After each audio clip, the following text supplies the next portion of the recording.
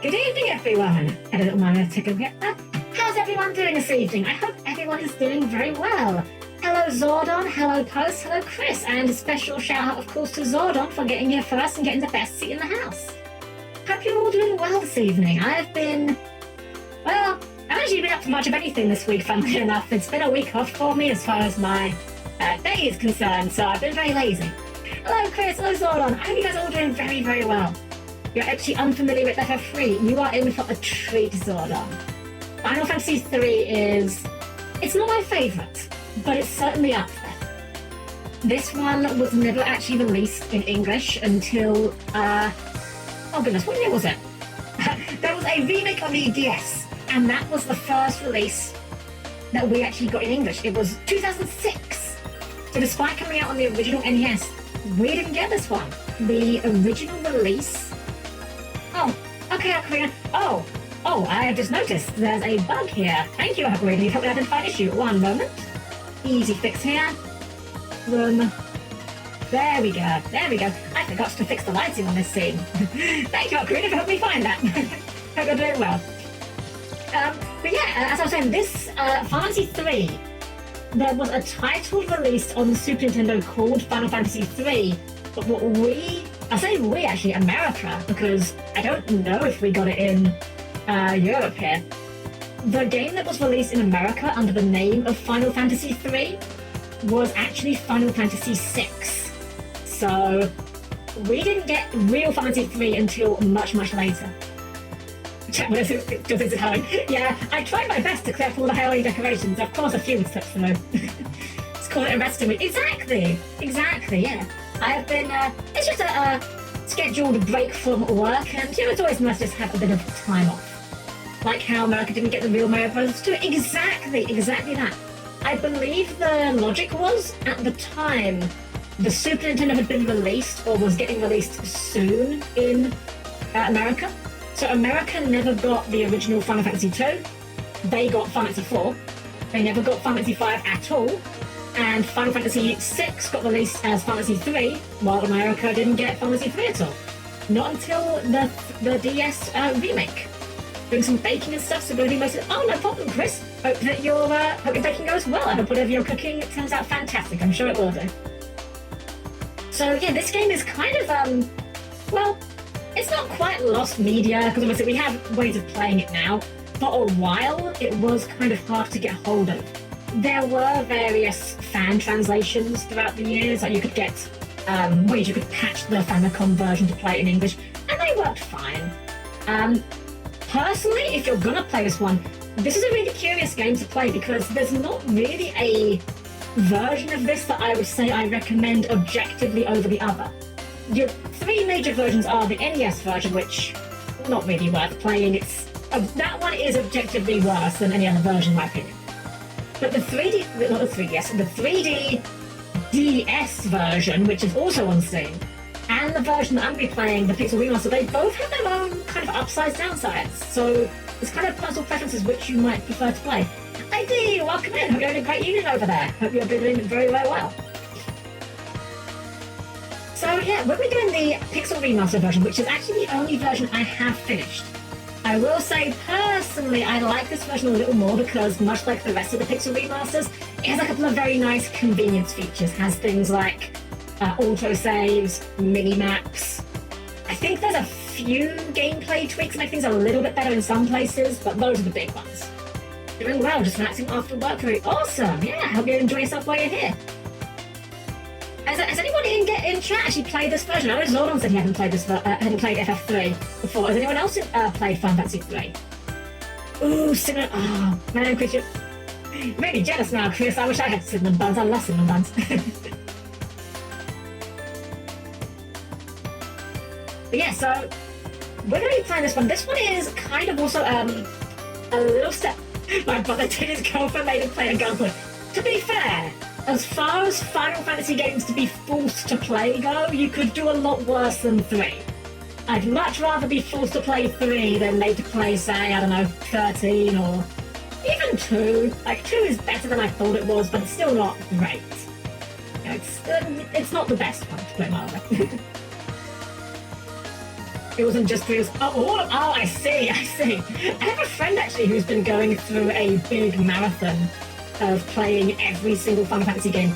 I believe he got up to 9, and he didn't finish 9 because he got distracted by sort of other friends inviting him to play Dark Souls. So he went off to do that instead.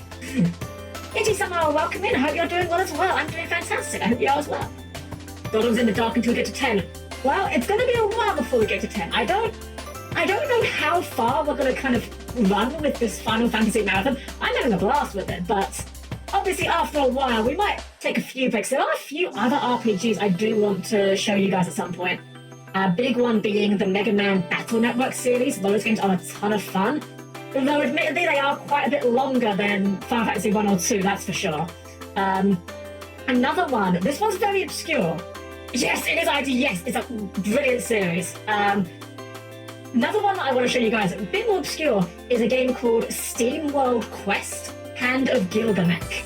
That one's quite short. I think I finished that one in about 10 hours or so. It is a card builder, a deck building RPG. So you have RPG battles, but you make your own decks. Very interesting, very fun, very interesting aesthetics and whatnot. I've learned an important lesson. I am terrible at mobile too. And that is fair, Yeti Summer. Battle Operation 2 has a heck of a learning curve, and I'm not gonna... my life points! Thank you, Akira. Yeah, I'm not gonna lie, when it comes to Operation 2, there's a lot of a learning curve to it, and a lot of the mechanics aren't necessarily super intuitive. When I first started playing the game, I felt like I was doing something wrong, where I was getting constantly just stun-locked by melee attacks or whatever. It takes a bit of getting used to. I kind of liken it to Yu-Gi-Oh! Actually, where I always say this about Yu-Gi-Oh! And I always say this about Battle Operation 2. Learning to play them is kind of like learning a different language. And I guess you could probably make that argument for just about every single competitive game out there, you know. When you first pick it up, it feels really unimpenetrable and everyone's doing all these flashy combos and these weird meta moves that you've got no idea about. But once you do learn how the game is played and what you're doing with it, it does feel very satisfying and rewarding to learn it. Operation 2 control screen PS4. Yeah, that's fair actually. I won't argue that. It's definitely going for its own certain kind of game feel. Ooh, orange mode, nice. Back to Halloween again. Could be worse. Could be playing Kingdom Hearts until we're older with it. I have a really weird relationship with Kingdom Hearts. I actually remember, I'm going to date myself a little bit here. I have been to America exactly one time in my entire life. When I was much younger, we went to America and we did the obligatory tourist stuff. We went to Disney World, we went to Universal Studios, we did all the kind of, you know, Florida tourist events. And I remember at that time, they actually had a demo of Kingdom Hearts available to play at, I think it was Epcot, one of the Disney parks at least.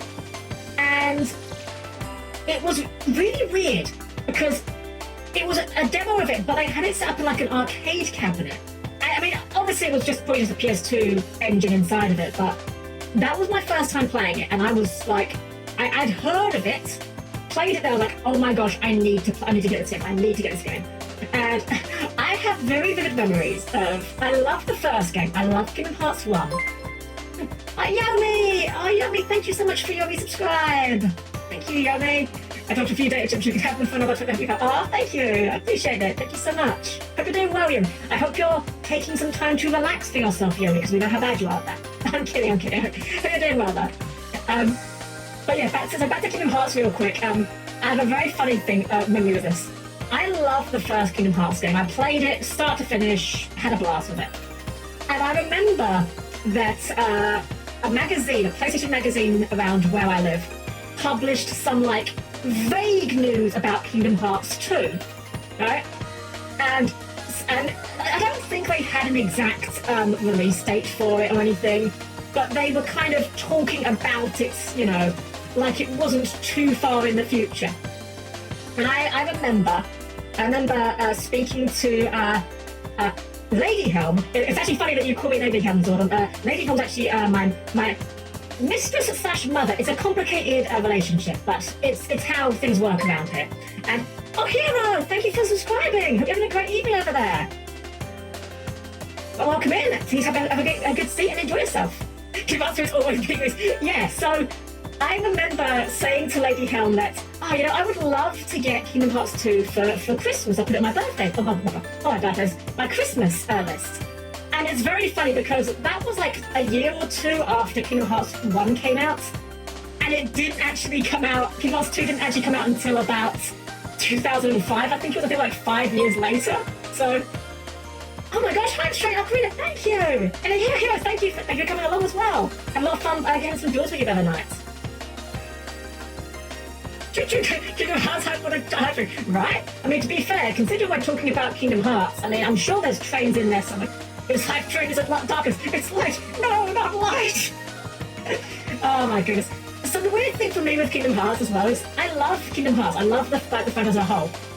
I loved 1. I didn't mind Chain of Memories. It was okay. I loved 2. Could not get into Birth by Sleep, the one with Aqua and Terra. And I bounced off of, whatever it's called, 3, 5, 6, 2 days, whatever it's called. I picked up Kingdom Hearts 3, and here, poor Helm, being a really naive little bad, thinking, oh, you know what? I liked Kingdom Hearts 1, I liked Kingdom Hearts 2. I'll pick up Kingdom Hearts 3. Surely Kingdom Hearts 3 will be picking up exactly where Kingdom Hearts 2 left off. Oh no. Oh no. Kingdom Hearts 3 relies on you playing every other single Kingdom Hearts game, including all... Yeah, I legitimately thought that would be something I could get away with, and it did not work out. Yeah, I have never played a game that was so... What's the word I'm looking for here? A game that expected you to play every single bit of media and had such little interest in catching you up. It really was proper, like... It was unfriendly to get into. Like, I remember Kingdom Hearts 2 pretty well. But then suddenly there's Vanitas, and they're talking about the power of waking, and Axel's alive again, and Axel's got a Keyblade, and he's called Lee now, and it really was not I did not feel welcomed into it. The closest experience I could relate to playing Kingdom Hearts 3, having not played most of the ancillary stuff, I played a game some years ago now. It's called Galarian's Ash. Now, I did not know at the time that this was a sequel. It turns out it's a sequel to a game called Galarians, which, from what I understand, is kind of a bit of a Resident Evil-ish game, but less horror and more kind of, I don't know, like psychic powers mystery, I guess? Anyway, long and short of it is, Galarians 2 was the most direct sequel I've ever seen. You literally pick up 5 seconds after the end of the first game. The game does nothing to explain to you what's going on, who you are, what you're doing, and without even taking things out of context, I got into one fight, threw out like 3 psychic powers, and then my character's head exploded. Because that's a mechanic in the game. So yeah, that was a thing that happened. There are 2 kinds of Kingdom Hearts players. Those who enjoy the game and conspiracy theorist level obsessed with what's going on. Yeah, definitely. The worst part is that the mobile game is one of the most important games to understand now. It's at the center point of Kingdom Hearts 3. It's so wild to me. Nomura must be stopped no matter the cost. The man needs to learn to rein himself in a little bit. I picked up the Kingdom Hearts rhythm game. What was it called? Like Melody of Memory or something? I picked it up just because I like rhythm games. Kingdom Hearts got a pretty good soundtrack. I thought, this will just be a fun little rhythm game to have a bit of fun with. You know, just have a good time. It turns out, the Kingdom Hearts rhythm game has plot. Not only does it have plot, but it has plot that I believe is somewhat important to understanding what comes next. And I'm just sitting there thinking, Nomura, can you chill for 2 seconds? Can we just have one Kingdom Hearts game that isn't more critical to play? Kingdom Hearts lore theorizing most Stockholm syndrome of all time. True. 100% true. 100% true. The funniest part is, okay, I'm about to go into spoilers for the ending of the Kingdom Hearts rhythm game. I'm sure a lot of people are very concerned about the Kingdom Hearts rhythm game's plot, but if for some reason you care, this is your warning. At the very end of the rhythm game, the whole plot is that Kairi is going through Sora's memories to try to work out where he has gone, because he's disappeared.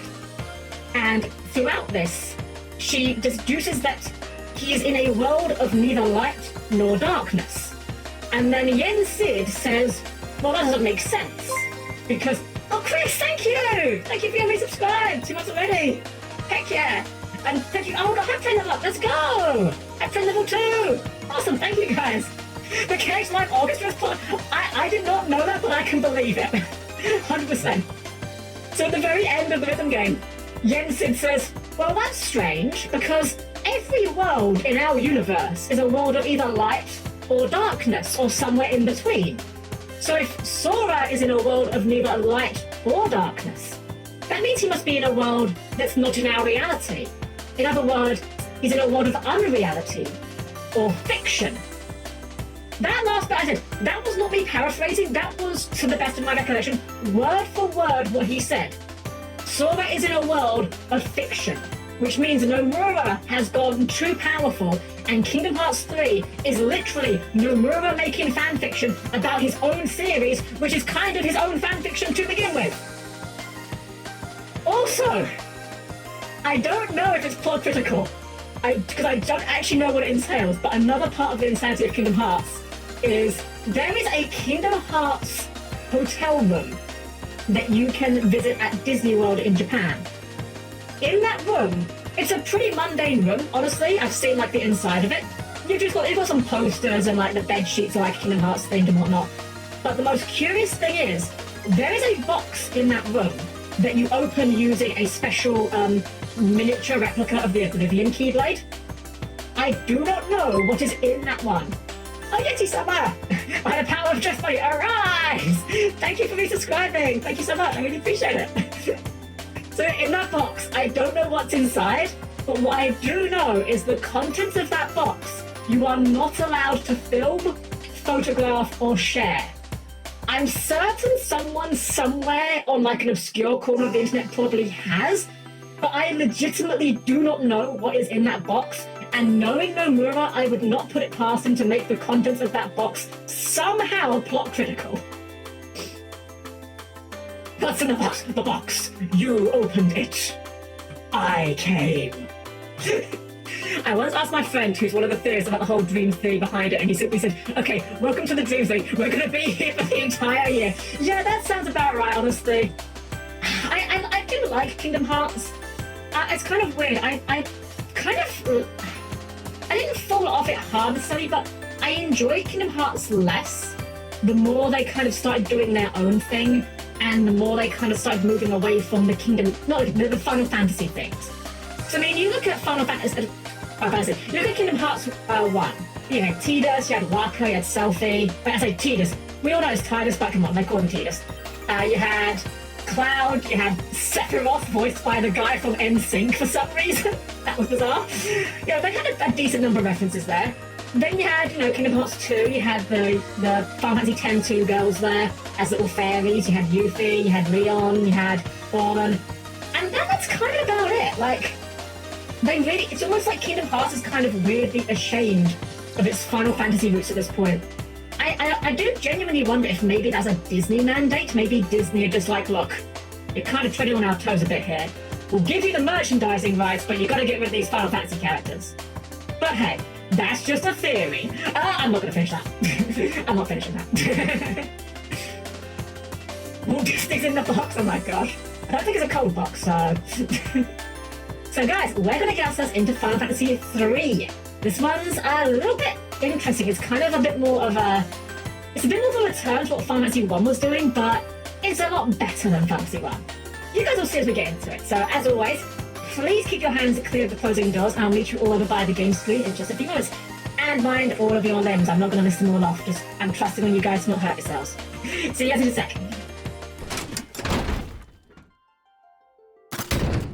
Alrighty guys, here we are with Final Fantasy 3. Quick question everyone, how is the audio sounding? It looks like it might be a little bit low on my end, but I just want to put out feelers and see how it seems on your end. It's quite a soft song, admittedly. Sounds good. Awesome. It might be a little louder when we get into the game, but unfortunately I can't alter the in-game volume options from this menu. For some reason, you get gamepad options, keyboard options, display options, and language settings, but you don't actually get audio options from this.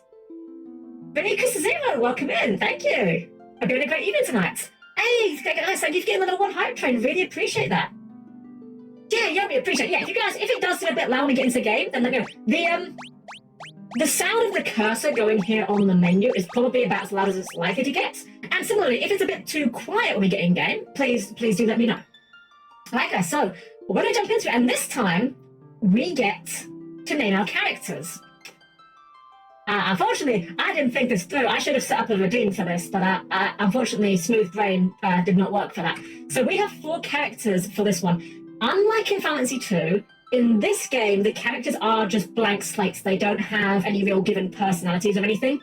In the DS, or the 3DS, keep saying 3DS, in the 3D version of the game, the characters are actually named and have a small bit of personality to them, but they're not really, what's the word I'm looking for here, like, super developed. You know, they didn't add too much plot to the game. Morphe for the blue one, Yomi, that is... Oh, that was a misclick. I don't actually know how that happened. Oh, I know how that happened. So fun fact, actually, when I'm playing Final Fantasy, I actually don't play it on the window. I use the OBS preview window, so I forgot that I didn't have it selected, so that's why that happened. Okay. So yeah, definitely Morphe for the blue. That seems like an easy pick. But I can give us some suggestions. I don't know where any of these suggestions came from. Kylie, Conrad, Ariel, Glitz. A lot of these names kind of look like Japanese person trying to come up with English names has never read an English name before. Riley, Frankie, Ariel. Do they have different ones? Oh, actually, no, that's interesting. There's just the same options for all of them. Huh. Alright, so yeah, I'm up for suggestions, guys. If you guys have got any suggestions for what we should call these other derps, then I'm up for it. Because I did not think of names ahead of time, and I did not think to make a name it redeem. Axel, can you do it? You certainly can. I will just say as a minor warning that the characters, their appearances will change over the course of the game. This is just their default appearance, but you can certainly be. Name one Helm? Okay, sure, I can call one Helm. Go. How do we make English names add more vowels to it, right? There's a fantastic image, I wouldn't know how to find it now, of a NES, I think it's a baseball game or a basketball game, where the names, name one Minmu. Guys, hold on. Alright. Okay. Yeah, no, that means fair. Minmu wouldn't come with us in Final Fantasy 2, well, for most of it, so we'll bring him with us for Final Fantasy 3. So we'll begin the adventure of Helm, Morphe, Minwu, and Axacario. Let's begin. Yeah, this one sports game had all the names were like names that didn't make sense. Cutscene. Into the silence, one of the golems prophesies. The great earthquake was only the beginning. Luminous, welcome in, we're just getting started. The tremors tore the land asunder. The crystals, sources of the world's light, were swallowed into the depths as monsters emerged from the chasms now scarring the earth. Yet that was nothing compared to the catastrophe to come. Something fathomless, ominous, and laden with sorrow looms on the horizon, but hope is not yet gone completely. 4 souls will be blessed with the power of light, and so it shall begin. Funny enough, I think this cutscene is only in this version of the game. 4 orphan youths, raised by Tupapa and the rural village of were out to test their mettle. They came across a cave, one of the very same that formed when the crystals were lost to the earth. What started as a simple game of exploration became so much more.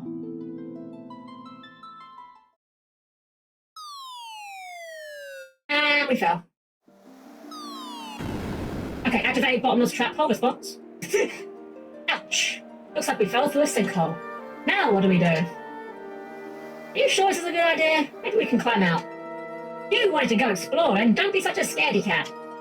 Hey, quit squabbling, you two. We need to find a way out of here. I hope you liked that characterization, guys, because that's as much as these characters are going to be getting through most of the game.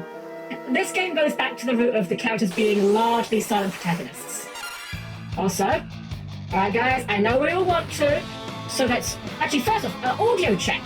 Audio check. How is audio? Is it loud? Is it quiet? Just want to make sure we're good on audio levels. Because the music is a little bit louder than obviously on the title screen, but are we still good on audio? All good? Okay, if it gets a bit louder, let me know. It's a little loud? Okay, I will turn it down in the menu after this. So, yeah, thank you. I'll adjust the settings in just a moment. So, let's just get this out of our system real quick, guys, for this first encounter against 3 goblins. We're going against 3 goblins. Goblin D's nuts! Okay, we've got it out of our system. We've had the D's nuts joke. We can now continue, okay? Okay, go. We're just going to auto-attack because that's the only option available to us at this moment. You know, FF3 is a good one. I love FF3. It's not my absolute favourite, but it's definitely up there. What were those monsters doing here? We're way over our heads. Let's get out as fast as possible. Alright, so now we actually have control. We didn't actually have control till now. So first off, config, thank you. Let's just lower the master volume to like about 50. That seems pretty good. Let me know when we get into another battle how loud it is. So at the moment, we just have our 4 characters here, and they are Onion Knights. Onion Knight is a class. Helm-Chan, will you go through the entire series in chronological order?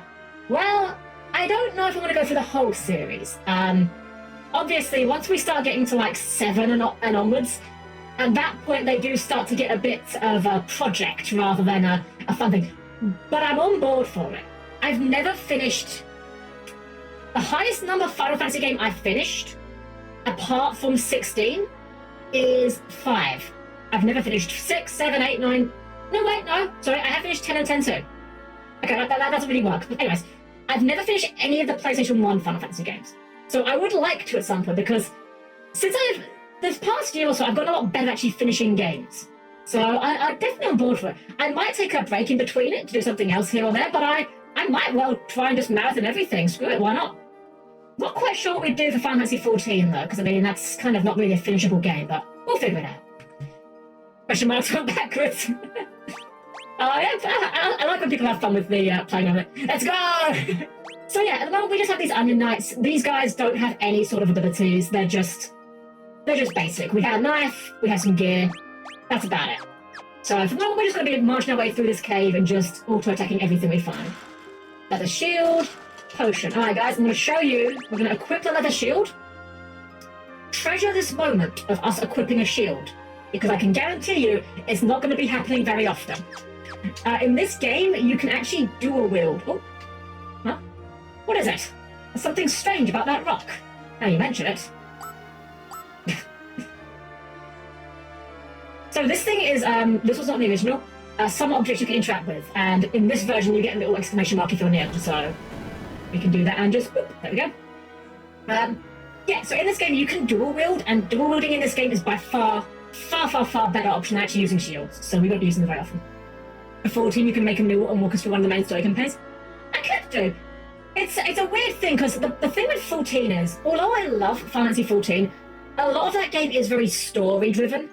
And I'm not sure how interesting that might be to watch a whole stream through, especially for someone that knows the game. I feel like for something like 14, it's more interesting watching someone doing it blind, perhaps. But maybe that's just me. I don't know, maybe I'm wrong on that. Maybe you guys would enjoy that. Get another leather shield, we'll just slap that onto Morphe for the moment. Because, yeah, I mean, I've finished 14 up to the current patch, so very little about that game surprises me anymore. Alright, quite a few enemies here. Carbuncle, Blue Wisp, and Eyefang. I don't know what they actually do, but, I mean, we can't stop them from doing anything anyway, so we're just going to go on full auto mode right now, because that's all we really can do. Dual wielding shields would be fun. I wish more games let you do that. I can't really think of many that give you that as an option. There is a tabletop system I know. Shilling for a tabletop system. Hashtag not spawn. Hashtag could be spawn. Hashtag call me. A tabletop system that I'm a big fan of. You called it, Yoni. Fabula Ultima. If you love old school JRPGs like Final Fantasy and you like tabletop games, Fabula Ultima is by far my favorite system for emulating that sort of game feel. And that system actually does have a skill you can get that allows you to dual wield shields and punch with the shields. Very cool. Okay, we've got Antarctic Wind. That is a battle item that will essentially cast a Blizzard spell when we use it. A potion. More goblins. Just work our way through these. Oh yeah, another thing about this game. So with Final Fantasy 2, they changed things up. We're back to levels now. Unlike in Final Fantasy 1 and Final Fantasy 2, in this game your characters are largely static. That is to say, characters of the same level and the same class will have the same stats. So you don't actually need to worry about you haven't got to worry about saying, oh, my character's been a fighter this whole time, I don't want to change him into a caster. No, you're fine to do that. There's no penalty for doing that. As long as you've got spells. And no Minwu. Yeah, I mean, we didn't have Minwu by the end of 2 either. I know there is some extra content. Oh, look, it's a spring, but why is it such an odd colour? Let's take a sip. Not sure about that. We drink from the wellspring, and we get revitalised. Honey Teeth Humami, welcome. Hope you're having a great evening tonight. We're just getting ourselves started in Fantasy 3 here. Welcome in. Morphe should be a thief for how much he steals punches from Yomi. Oh, we could do. One thing that I actually do want to kind of try with this playthrough is I want to try to use jobs that I don't normally use. Oh wow, maybe took a lot of damage there. So this game does have a job system. It's part of the main selling point of the game. Very shortly we will get our first jobs, and you can switch between them pretty much whenever you feel like it. But I always fall into habits of using the same ones, so I want to try and break that a little bit. I'm doing well, I hope you are as well. Let's just re-chug from here. Also, I've got to say, the Pixel Remasters, I love the water in the Pixel Remasters. They look the shimmering effect on the water surfaces here. Like, it's very subtle, but it looks so nice. They did not have to go this hard with it. He lives on our hearts, he does. You know what? Maybe that's what we'll do. Maybe going forward, every single game that lets us name a character, we'll name one Minwu. If the game won't give us Minwu, we'll do it ourselves. Is that because we saw Regis' version? I think so. It might be in the 3D version as well. I'm genuinely not sure. It's been a long while since I played that version. But I think it's on this version. Ria, welcome in. Hope you're having a great evening. Alright, we found the wind crystal and we're getting attacked. A malicious force attacks the party. A malicious force in the form of a turtle! A terrifying obstacle. We're actually going to use these Antarctic winds that we got because I'm pretty sure this guy is actually weak to ice, so we might as well use him. That's pretty good damage. 52, not bad. And 62, and there we go. Easy peasy. I'm pretty sure you can beat him without using those, but why make things harder, right? I give you the items for a reason, don't you? Ooh, I just saw what you said, Green, roll the dice. That's not a bad idea, actually. That might be the play, actually. There are a few times where I will have to use certain classes, due to how this game works, unfortunately, but that's actually a good idea. I think I will do that. Crystal shines brightly. You 4 have been chosen. Oh, the crystal's talking. I give unto you the last of my light, and with it, the last hope of a fading world. As things stand, light will soon disappear, and the balance of the world will be destroyed. Accept the light into your hearts, and the crystals will grant you unimaginable strength. You have been chosen to be the bearers of our final chance at hope. You cannot allow light to fade from the world. The party is enveloped in a bright light.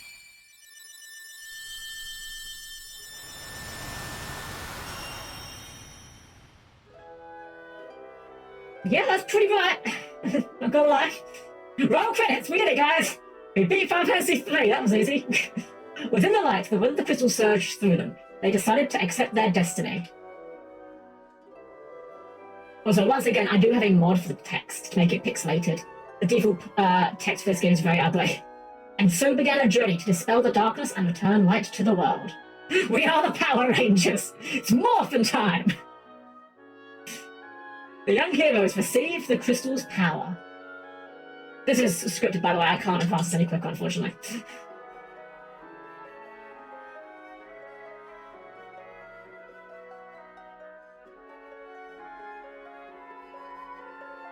Any second now. Here we go. We get our jobs. And with it, the world's last light of hope. Warrior, Monk, White Mage, Black Mage, and Red Mage now available. Funnily enough, I believe tip on the magic circle to transport to the surface and face your destiny's Warriors of Light. So, we now have our jobs. I believe that the actual selection of jobs that you get at this particular point in the game I think it actually is slightly different depending on which version of the game you're playing. I could be wrong about this. I feel like either there's a job here that we don't normally get in some versions, or there's an extra job missing. I'm not sure. Also, I love the monk sprite in this game. This is way better than the monk sprite from FF1. So, I'm actually going to go with Aquarina's suggestion. I have here a dice tower, and I'm going to reach into my miniature bag of dice that I always keep on my... thank you, Venicus, I apologise if I'm mispronouncing your name. You get a thief in the 3D version. That's what I was thinking of. Thank you. I had a feeling there was something different. So let's see, we've got 5 jobs. I'm not going to count the freelancer, because the Monday night rather, because they literally don't do anything on their own. So I've got, dang it, I'm fishing blindly into my bag trying to find my D10s, and I'm pulling out every single dice apart from a D10. That's a 12. Hold on. That's an 8. We'll get there eventually. Law of averages. That's a D4. That's a D6. I've got 2 sets of dice in here. There's like 4 D10s. There we go. We found a D10. All right. So for Helm, we shall start off by seeing what we get. So we'll do 1 and 2 for Warrior, 3 and 4 for Monk, 5 and 6 for White Mage, 7 and 8 for Black Mage, and 9 and 10 for Red Mage. Helm is going to be 6. Helm is going to be our White Mage. This is going to end poorly. You do not want me being the healer. So be it. Oh, lights out. Understandable. Well, we did just have blinding light from the crystal, so I suppose that's fair. Right, Morphe. What will we have for Morphe's job? We have got a 5, which, that's also White Mage. Double White Mages. 2 White Mages, that'll never work. Alright. We will roll again. We have an 8 for Minwu. Minwu is going to be our Black Mage. We have got no physical classes. This is a bit concerning. Can we roll a fighter for our last class? Axo, what is your job class going to be? I rolled a 7. So, that's also Black Mage. Okay, we'll roll with this for a while. I think we'll mix it up every now and then. Thankfully, this game, you don't have to commit too hard to one build or another. But for the moment, it's mage time. Yeah, very lopsided. We are going to have, oops, all mages, yeah. Now the magic only challenge begins. Honestly, I don't know how it's going to work, but... Oh, Aquaman, that is a fantastic idea. Give me a second here, because I'm going to note that for myself later. Class change redeem. That is a fantastic idea. I will implement that for the next stream for sure. Thank you. Alright. Well, with our 2 white and 2 black mages... Well, that's not... It could be worse. Light and dark unites. Wait a second, guys. Guys, we have 2 lights and 2 darks. We can banish all of them and special summon 2 blackluster soldiers. That's got to be better than what we're doing now, right? Surely. Alright, let's get ourselves going. We need to get some gear. I think the black mage can equip knives? They can equip knives. We can at least put some knives on the black mages, but we can't... We haven't got any gear for... they can equip the armor as well. There we go. So black mages dual wielding knives. Actually, they're actually our best fighters right now. It's very funny. And white mages we can't equip just yet. We should probably buy some magic first. I feel like that's going to be more important than getting ourselves kitted out with weapons.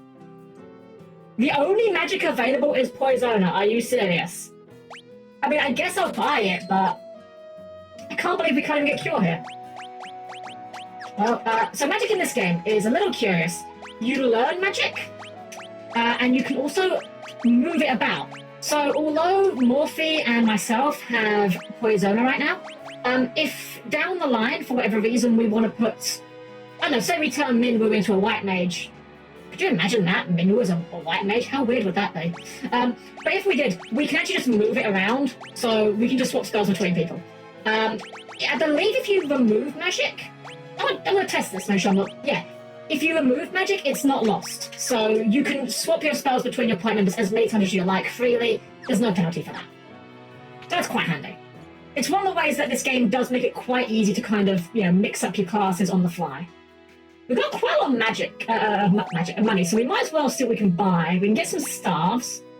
We can get the bow for the black mage. It's actually significantly worse. Okay, so the way it works is with the bow is you buy the bow and the arrows, and they kind of both contribute towards your attack. The arrows can also change your attack's element. I'm not going to be using these though because I think dual wielding is just better. We're going to buy. That was not. I clicked the wrong thing. I was not meaning to buy longswords. I meant to buy 4 staves. There we go. We bought some sticks. And now we're going to dual wield sticks. Because again, in this game, dual wielding is OP. You just get to make more attacks, and there's... I don't think there's actually a downside. If there's a downside, I could not tell you what it is. I guess the opportunity cost of not equipping a shield, but we ain't equipping shields. Let's see here. So we could get the bronze braces or the leather armor. I'm thinking leather armor's the play. Buying arrows, oh no, old school whammers. It's not as bad as you think. Once you buy your arrows, you have an infinite supply of them. You don't actually ever run out of them. So it's actually quite helpful. Like, I believe quite early on you can find some pretty good arrow upgrades, which do make the bow decent, but long term it's not very that useful. What do you have to say? Oh my, you're a tenacious bunch to find me. Tell you what, I'll give you my secret potion stash. Just check the well. Oh, I mean, I was expecting to go in the well, but sure, we'll take some free potions. So this game does have its fair share of secret passages as well. Technically, this area here, so you can see on the stream how the 3 squares that I'm standing on have like a white glow to them. In older versions of the game, like the NES version, this path would be a lot less obvious that you can go here, so they're kind of hidden pathways. There are a few of those in the game, and the Thief class actually reveals them automatically, so that's quite nice. I'm picking flowers. Oh, that's nice. And thankfully, like all versions of the Pixel Remasters, we have a sprint button here, and we have our mini-map. So we can see there's a building up here, which we want to go and check out. More if you got secret potions, I'm scared. Alright, let's see how much damage we're doing with our terrifying stick bonks. Thankfully, even at this level, thankfully even the classes take much damage. Yeah, that's pretty bad. That's pretty bad, but I mean, we knew it wasn't going to be good. It'll go. The gas will come when we get our spells. See that candle furthest on the right? It's actually a switch for the hidden door. And again, much more obvious way you can actually go for the hidden passages this time. I think as well, some of these pots have something. Yeah, this one's got an antidote. This one's got an antidote. There we go. Restore a magical item for TTRPG game. Arrow spawning arrow. When shot, this arrow spawns copies of itself, attacking everything within 5 feet of the original target. All copies vanish within 10 seconds. That is a cool idea. I think, I feel like there is an item like that in Pathfinder First Edition. I could be wrong.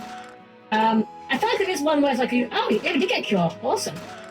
And leather armor. Okay, we shouldn't have bought leather armor. That's fine. I will learn the cure. I will be the dedicated healer. Also, compared to Final Fantasy II as well, we are back to, I refer to as spells per day.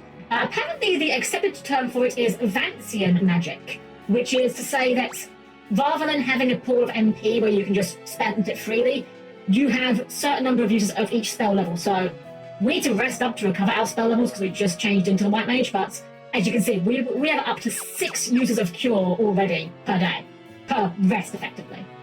That's quite nice. And you can lift those pots over your head and smash them. Potion here. I knew there was something in there.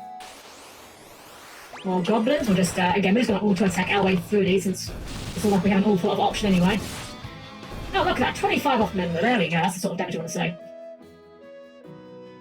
Admittedly, of all the parts of the game to be doing this kind of all-mage run, this is probably the best part because everything's still pretty weak. The elders await you inside. It seems that Darn had sensed what befell you all. He always did have a strong connection with the spirit world. Must be weird living in a world where people say things like, oh no, little Timmy fell down a well, and people actually just like, oh man, really? Like, they know you're telling the truth. How weird must that be? Yes, the spirits have told me exactly what befell you. Now go, speak with Elder Topapa. I believe he has some words of wisdom for you. Oh Ren, thank you for being our newest guest. Welcome, glad you enjoy yourself here. Right, so this is the Elder Topapa. It's Topapa, the Elder who raised the 4 orphans. Topapa, we... I want to give him a silly voice. Yes, yes, I know. To think that the 4 of you 4 would be chosen by the light. Helm, Morphe, Minwu, and Axacario. You must understand that such a meeting was no mere chance. The crystals will do to it, such is its power.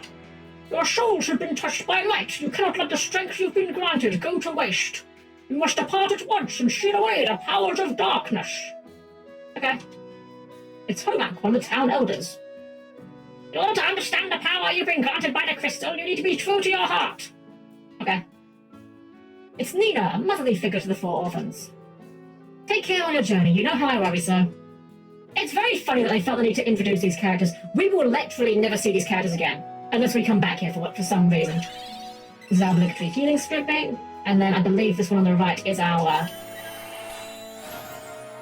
this is the revival spring. So if we need reviving, we can do it. Wait a second. Hold on. Why does this town have an inn? Can we not use the inn in this town? Hold on. Okay, so the inn just sells stuff in this town. Okay, we're gonna hold on to our guild for the moment, I think. You're heading out, you should rest up first and don't worry about payments too much. Okay, so I was just sitting here thinking, like, why do they have an inn in the town where they give you a full free heal here? How strange. Why isn't you four rascals? Where are you running off to? What's that? Saving the world? Oh, you get a bit old for make-believe? If only she knew. Alright, so this is an NES Final Fantasy game, so of course it's not going to tell us where we're going. Oh, we have a map here, so that's kind of nice. Pretty nice looking map here as well. Although, I'm not going to lie, I'm going to actually avoid using that map because I'm not going to draw attention to it, but that map actually kind of spoils something. That's fine. I'm going to work our way through all these goblins. I don't know if I'm playing the 3D remake watching you play. Oh, awesome! I don't mind the 3D remake. It does look nice for what it was. Like, obviously, the DS hasn't got the highest resolution. Oh my god! Karina! Oh my gosh, that looks amazing. That's hilarious. Alright, we've arrived at Kazus. Eek! Bit jumpy, aren't you, mate? Oh, sorry, I thought you might be ghosts too. While travelling from the west, I came upon this accursed town. I'd stay away from the inn if I were you. It's full of ghosts. Like Scoob! Actually, I just left it on a save. This was my first clear of this game, 12:17. I suspect this one might take us a little longer, we'll see. So, let's see if we can buy some magic here. A Jin's curse turned all the villagers into this! Oh no! They've all been turned into CSI chalk outlines! Yeah, so everyone in this town is this. It's weird, I don't know if the implication is that you're well, no, you are talking to them. It's very strange that they won't just sell you stuff, though. You'd think they'd just be like, hey, just leave the gold on the counter and we'll, call that good payment. Where do we go? I think we go into this one, right? Is it this one here? Yeah, I think we took one of these guys. Only a mithril ring made here in Kazus can contain the Jin's power. That's why the Jin curses town. Since the name, we got our obligatory Sid. I'm from Canaan, but a boulder in Nelva Valley is blocking my way home. Now I'm stuck here. Figured I'd spend the night at this inn, and then this happened. What's my wife gonna say? This is when the sitcom canned laughter just starts. Say, wanna take my airship for a spin? It's parked under the desert to the west of the town. In return, think you can do something about this here predicament? You learned where to find Sid's airship. It's in the desert to the west. Well, that's the fastest airship I think we've got in any Final Fantasy game. The townsfolk made a mithril ring for Princess Sarah of Castle Sassoon once. If only we could borrow it. All I want is to have my beautiful complexion back. Alright, so hey, we have to go looking for it, but we know what we're doing now. We need a mithril ring to deal with the Jin. Didn't mean to rhyme that, but we'll take it. And we know that the ring can be found at Castle Sassoon because Princess Sarah there has one. Imagine being told where to go. What a concept. Anything here? Another potion? I believe we can go into this cave here, but the enemies here are a little bit tough, so I think we'll save that for the return trip, because obviously we're going to have to come back here. But I'll return with the ring. And so we go here, into the desert. We get Sid's airship. I like the tile set here, so Sloppy! Can't escape Elbud no matter where I go. Everywhere I go, I hear his voice. Alright, so we have our airship. And unfortunately, this airship's kind of bad. I'm holding down right now, but as you can probably see, I can't go over the mountain, so this airship's not very good. There's also this very obviously small rock that we also cannot go over. So, although the game might be a bit vague on where we should go, gee, I wonder, do we go to the town we started in? The town we just came from? The castle that we've been told about? Or this cave over here? I wonder. we'll go at the castle first. I believe in the 3DS and the 3D. I keep calling it a 3DS version. The 3D DS version. I believe you get your third party member when you go to the town with the ghost people there. Instead of the man at the campfire, that's where you get your third party member. And your fourth party member, you get in here. Before we venture into the castle, though, everyone, it is about that time that we all hate, unfortunately, but we have to deal with, which is the obligatory ad break. We are going to get jump scared by adverts in a couple of minutes, and rather than have it happen while we're exploring somewhere, I'd like to schedule a break and, right, have you guys miss anything? So if you get a chance to go and get yourself a drink or a snack, or just stretch your legs, or go to the bathroom, or whatever it is that humans need to do, that'll be a good time to do so. We'll be back in just a few minutes, won't be long. So I'll see you guys again very, very soon. See you shortly.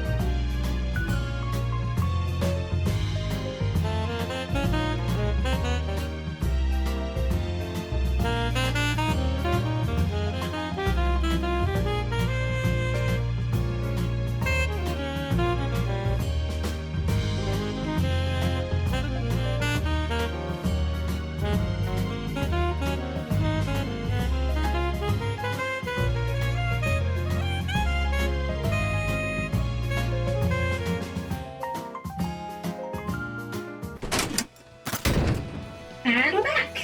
Hope you guys had a good little break, nice chance to stretch your legs or get a drink or whatever you might need. Glad you guys are having fun with doing modes as well. I should actually look into getting some new ones. I need to get an animated one, but because I have a slot for it, but I don't know what I even want for it. If anyone has any fun suggestions, I'm open to ideas, but I just can't think of anything. Oh, thank you!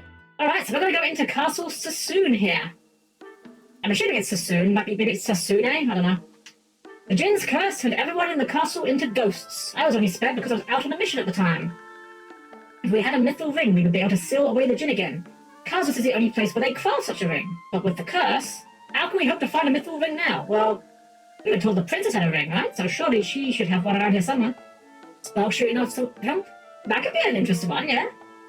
Alright, so we're going to go for a little bit of a wander. This is kind of a optional mini-dungeon. Ooh, a curtsy. Oh, that could be a nice one. That's an idea. Does I say mini-dungeon? Basically these towers here that we're climbing, I believe you can get into some encounters here, but they're nothing too bad. But we can get some extra treasure. We get the Holy Arrow. And a high potion. A high potion. H-I-potion.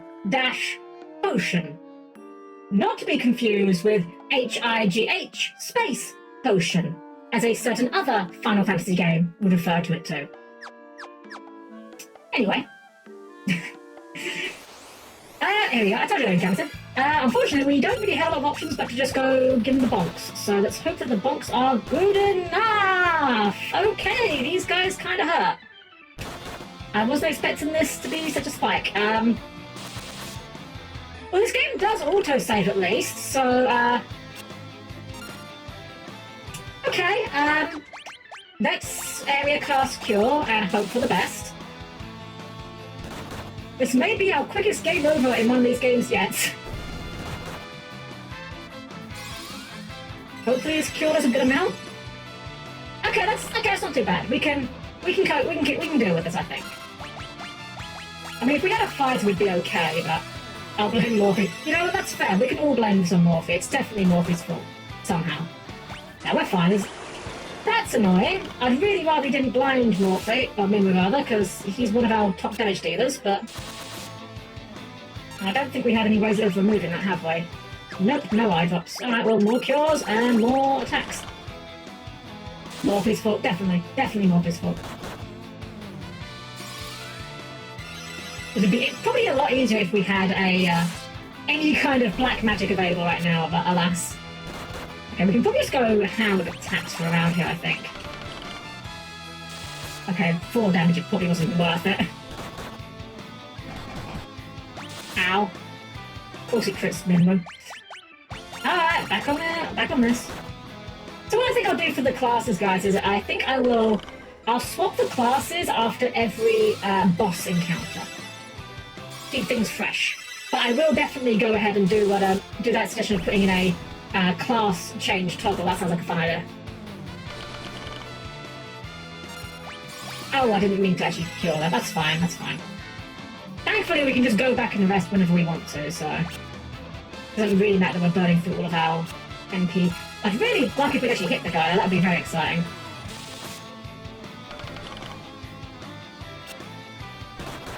Make that 2,500. Yeah, I'll make it decently priced, because I don't want people to be trolling too much with it. I do want to try and finish the game off, but here we go. Alright, so we get job levels here. I'm going to be entirely honest, I don't exactly know what job levels do specifically. Just I know they make you better at your job. So there is a incentive to stick with the same job, but it's not really that big of a deal. We're going to get more jobs down the line, and eventually we'll be just changing jobs anyway. I'm going to have to start checking a potion though, just to make sure that we can make it out of here in one piece. And we get another monster fight with a griffin. That's actually very scary. I have no cures left, and that thing just did 39 damage. Commissar Smiles, welcome! That's a fantastic name. Well, welcome. I hope you don't find what we're doing here too heretical. Hope you're having a great evening tonight. Oh, that's not fair. He gets to cast fire and I don't, and that's Minwu dead. Of course Minwu is the first one to die in the run. Alright, well, we get something good out of it. We get the White Slayer. That would be very exciting if any of our party members could equip swords. We actually don't even have a way of raising Minwu right now, so... Alright, well, out we go, I guess. Only the heresy of AI. But surely AI is blessed by the machine spirits, surely. Do not the tech priests speak of such things? Right, we're gonna actually. This wasn't the one with the rest, was it? It was No, we don't. Yeah, we go to the starting town where we have our free little rest spot there. Really strange. I could have sworn that there was a way you could get fire before you go to your before you like start adventuring. But what am I doing? I need to go into this way. The job will affect your proficiency with that job. Yeah, I know it affects it in some manner. I just don't know exactly what it does for you. I don't know whether it increases like your accuracy or maybe it's your stats. I'm genuinely not sure. That's something I will maybe do a bit of research for the next bit. Oh right, I need to actually use the revival spring because for some reason those are two completely different functions. Yeah, that is required. I couldn't even revive him with full HP. Alright, have another drink. There we go, okay.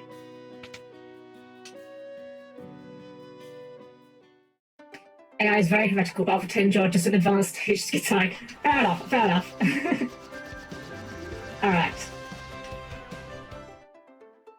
So there's another tower in here we can investigate. I'm hoping that somewhere in here we can maybe find a fire spell because two black mages going to town with knives is not exactly optimal for the old DPS, suffice to say, but we'll make it do. Fire? Eye drops. Okay. Antidote. Okay, well, I mean, some status scaling items are nice. We will probably have a use for them. Phoenix down. Okay, well, got bow and a wooden arrow. You can't equip the bow, can you? Nah. You know what I wonder? 17 attack. How does this stack up if I put on the holy arrow? Nah, daggers are still better. Unless we're fighting specifically... Wait, dagger and knife. Oh. Oh. Hold on. Oh. I didn't realize that daggers and knives were two different things. As an example, most monsters hold 4 items in this game, and each is positioned in a tier list. As you grind level with a thief job, for example, you can steal items from higher from this. Oh, okay, that makes sense. Yeah, that does make sense. I know that with the one of the classes, the Evoker has 2 different effects they can do when they use their summons, so I'm assuming it might affect that as well. Alright, well, no spells, unfortunately. Any hints here? You can curse this to me, I don't know. You say the same thing? Are you all going to say the same thing? You are all going to say the same thing, aren't you? Okay. Okay. Okay, this looks like the hidden pathways here, surely. There we go, hidden pathway. This must lead us to some treasure, surely. Here we go. 1,000 gil, very nice, another 1,000 gil. That would be needing this. Well, bigger, nothing to do in here. You see, we're adventurers, we're not thieves. You can see very clearly that our job description does not say thief, so this is fine. This isn't stealing, you're just fine as keepers. If you didn't want me picking up, you shouldn't have left it lying around. Blizzard! Let's go! Let's go! We finally have some black magic we can cast. Alright, Minwu, you are going to take that. There we go. Black magic. Awesome. In fact, actually, hold on. Let's take Minwu's dagger, give him the knife. Put the dagger onto Axakari. It's only like a difference of 1, but considering that Minwu has magic and Axo doesn't, we might as well give Axo slightly better melee attacks. They also affect damage inflicted, the number of hits, magic proficiency, job-specific skill proficiency, and job transition effects are lessened with switching to higher orders. Ah! Thank you, Luminous. I knew there was something, so I didn't know exactly what affected it, so thank you. Hiya, welcome in. Hope you're doing well. The White Slayer is in the western tower of Castle Sassoon. It's a holy sword, made of undead. However, only a red mage can wield it. Undead hordes roam the tunnels of the sealed cavern, but if you cast Cure on them, it may do some serious damage. I am King Sassoon, but as you can see, the Jinn's curse has reduced me to this ghostly form. Only by defeating the Jinn can this foul curse be lifted. Where is the Jinn? He dwells in the sealed cavern north of this castle, but without a mithril ring, you will be powerless to seal him away. We heard that Her Highness, Princess Sarah, has one. Oh, how could I have forgotten? The people of Kazus once presented Sarah with a mithril ring, but I fear Sarah is nowhere to be found. Could she have been abducted by the Jinn? Huddle. Team huddle. Nod. We can check out the sealed cavern. Oh, such stalwart warriors! When you reach the sealed cavern, you should know. There's a secret door. The skeleton is the key. Please, you must defeat the Jinn and free my people from this wicked curse. I guess you could call it a skeleton key? Yeah, okay, no, that was pretty bad. time to freeze stuff. Exactly, yeah. Kind of interesting we get Blizzard first. Usually the most default black magic is fire, but not in this case. Alright, well, it's really Thank you. I'll be here all night. Try the veil. Alright, I'm going to say before we go in here, because I know that music here can be a little bit tough. 20th century the 1K dad jokes I found on. Oh, I love terrible jokes, Aquarina. That is not a threat to me at all. Alright, so we got some mummies and we got a back attack. So here's the awkward thing. I want to cast Cure on these guys, but at the same time, whoa, that is a lot of damage. Is Morphe gonna die? Morphe's nearly dead. Alright, well, we'll cast Cure on these. Morphe, I guess you can poison yourself. I guess we'll just attack with everyone else. This is not going incredibly, but hey, we got 4 mages, what do we expect? Okay, how much will this do? Please do a lot of damage. I need to do a lot. Okay, that's actually not... That's pretty respectable. Not taking the scrubs not working. I didn't... Oh, they should have done. I apologise, Lewis. If I missed that, I do apologise if I missed that. Thank you so much for your sub. I'm sorry if it didn't pop up there. They were working, as far as I saw. Morphe's dead. We're actually just gonna attack this. We're gonna actually leave and just heal him. We're like barely into the cavern. We might as well save resources where we can. Yeah, draw level up. Get some more level ups in general. And yeah, we're just gonna hightail it out of here. Because of the downside of the all mage run early game. Thankfully, we can just go and heal. You know what? I might try the cave in the Mythal Town. See if maybe that might be a bit better for before we go to that. Keep going to this place by mistake. Before we go to the cavern where the gym is, that might be better. I needed to res Morphe first, didn't I? It's gonna take me ages to get the hang of.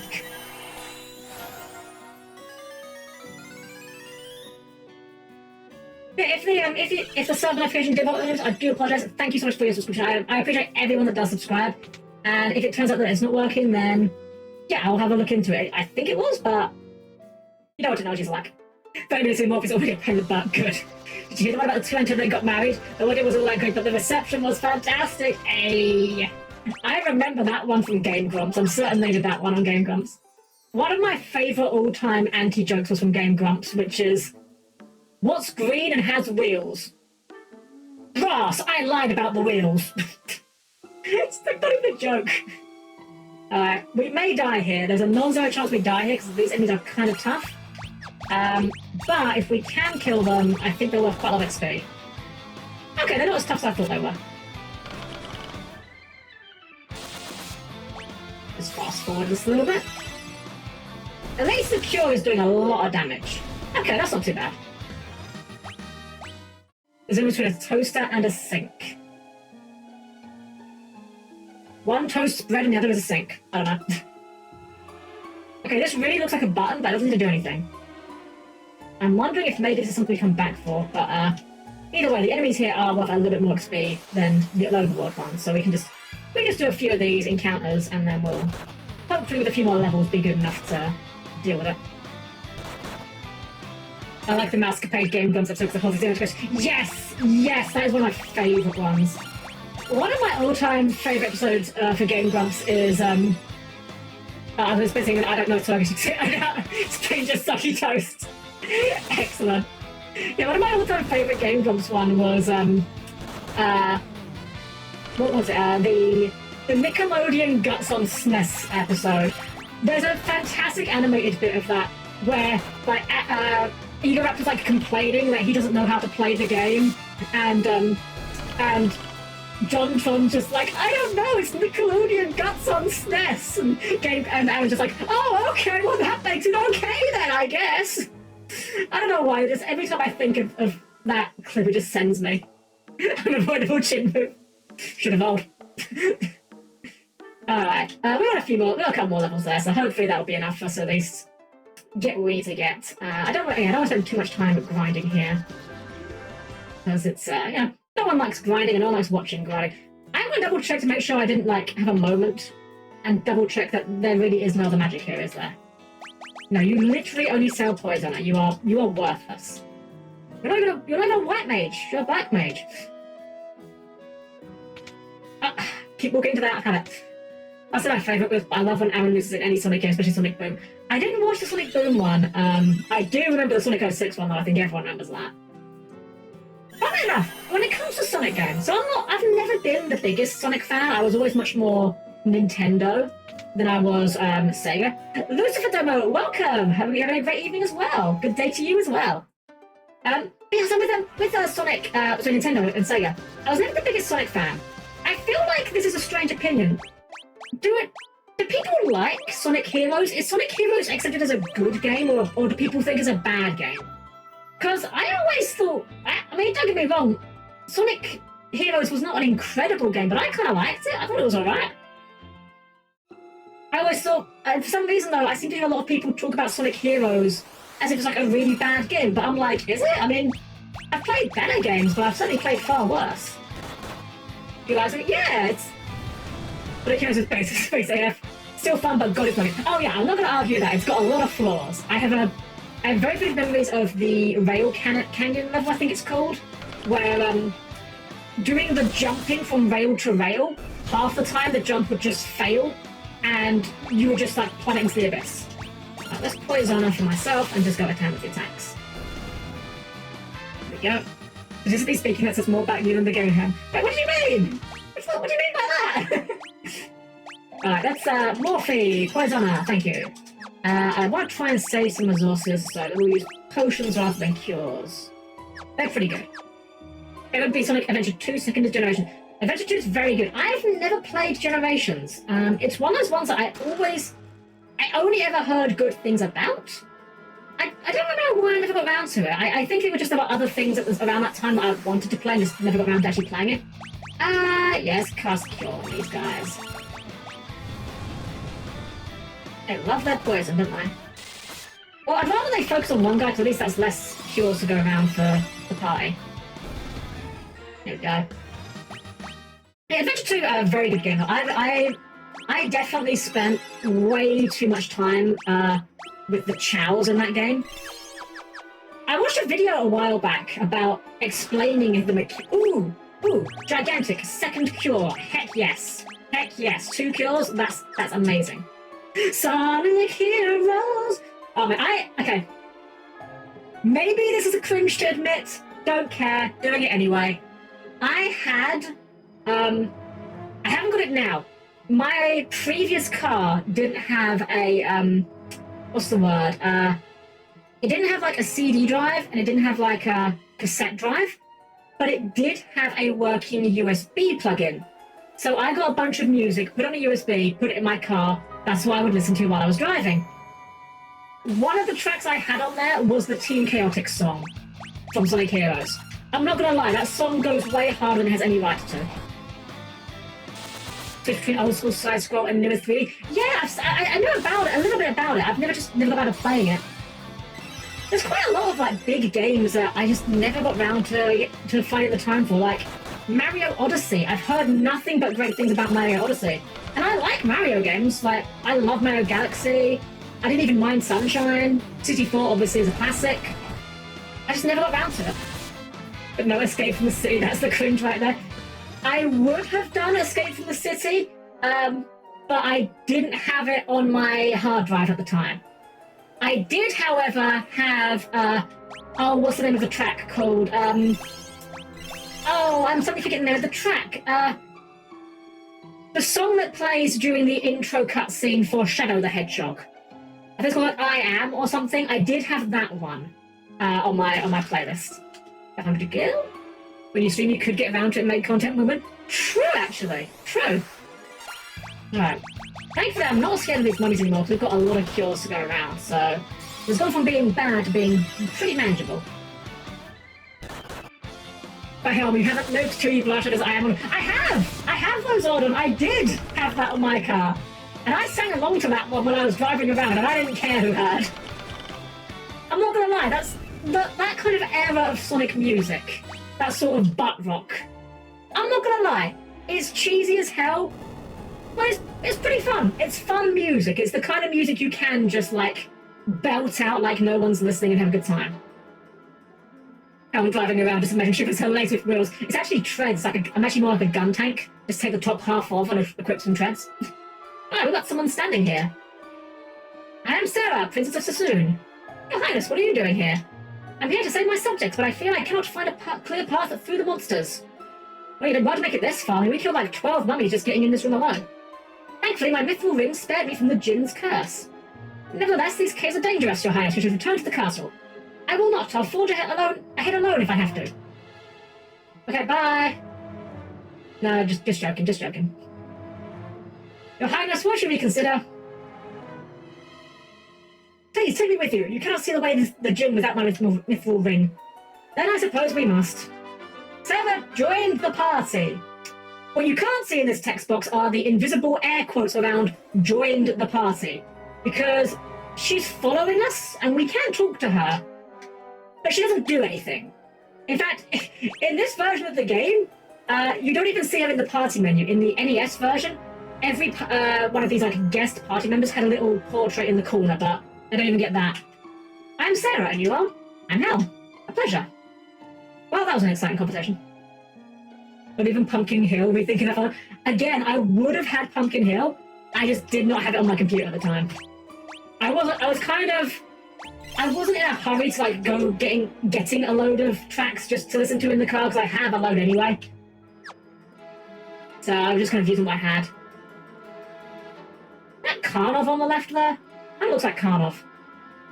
Anyway. I blame her. What do you mean you blame me? What have I done? Ooh, evidence. Well, unfortunately, you're probably still undead, so you're probably still going to die with a cure. Okay, that's fine damage. Oh yeah, we're good. Getting the not book bonks, the staff bonks.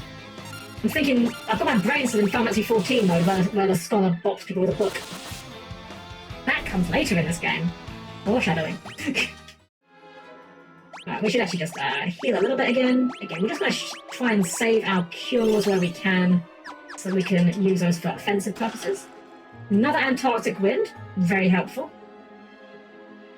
Those sort of battle items in this game really are pretty decent, but you don't want to save them too long because they don't scale incredibly, so it's kind of a use it or lose it. Shadows, again, nothing a cure and a round of auto attacks can't take care of, I'm sure. Responsible for this punishment. Oh, I got a lot of puns. JK, you know the machines put you in my good graces. Exactly. Sign up to replace your entire body with robot parts today. What could possibly go wrong?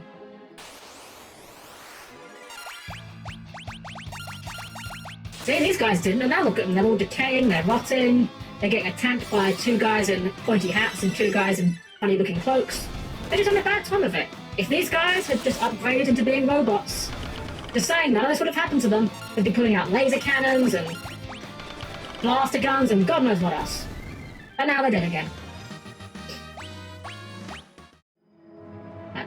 We're getting near the end of the dungeon now, so we can afford to actually use some of these cures now. Alright, so here is the Jinn! Stand back, I will use my ring to banish the Jinn. Nothing happened. Wow, incredible! Wahaha! You think that silly trinket will stop me now? I've joined forces with the darkness, and together we're unstoppable! The Jinn attacked. Alright, well. Here he is, this is the Jinn. With his dad bod and everything. Well, we're just gonna go to town with Blizzard and a round of auto attacks, because that's not all we can do right now. Ow! Okay, that hurt a lot more than I was expecting it to. This Blizzard should do a lot more. I think he's actually weak to ice. Yeah, 86, okay. Let's, you know what I was saying? Use it or lose it. Let's put that Antarctic Wind to use while we throw Blizzard and attack. Also, this music, by the way, slaps, just saying. Look at that, 168 damage. That's a lot of damage. Still not dead though. We'll do a couple of, actually no, we'll do a single kill for me and just attack, Blizzard attack.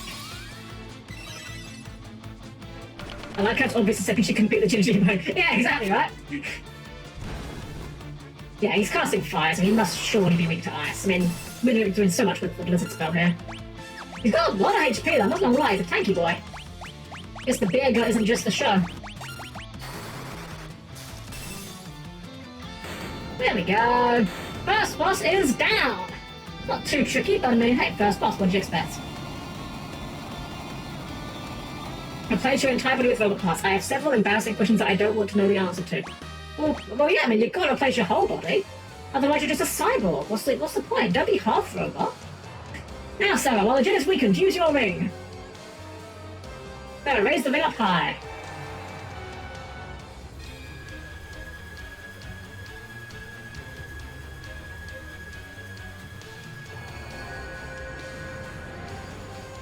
Hey, look, she learned the technique that we were doing in FF2, where you just teleport everything away. The djinn dispersed like mist. The ring's power sealed him deep within the cavern once again. Thank you so much. I would never have been able to seal away the djinn without your help. All that remains is to cast this ring into the wellspring in Castle Sassoon, and the djinn's curse will be lifted. For now, I'll use the ring's power to warp us back to the castle. That's why I didn't mind blowing all my cure charges though, because I knew we were going to get a free teleport out of here. And we get to the point straight to the wellspring even. Princess Sarah threw the ring into the wellspring. Yeet! Again, the pixel animation in this game, it might not be what you think of the style of when you think about pixel animation. Like, I tend to think of, you know, like your sort of Game Boy Advance, SNES era, but it looks so good! There, the djinn's curse should be broken. We wouldn't be here without you all. Thank you.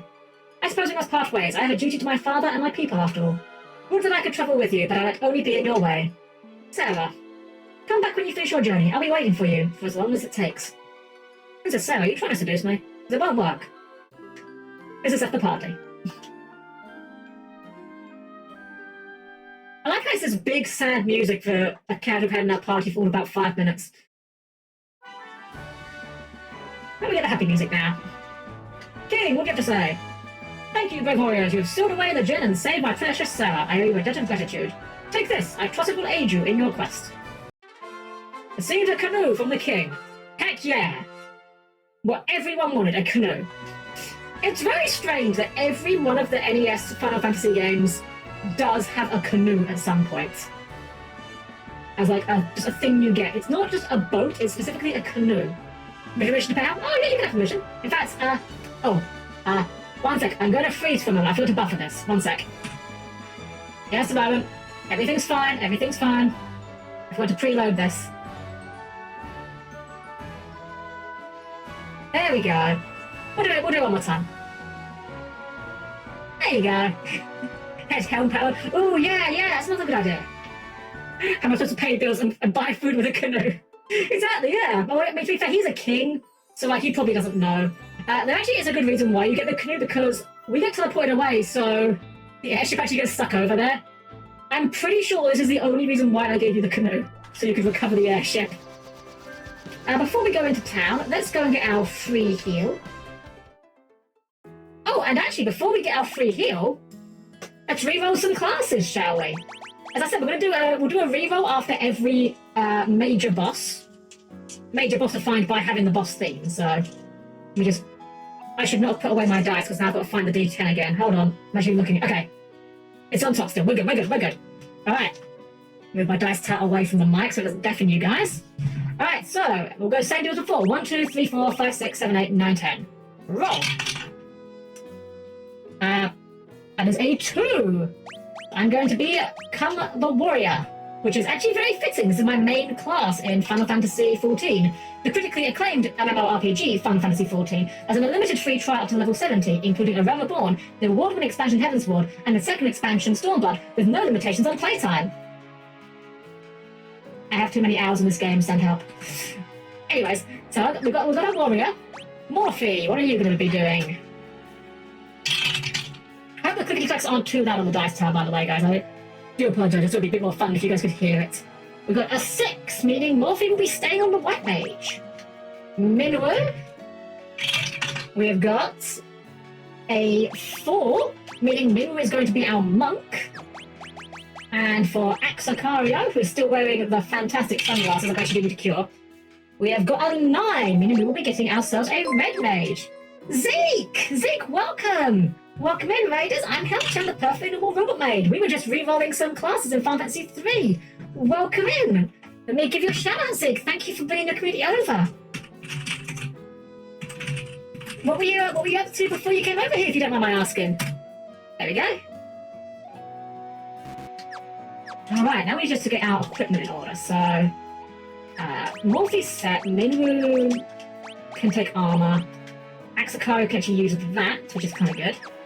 And then magic-wise, we'll take Morphe's Minwu's Blizzard and give it to Axakario. And take away my white magic and also give that to Axakario because they can do both. There we go. Yeah, welcome in, raiders. Hope you're all doing well. Okay, I think that's good for now. Oh, we do need to do, eye drops. Actually, I don't know if this will cure the blindness. I'll check that. More magic. Oh, what? Magic the Gathering? I play Magic Arena or something?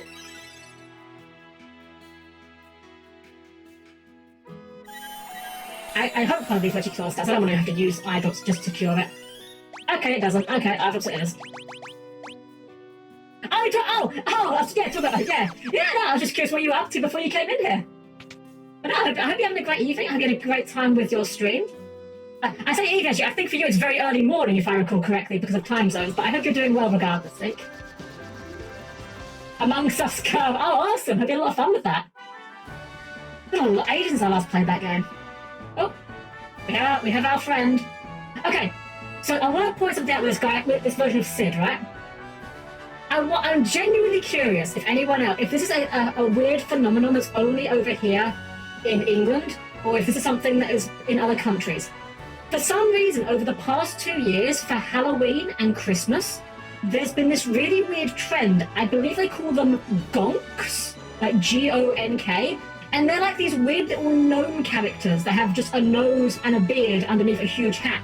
They look just like Sid here.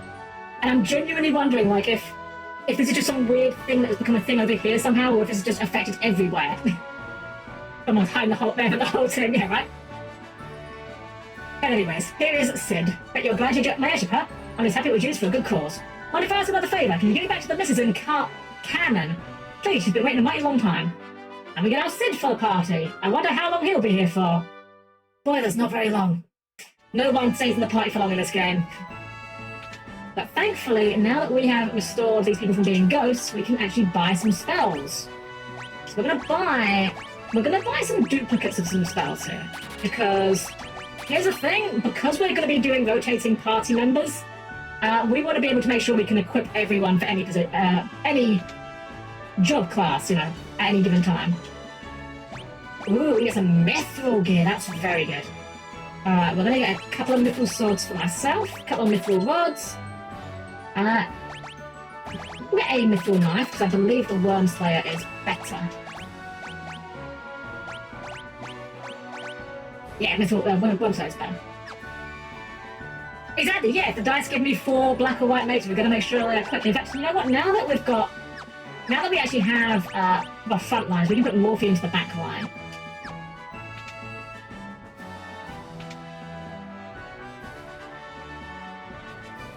Alright, mithril helm, definitely get a couple of those, a couple of mithril armors, a couple of bracer, a couple of mithril gloves.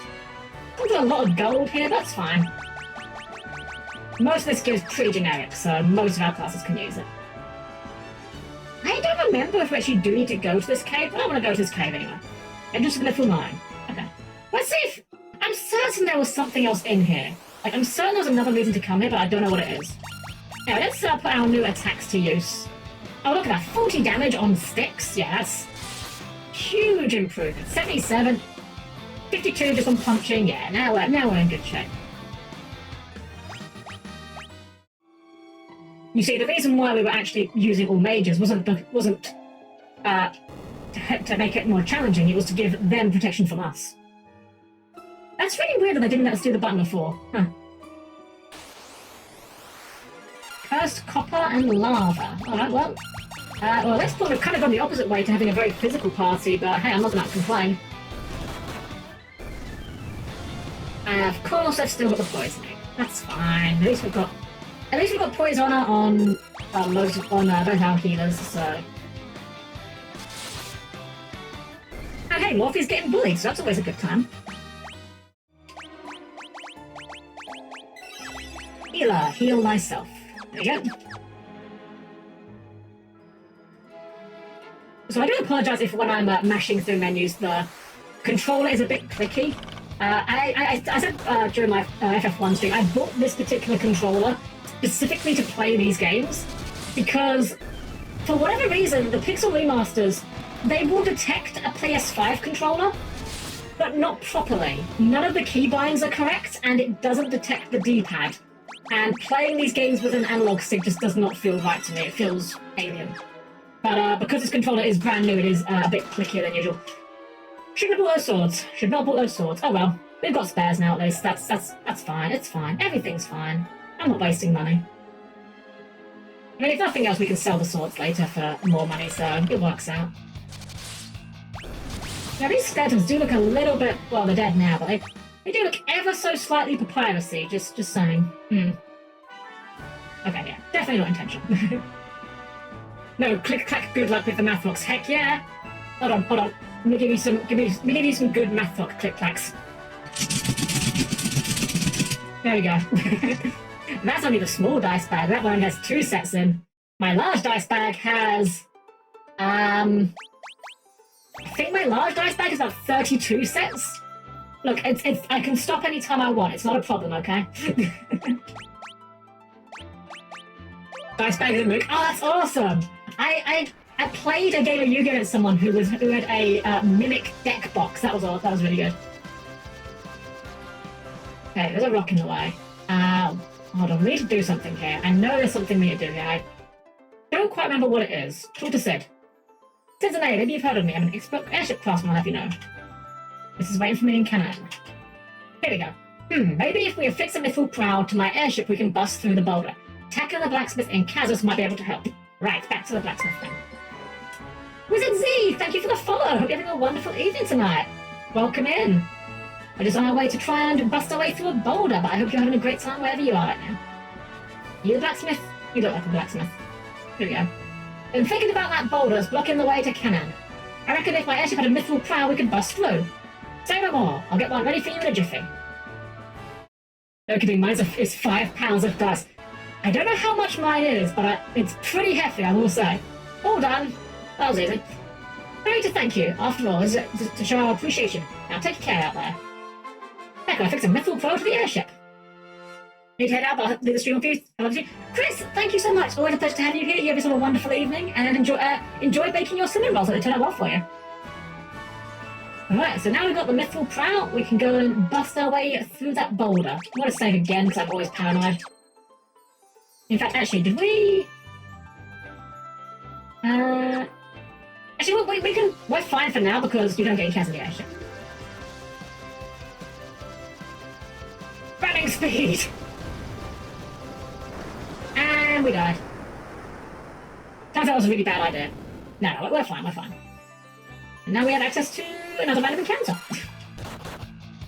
I do not remember these enemies. These unreasonably buff mandrakes. What the heck? Oh, yeah, I'll definitely take a look right at this. Yeah, these are like the buffest mandragores I've ever seen. What the heck? More job levels, more level ups.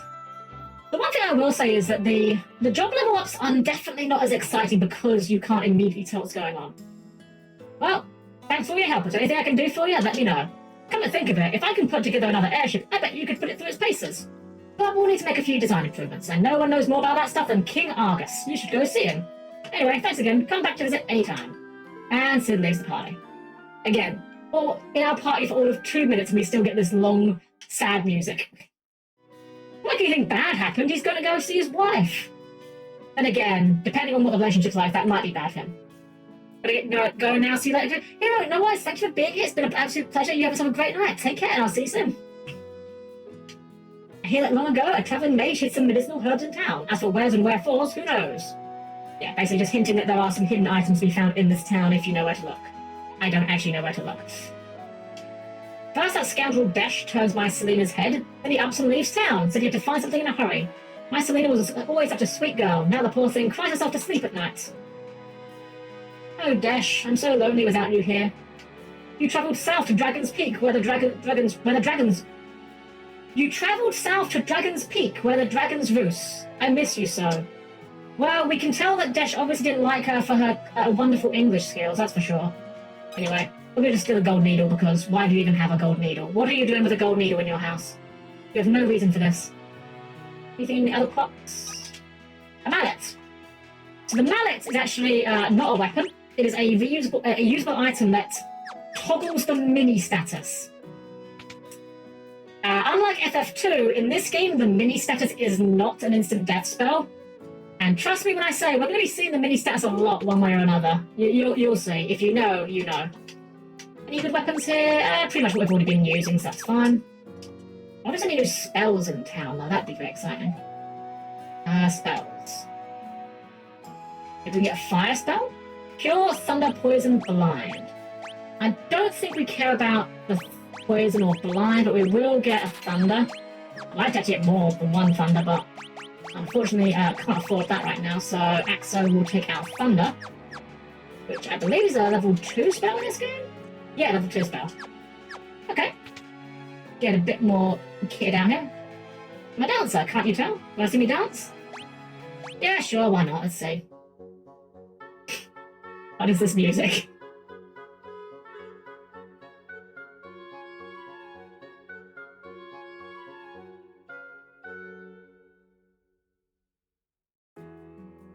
That's it. But nothing fun. Okay, sure, why not? Arrow is a white magic spell that lets you manipulate the wind to damage your enemy. Flying monsters hate it. Good to know. Flying monsters weak to arrow, probably. There's got to be something hidden around here. In fact, I wouldn't be surprised if the thing hidden around here might even be the arrow spell. This game does love to foreshadow things very poorly. I'm going to jump down this waterfall. That's how that works.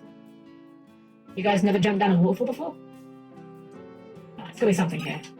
Elixir, that's very good. I don't know if we're going to have a need of it, but full HP and MP restore never goes amiss. So that's pretty good. Let's see. I'm trying to remember what else we have in this town. Oh, armor? I don't think we need armor. We just bought armor. If you use the mini spell, you can turn into a gnome-sized version of yourself. I sold my last one to a young man named Dash. This Dash guy sure is popular, huh? I'm sure that won't be relevant. A traveller named Dash wandered into town recently, but he didn't stick around. I'm not sure where he was headed. Well, we know where he was headed, because the girl told us. We used the... Wait. Oh, this is the revival spring, right. I was going to say, is this a... For a moment there, I thought it was another free heal, and I was like, wait, why is there a healing spring and an inn? But no, it's just the, we will stay for a rest. Green light, let's go! Archie is well rested. Very good. Alright, so... We now know... Melanie! Melanie, thank you for the raid! Mad invasion begins! Melanie, thank you for bringing your community over! Welcome, Raiders. I'm Helm-Chan, the perfect robot maid. We're playing some Final Fantasy III Pixel Remaster today. Thank you for bringing your community over, Melanie. Let me give you a shout-out. If I can spell correctly. Hold on, shout. There we go. There we go. Wait, no, hold on. Technical issues. There we go. We got there in the end. We got there in the end. Welcome in, everyone. Hope you're having a great... I'm doing very well. Things are going pretty good. We've just about started. We've been randomizing the party. I'm re-rolling everyone's job class after every boss fight. So that's how we've ended up with the party that we currently have. Correctly, that's how you spell it. Right. Yeah, that's fair. Thank you. Yeah, I'm doing what? You were playing... I saw you were playing something. You were playing Alien Isolation or an alien game of some sort. I forget. But I hope you had fun with it. Did it go well for you? Oh, you played Metroid Prime. And I know it was something anyway. Right. I hope you're enjoying Metroid Prime. It's a really good game. Had fun. Awesome. Yeah, thank you for bringing your community over. We're on the search for a guy called Dash, who we've been told is up this mountain, so...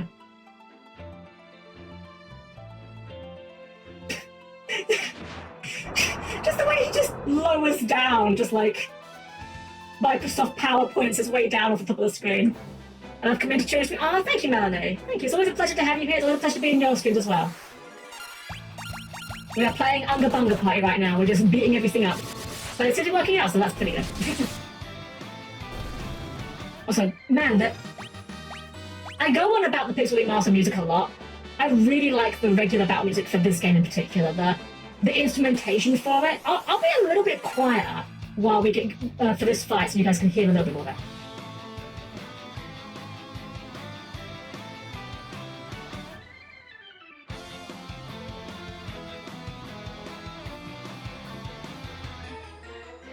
I just love that. I don't know what it is. It's probably just like a fake synth guitar, but I really love that instrument sound.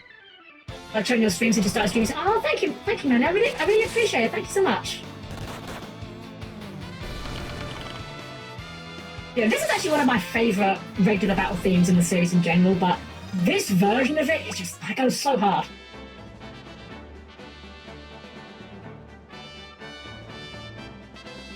Some more treasure down here, another gold needle. It's very concerning when the game starts throwing gold needles at you. For those that aren't familiar with this particular staple, the gold needle is a healing item that removes the petrify status. And the fact that we're finding them this early on kind of implies we're going to run into enemies that are going to give us petrify status. How do you like this compared to the last one? I love this one, Leon. This one is one of my favorites. It's not quite up there with 5 or 9, but this is one of my favorites in the whole franchise. I actually finished this one for the first time earlier this year before I started streaming. And I was absolutely sold on it. I'd played it before, but never finished it before. I can't fight, yeah. Here we go, got some arrow. Alright, we're gonna learn that from Morphe. Which is great, because now Morphe has an offensive spell for level 2, which is very handy. Well, if anyone's played Final Fantasy XIV, Rip Arrow, the White Mage gets Arrow, and then it upgrades to Dia. So, at maximum levels, there are no Arrow spells available, unfortunately. The JRPG Blue Dragon for Xbox 360 has the best butt rockish battle music in my opinion. I highly recommend a listen to such playthrough. I've never played that one, but I will definitely look up the soundtrack in my free time, definitely. I love butt rock battle music. Actually, you know what? One of my favourite things is, when it comes to battle music, I love battle music versions of things that are not normally battle music. So like, say you've got like a really, I don't know, like a town theme, or like a romantic theme, and then a boss fight happens where you get a battle version of that music where it's all up-tempo and like electric guitars and stuff. Mwah! Chef's kiss, one of my favourite things. Hello. I forgot how goofy that looked. Alright, well, that happened. We're in the Dragon's Eyrie. Back! Back! Back! I wonder what this conspicuously shaking part of the hay has to say for itself. What's that? Hustle. It's Dash, the guy we've heard about. Whoa, how the heck did you guys get up here? Wait, don't tell me. You got captured by the dragon too, didn't you? Ha! Losers. That's rich coming from the dragon's next meal. Touche, I guess you're right. Ha ha ha! My name's Dash. I'm Helm. Gotta be upfront with you, I've got amnesia. Can't remember a thing except my own name. I know that I came up here for a reason, I just can't remember what it is. That's a heck of a way to start a conversation. Hi, nice to meet you. By the way, I've got amnesia. Oh, the dragon's back. Hide! A dragon attacks from the sky. We don't stand a chance against it. We've got to run! Run! Run for your lives! Yeah, he wasn't kidding. You know, just casual Bahamut for the third boss of the game. Yeah, that's perfectly fine. Yeah, no, we aren't gonna run. This is a fight you have to run away from. This will not count to... Yeah, 1470 damage, yeah, that's pretty good. Yeah, we're not counting this towards a boss fight for the purpose of rerunning. Also, the deep lore, though. Baby Bahamuts? Does this mean that that Bahamut is both female and that there is perhaps a Mr. Bahamut in the picture? Inquiring minds need to know, demand answers. Phew, that was close. Come on, let's get out of here. Agreed. Here, you can have this. It's a spell called Mini. I don't think I've got the magic know-how to use it anyway. In exchange, mind if I tag along on your journey? Sure, if that's what you want to do. Good, then it's settled. Glad to know you all. Received a Mini from Dash. And Dash joined the party. The mini spell is a spell that we get far more might out of this game than you would think. For all the wrong reasons. Let's get going. We can jump down. Geronimo! I don't think we can. This is a like, how do we have this much horizontal momentum? We are giving Mario a serious run for his money there. Like, we just BLJ'd through like 15 parallel universes, I think, to get this far. Anyway, we're here now. And we're kind of stuck here. We can't go back, so let's get that mini magic onto Morphe. And go into this secret little passageway. A healing coat with a tiny, tiny man. I'm a gnome! As we've been gnomed. He's not a gnoblin. He's not a gnelf. He's a gnome! And we've been gnomed! I'm a gnome from Toza's Forest of the South, here to draw water from this magic wellspring. You're welcome to pay us a visit, but you'll need to cast Mini on yourselves first. We can't have big folks smashing the place up. I think this one's the res one, and I think the other one is the healing one. Yeah, this is our full HP NP restore. Oh no, that's just status. Okay, this one must be HP NP restore. There we go. Yeah, you see what I meant when I said we're going to get a lot of mileage out of Mini. Yeah, so we're going to walk a little bit first, but we're going to be casting that in a moment. In fact, I think we cast it here. We're going to cast the mini spell on the whole party, and... Tiny Cardinanders. There goes my gnome streak. So yeah, you can't enter this area unless you are minied. And you cannot cast Mini on yourself while you're in this area. But a familiar face among a lot of you. Oh, what polite, aren't you? There's a tunnel that runs through the Mirados Range. You can use it to get to Miralka Basin, home of the Vikings.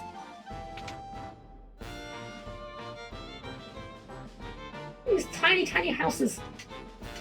I need an antidote. I think we can spare one of those. Here we go. Antidote.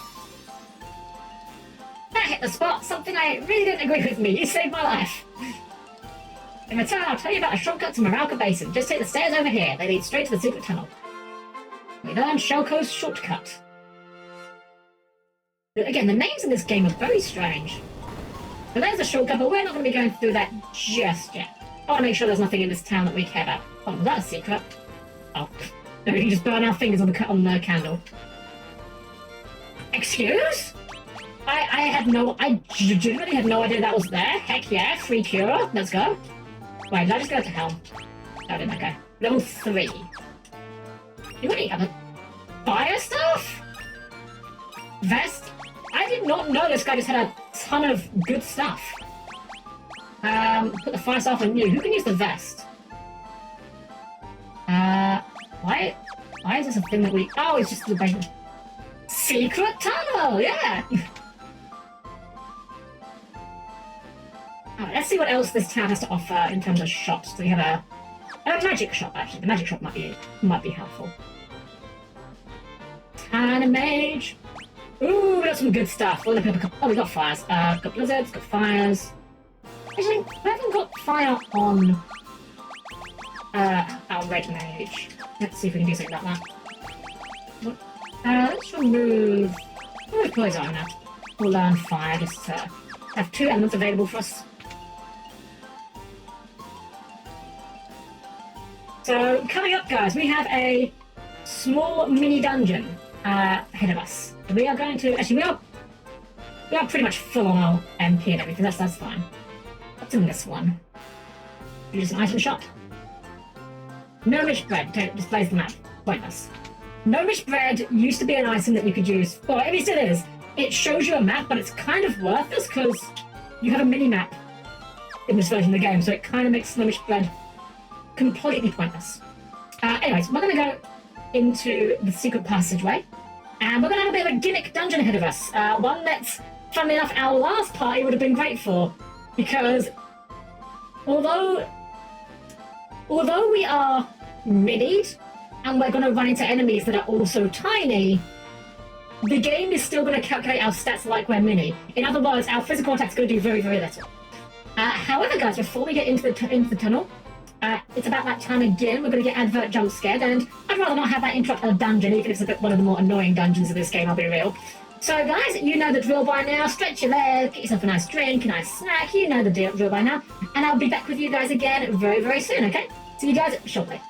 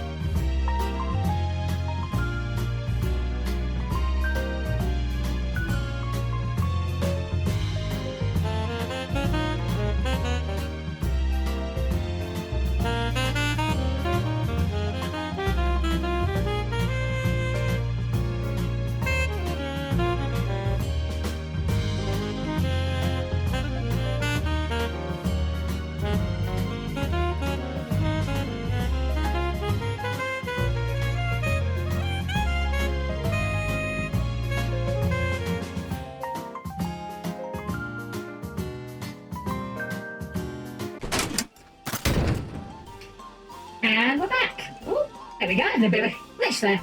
We're back. Welcome back, everyone. Hope you had a good stretch and a break for yourself. I actually needed that myself. I had something caught in one of my vents. Need to get that out there. Okay, thank you, Melanie. So we're about to begin. I say an annoying dungeon. It's a mini dungeon, but it's still kind of annoying. This is one of the things that I will say is one of the things I don't like about this game. I like a lot of things about this game, but one of the things I don't enjoy about it is the fact that there are a couple of dungeons in this game, or a couple of encounters in this game, where they don't mandate that you're using specific classes, but you're going to have a much worse time if you aren't using specific classes. It's not too bad early game, it's more later game. There's a few really annoying examples. I'll point them out when we get to them. We probably won't see them today. But for now, we're going to work our way through this little passageway here. And here we go. We're fighting leprechauns, and I forgot it has this little, like, lower energy version of the battle theme for when you're having these mini battles. So in this area, we cannot remove the mini status from ourselves. We are stuck with the mini status, which is kind of a problem considering that most of our party members are melee attackers. So we're going to be kind of relying on our spell to do a lot of the heavy lifting here. Because as you can see, melee attacks while you're small don't really do an awful lot. We're basically relying on magic to do pretty much anything here. Like, yeah, 4 hits, still does 1 damage. And the thunder does a lot. Hopefully level 2 arrow can do a good amount. There we go. Okay, level 2 arrow took care of them. Unfortunately, we haven't got many of those. So I may run away from some of the encounters here just to make it a little easier. But one thing I can do is I can put all my partners in the back row. So this game does have a row system. You can be in the front row or the back row. If you're in the front row, you do full damage but receive full damage from physical attacks. If you're in the back row, I forget if it's half. It's definitely reduced damage. I don't know if it's exactly half or not. But either way, back row means you take less damage but you deal less damage. Well, considering we're only doing 1 damage either way, might as well just put in the back row until we get out of here. Thankfully, looks like we got our way without many encounters. That's... Oh, never mind, there's more to it. You guys having gunfights in the chat? I mean, it's fine if you are, I don't mind. Just try not to make a mess. I have to clear that up afterwards. Demon Face. Unfortunately, that was our last and only arrow, so we are just relying on Axo here. Let's try Thunder. Maybe Thunder will do enough as a level 2 spell. This is fine.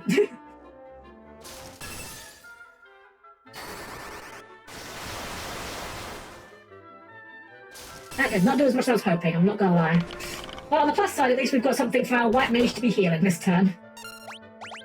I might as well just have you defend, honestly, because if you're not going to be doing any damage, then no point taking more damage. Let's try Fire. They're casting Blizzard, so stands to reason they'd be weak to fire. Please don't kill Minwu again. Okay, good, they didn't attack Minwu again, that's fine. I love how tiny they are. Yeah! Little tiny little sprites. Little wee guys just going, nyeh, nyeh, me get you, me get you. They are still not dead, that's annoying. Kind of alarm when you guys are dying, so let's try Blizzard. Okay, well, that does the job either way. I don't even know its last time it has a very little, like, gnomish version of the victory theme as well. They did not need to do that, that was not in the original. Let's just heal ourselves up real quick before we get out of here. There we go. Might get out of here without an encounter. Yeah, there we go. Alright, we're done with that. We can remove melee, but we haven't got any charges in it left, so we're going to be stuck melee for just a little bit longer. Fortunately, we can go in here, and there is an inn we can use in here. But every battle into attack was fine, right? Ow, ow. There's a trick here. Oh, it's just a hidden path. Okay. Again, I love that they show the entire hidden path once you find it, so you're not like stumbling around blindly. Very, very helpful. This grog is the only thing holding me together. A Viking ain't a Viking, as he say in the ocean waves. We're Vikings, pillagers of the open sea, or, well, we used to be. A wily old sea dragon showed up after the earthquake and wrecked all our ships. All but one. The Enterprise was spared, but we can't set sail without monsters out there.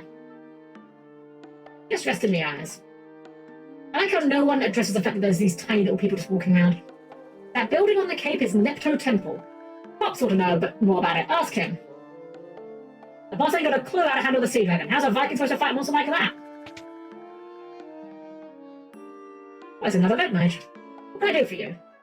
Ooh, you teach spells. Unfortunately, these are all spells we have, apart from Mini, and I don't really need multiples of that, so...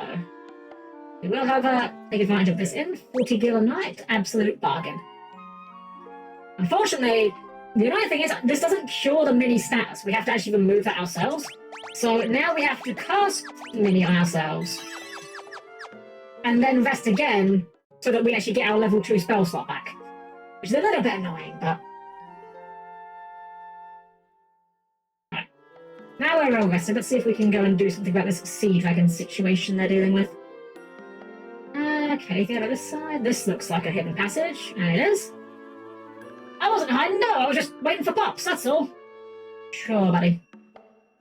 Alright, what do you got to say? Sure as you're born, I'm the oldest Viking here. I know more than most about that Necto Dragon. That vicious beast is meant to sleep in its temple for eternity. But ever since the great earthquake, something's roused the dragon from its slumber. Now it ravages any ship that sails the seas. Fan of Gil. Fan of Gil. Anything in the pots? What about these pots? No, no, okay. There's a healing spring? Revival spring, okay. That's a bit sneaky actually hiding the revival spring. I mean, it's not well hidden, but I could imagine if you were playing the NES version where the hidden paths are less obvious, this could be kind of a tricky thing to find. Have a dancer. Try everything, but I just can't win against that sea dragon. If you get rid of that monster, I'll give you anything. I'll even give you the Enterprise. We got a deal? Well, sounds like a deal. Time to get us a boat. I ain't boarding the Enterprise, even if it is seaworthy. The sea dragon will just come after us. So they're actually not joking. I'm gonna show it off. If we get on the boat, and this is FF2 style boat. Yeah, it's right here. I think you technically can win this fight, but it's very difficult, as you can see. So yeah, just want to show that he is there. Funnily enough, in this version, there is actually a fixed encounter there. I think in other versions of the game, I believe you actually can take the boat outside of this cove, and the Necto Dragon is just another random encounter. I believe so. It's been a while since I last looked into them. But anyway, we got two of our guys splattered for that, so let's just go and heal up. Now that we know that, yeah, the boat. Never get on the boat. Which is good advice for any tabletop campaign. If you've ever played a tabletop campaign, like Dungeons and Dragons or Pathfinder, if you're ever playing a game like that, and suddenly the DM suggests or kind of implies that you want to get on the boat, don't get on the boat, because I guarantee you what has happened is your DM was sitting down looking at the monster manual and they see all these cool aquatic monsters. They're just like, oh man, we've got like Sahagins and Grindylows and like Krakens. They're so cool. I really want to use them. Maybe if I find an excuse for the players to get on a boat. Hezzy, welcome in. Hezzy, hope you're doing well this evening. I'm having a great evening. I was just talking about getting on the boat. She's like, yeah, get on the boat. But here's the thing, right? Here's the thing. I say it as a joke, but as a DM, get on the boat. Like, yeah, you know and I know that I've got some nonsense planned, that I'm going to throw some horrible aquatic monsters at you. We both know that, but that's the adventure I've made. If you don't get on the boat, you won't have an adventure, and then we're not going anywhere. What's up, Hezzy? I'm doing well. We've been doing all right with our game so far. We're doing random classes to keep things fresh. Yeah, I hope you're doing well as well. I play to be adventuring underwater for that purpose. Yeah, underwater, similar deal, yeah. Going underwater. It's that thing where, you're as a player, you don't want to just stumble into trouble on purpose. But as the DM, that's what you've planned for the players. You want them to get into adventure. And, as a DM, there's nothing wrong with having a frank talk with your players and being like, okay, guys, look, I know you're smart. I know your characters are exercising reasonable amounts of caution. But if you don't follow this NPC, the adventure ends here. There's no session. I haven't planned anything else for you guys. So either you can not go on the adventure, or, just cooperate a little bit, I don't think there's anything wrong with the DM asking that of the players. Been dealing with the classes so much that I've been sleeping for way longer too. Same here, except for classes, I have no excuse. I just sleep in a lot. I also had to advance the old apocalypse meter because my players are physically. Yeah, something like clocks, like that sort of thing, can be very good for getting players to do things. Meanwhile, me expecting the from DM coming and doing my best to expose the impression to cut me high, right? Although in other games I've played, the sky had a giant whale and the normal had a dragon. We've been bamboozled. My favourite story of a DM bamboozling their players. This is not my story, and I don't know the origin of this story, so you may have heard it before. But the story goes that the players arrive at a village, and hold on a sec. Sorry, I had got tangled up in one of my cables under my chair's wheel. So the players arrive to the village, and they find in the village that the village has been ravaged by a dragon. Like, all of the townsfolk tell the players about that this dragon came down from the sky, tore apart all the buildings. You know, we barely survived it, you know. And the players, being smart and reasonable players, they do what players do in a situation. They get information. They ask townsfolk, did you see the dragon? You know, what did it look like? And they say, oh, it was a white dragon. It was a dragon with scales as white as they come. Definitely. So the players then roll their arcana checks and they're like, okay, white chromatic dragons. Could be a silver dragon, but they said it was white, so we're going to go with white. And it was attacking people, so it's probably evil. White dragons, they do ice attacks, and they're weak to fire. So we'll prepare for that. So the party members put a lot of their resources into preparing for this encounter. They went ahead and bought potions of resist cold. They went ahead and prepared fire spells. They got one of their swords enchanted so that it did fire damage. They were ready for this white dragon. And so they go to, they know where the lair is, they find the dragon's lair, they advance to the dragon's lair. And as they get to the dragon's lair, they cast their last buffs, you know, prepare resistance from cold, all this good stuff. And the DM said, okay, roll initiative. They roll initiative. And the DM describes as the dragon opens its mouth and unleashes its breath weapon on them. A breath weapon of pure fire as the albino red dragon attacks them. I'm not gonna lie, if I was the players, I would have been really pissed, but I'm not gonna lie, it makes for a really good story. It would have been infuriating to be a player at that table, but it's a good story nonetheless. I have done something sort of like that, but nowhere near as malicious. I had a, kind of like a telegram, if you like, sent to the players, warning them that, what was it, I forget the exact wording. I think it was something along the lines of sheep being killed by dragon ghost. But everything was misspelled. Whoever had sent this telegram clearly didn't have a good grasp of writing. And the important thing to note here is that ghost was spelt as, I'm going to put it in chat, ghost was spelt like this. G-O-A-S-T. Because the punchline was, it wasn't a dragon ghost. It was dragon goats. Half black dragon goats. They were just goats that were slightly tougher than usual and had a breath weapon. But it made for a pretty memorable encounter, I think. That's the kind of base which I think is okay. It actually makes it easier for the players than they think it's going to be. Anyway, I've been jolling on. We've got a statue here. It's a statue of a Nepto dragon, but one of its eyes is missing. There seems to be a tiny passageway where the eye used to be. Maybe we can fit if we use the mini spell. Yeah, we're not done with this gimmick yet. Okay, everyone is miniaturized. Let's go. The party enters through the dragon's eye sockets. I don't think we can move mini here either, if I recall correctly. Yeah, we can't even cast mini here. So, second mini dungeon in a row. I think we actually are just going to run from all these encounters, because we are not desperate for the experience, and I want to save my spell charges, because, spoilers, this is a dungeon, there's going to be a boss at the end. Left or right? It's left or right. Good adventurers go left. Hey, paid off. Get some loot. Yeah, we're just gonna get out of here.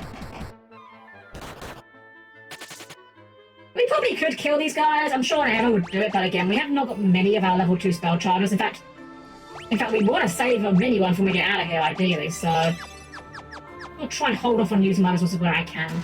Get shell armor. And a shell helm. Well, I'm sure that's good for me. Yeah, just that upgrade. That upgrade. We'll take it. Here's the weird thing though, right? We are mini. Meaning that this is like mini armor, right? Like this whole dungeon kind of makes a bit of a plot hole. Not a plot hole per se, but like a logic hole. It doesn't make sense when you work out what's actually happening. It's very strange. Shell helm, like shell helm, playing a turtle in D&D. I've never played a turtle. I played a few. I did play a lot of weird raids back in the day. Zen Paladin, welcome in. Hope you're having a great evening tonight. Yeah, we're just working our way through the annoying Yes! It's the worst part of the game, the annoying mini dungeon! We get the Serpent Sword, and unfortunately we're playing random classes. I'm randomizing our party after every boss. So unfortunately we've only got one white mage and one red mage, so gonna be a little bit rough. I didn't know that these enemies eat the bloodworms. Huh. It's weird, I played this game not that long ago, but I'm realizing a lot of these sprites I just do not recognize. Keep it on top off. Oh, we have a bit of poison. Right. There you go. After this dungeon, black magic becomes completely useless, by the way. I don't know if I say completely useless. I think of one or two instances where it's still okay. Yeah, we'll do a quick save just in case, but I think we'll be fine. As we fight the most terrifying enemy, a giant rat. No gem for you. I'll nibble at anyone that tries to take its squeak. Rodents of unusual size? I don't think they exist. Alright, well, we have... I don't think we've got any battle items left, have we? No, I don't do anything that we care about. Yeah, so just defend. We'll fire out our one arrow. You might as well just defend, and we'll fire out thunder. Again, everyone, goodbye. I shall return to Kumasosmo. It's been an absolute pleasure to have you here. I hope you've enjoyed your time, and you have a great evening, great afternoon, wherever you are. You just take care of yourself, okay? It's been a pleasure. You take care. Level 1 adventure. Deal with the big rat in the inn. It's about the size of a pony. Yeah, exactly. It's a standard low-level adventure. We've done it a little bit out of order. You would think it would be the first boss, but, you know, so be it. So we are just relying on Axo here to just do damage with... I think Fire works better on this guy, if I recall correctly. Giant rat, I don't know, Yu-Gi-Oh card. Yeah, exactly. Classic. I'm going for vanilla beatdown right now. Oh, thank you, Zeke. I'm glad that I am interesting to listen to. As I've always said before, as long as people are just enjoying being in my streams, that's the only thing I hope to achieve with them.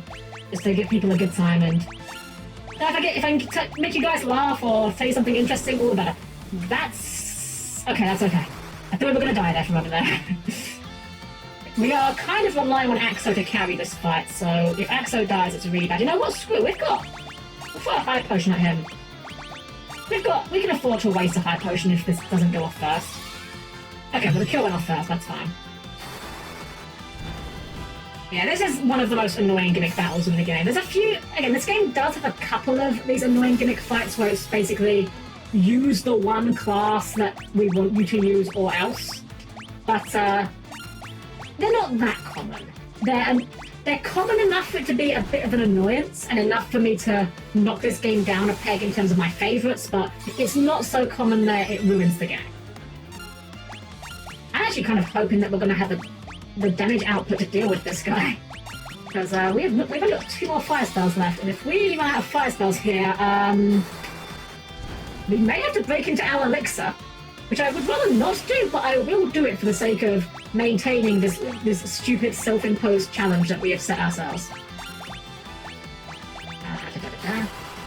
Yeah, that was what I was thinking of, Zen, yeah, where it's another one that's a gimmick boss. Being here is the biggest treat you can offer us, regardless of games. Always nice to hear you. Oh, Zodon, thank you, you're so sweet. Well, as I said, I just appreciate that you guys enjoy watching me play these games and just hanging out with me. Alright, that's our last fire. Oh dear, that was our last fire. And Minwu's just died. Well, Minwu's died, but that's okay. I don't mind that Minwu's died. He's not really doing much right now. I guess we're gonna have to throw the elixir. Feels bad, but I'm not gonna whittle this guy down 1 damage at a time. That's fine. That's fine. Everything's fine. If he died to that melee attack, I would have been so upset. I would have been actually mad. But no. Okay, last cure as well, so we really need this to start doing well for us. Ooh, that might kill me. Oh, you've killed me! Alright, well, thunder? Oh dear. Are we gonna game over on the stupid giant rat boss? We're actually gonna game over on this guy, aren't we? We are actually in trouble here. Come on, please kill. Oh my gosh, how much HP does this thing have? I'm running out of resources. Fire! Morphe, save us! Come on, Morphe! Oh my gosh, how much HP does this thing have? I knew this thing was like annoyingly tanky, but This is actually we are out of curatives. We are down to the bone. We really need this to kill. Okay, last try. This needs to kill. If it doesn't kill, we're gonna die. Okay, this is actually our last chance. Morphe, if you don't kill this thing, we are game over in here. Well, game over. Dang. That was unfortunate. Thankfully, this game does have autosaves, so we don't really lose too much progress, but imagine going under a pub to beat up and it starts casting tier 2 level. Right? Who taught this that magic? What the heck? Alright, I don't know if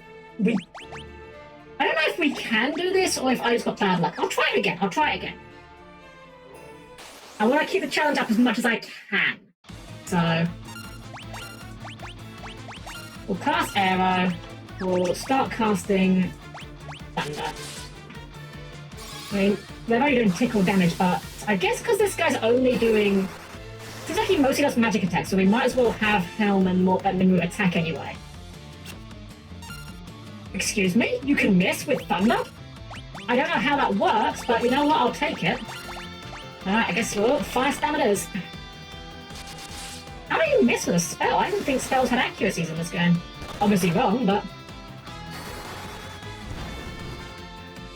You know what, actually, I'm gonna do one thing with this next round. I'll issue my commands. I'm actually going to, just for the sake of my own sanity, I'm gonna just look this boss up, just to see how much HP it has, because if it is literally impossible for us to do this with our current setup, then I will have to change it. But 900 HP, that is a lot of HP. That's a lot of HP. Okay. It's got 900 and we're doing how much with our fire right now?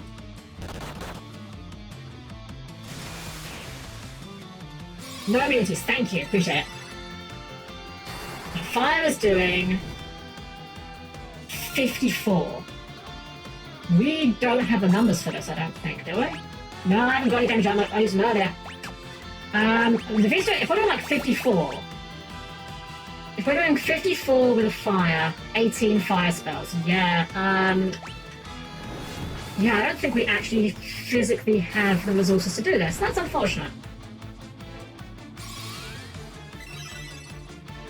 Alright, here's what I'm gonna do. I want to just set everyone to just attack, because the spell kills in a few turns.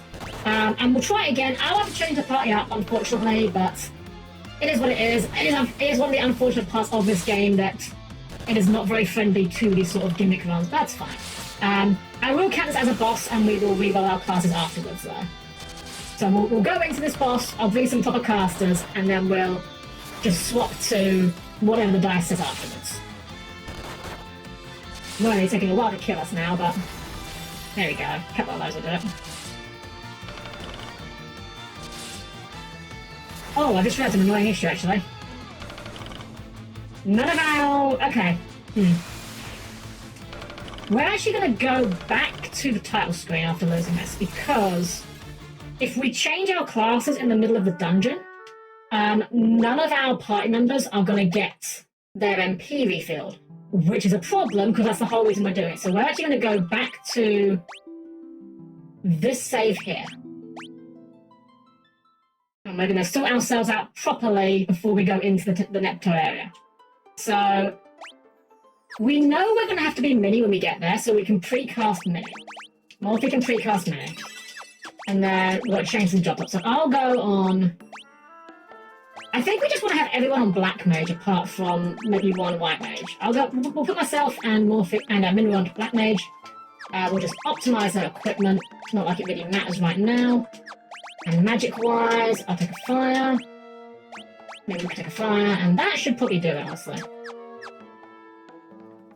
Do what we do so far. Yeah, it was just a silly self-imposed challenge anyway. This should be plenty fine. It's just... Again, it's that thing where this game, there's definitely a couple times in this game where there's gonna be fights like this where we are gonna have to unfortunately base out composition on the boss. Fire song. Wait, does that cast fire? It casts fire when used in battle. You know, I genuinely forgot that this game has those items.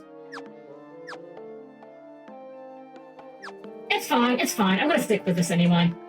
If nothing else, it's gonna make this quicker. The giant rat fight's not necessarily that hard, it's just the annoying, the gimmick, so it's fine, it's fine. We did get our MP back, right? Yeah, we did, okay. Alright. In through the hole, let's go. Go grab our armor again. And we're just gonna run from all these fights. Don't care about what they've got to offer for us. Check my notes was gonna be just a spam fire stuff. I genuinely wish I remembered that I had that.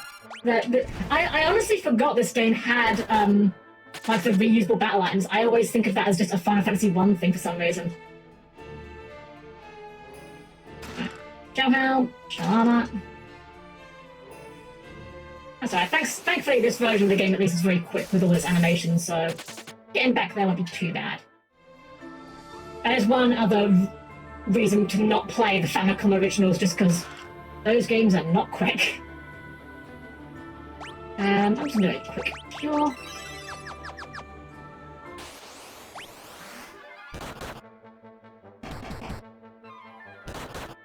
Just as these blood vats, were-rats rather, they look just like the boss. It's just a palette swap of the boss. Imagine a Final Fantasy game having a boss that's just a palette swap. Could you imagine that?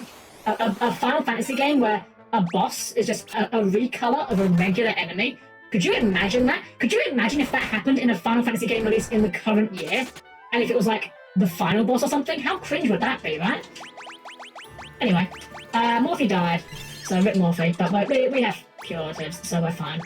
So, let's just patch everyone up. There you go. Alright, rat. Round 2.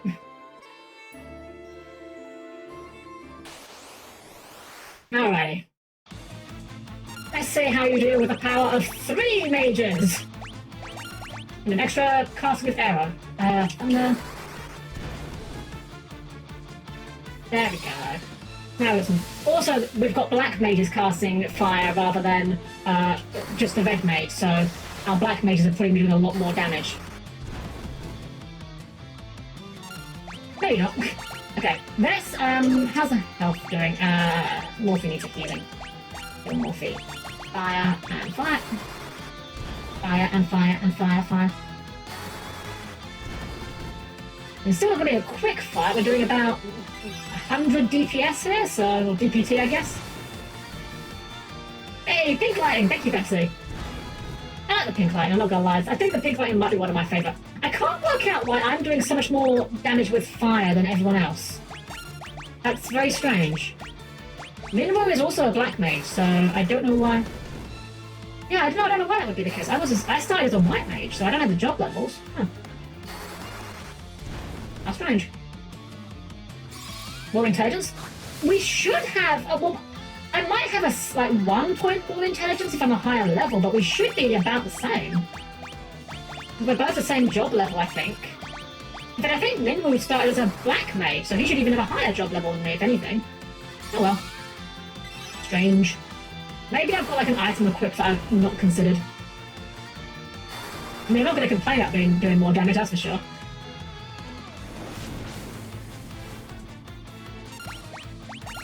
Fire, cure for Axo, Thunder, and fire. Maybe the staff? Could be. I thought Morphe had the staff. But either way, we have dealt with this rat problem. Good riddance. One of the worst areas of the game, this. Yeah, Minion was job level 7 and I was job level 1. Well, he was 6 and I was 1, so... strange. Either way. So here's what we get. Here's what I was saying about this is a bit of a plot hole. We got the Nepto Eye. Now, the Nepto Eye is a jewel that we need to put into the statue that we just climbed into. How is this jewel, though, is the size of the entrance we just climbed into? How did this jewel fit inside of this statue? Wait a second. Is it? Ah! Staffs give into that. That's how it was. That's how we're doing more damage. That's how it was, because it's like 18, 16. It's only like a difference of 2, but I guess maybe that was making the difference. It grew. Yeah, right? I suppose when we unmini ourselves, it grows, but then how did it shrink in the first place? Some random guy just come along and think, hey, Some like just drunk guy goes, hey, you know what would be really funny? I'm gonna go up to the statue, right? I'm gonna cast Mini on one of its eyes.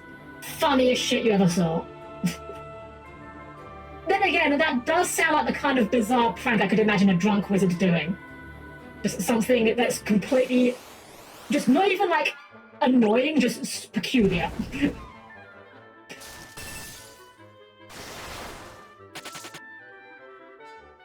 Let's get out of here. The sooner we get out of here, the sooner we can unmini ourselves and pretend this horrible gimmick doesn't exist. Trunk size, let's go. Okay. I haven't got mini charges. We still put the eye in. Okay. Alright, we can still do it without even having to, we can still do it without being unminied. Now to return the Nectar Dragon's eye to its rightful place. Aye. The party put the missing eye into the empty socket.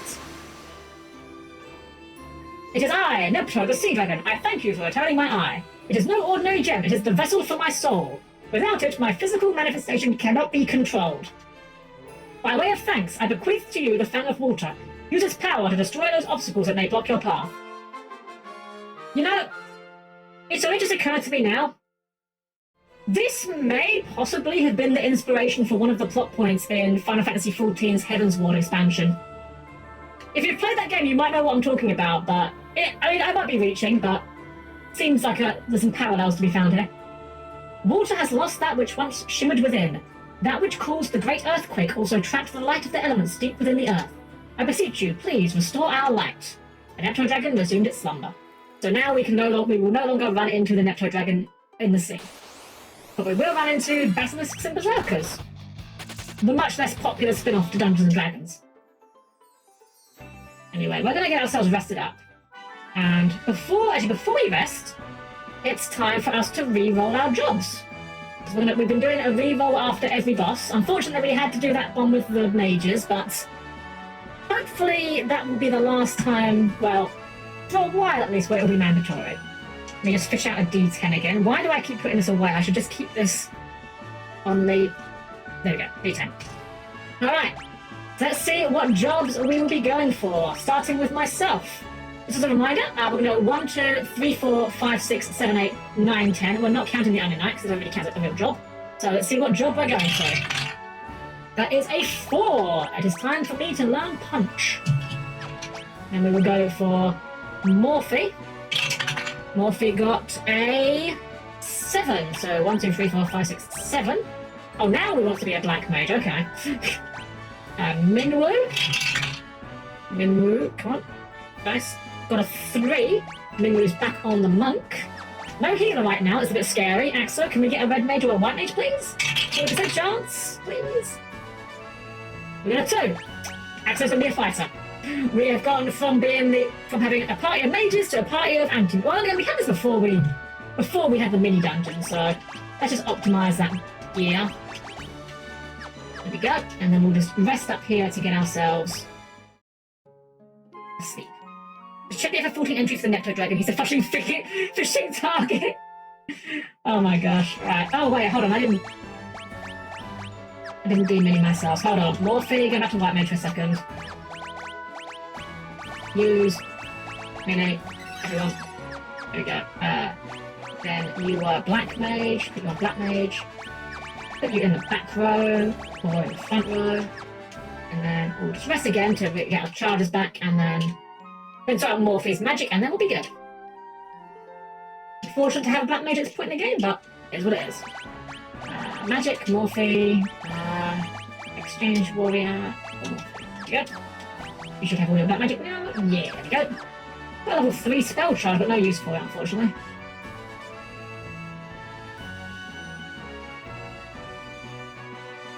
I'm not gonna lie, one thing about this particular version of the game I don't like is how the follower characters move. They kind of have this weird, like, stutter step after you. The first time I saw that, I honestly thought the game was, like, lagging or something. Oh, I don't know about my clear data. But, no, it's just how they've coded it. This ship is very fast. Okay. Sahagins, well, we know what we can do to you, and the answer is punch you in the face. Oh, I never noticed before. The Monk's ready stance is really cool, actually.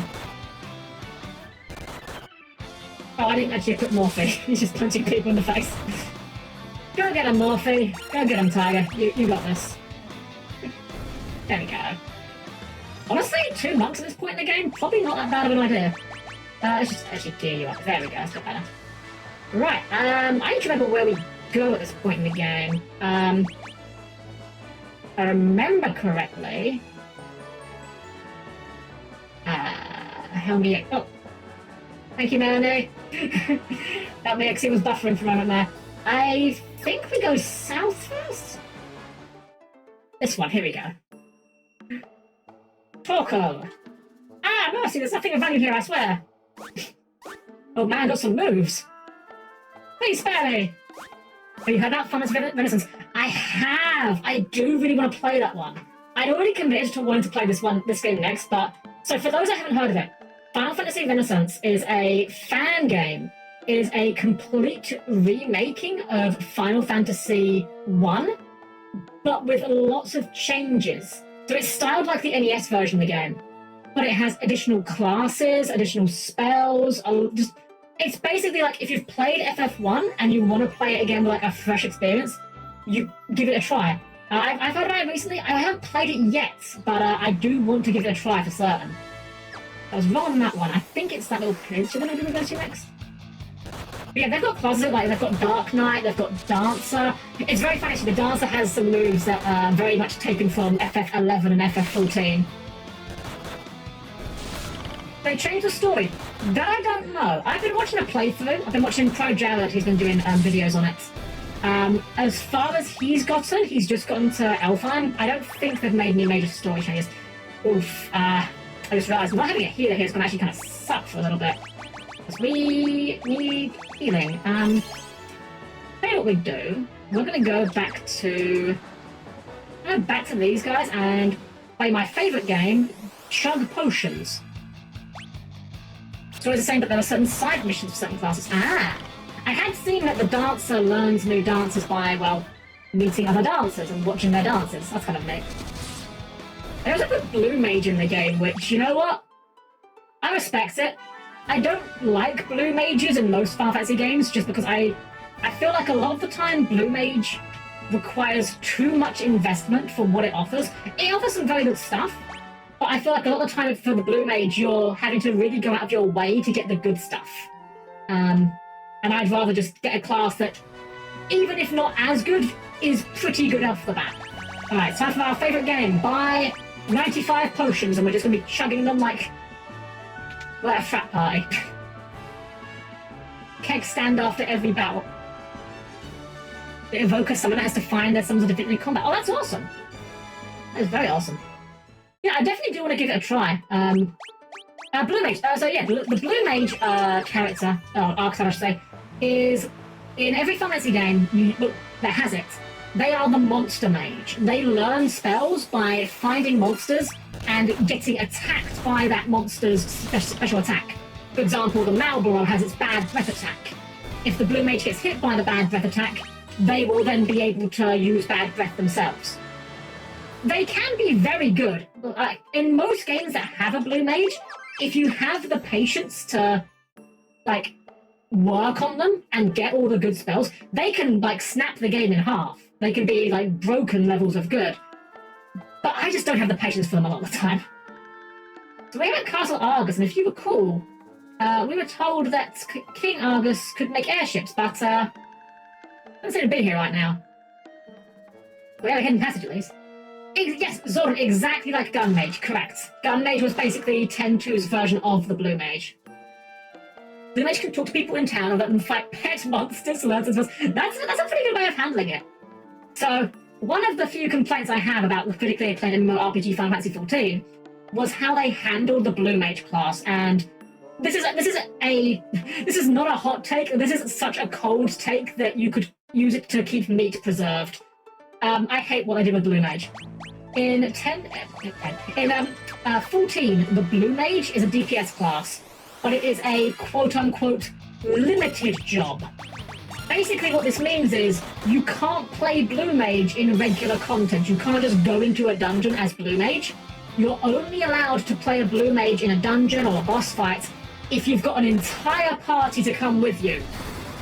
Their reasoning for this was they said that they did it because they didn't want people to be bullying people for not having all the blue mage spells that were good. But the problem is that as a result, it's basically not a real job. You can't play blue mage regularly. The only value you get out of playing blue mage is there is some side content you can do with it, which, I'm not gonna lie, the side content is kind of fun, but I really would rather they just didn't make it a limited job. You know, that might actually be... So, I've said a few times I'd like to stream 14 for you guys at some point, but I don't know if it'd be fun. The blue mage side content, I've already completed it, but that might be something that might be fun to watch. So we can't get past this first. I thought there was somewhere else we need to go first, and it's really bugging me. Actually, wait, I think I remembered it. I think it's over this way. I think I did a good job with blue mage in FF9. Yeah, they did an okay job. My problem with the blue mage character in FF9 is less about the fact that they're a blue mage and more in just the fact that I really don't like their character. So, yeah, it's unfortunate. Pal, welcome, Commodores. Hope you're doing well tonight. You get your own yeah, you can get the Marlboro as a mount, which is a very good reward. I would like to own one, but I don't know. I don't really have the patience for it. Because you've got to do like really hard fights as well.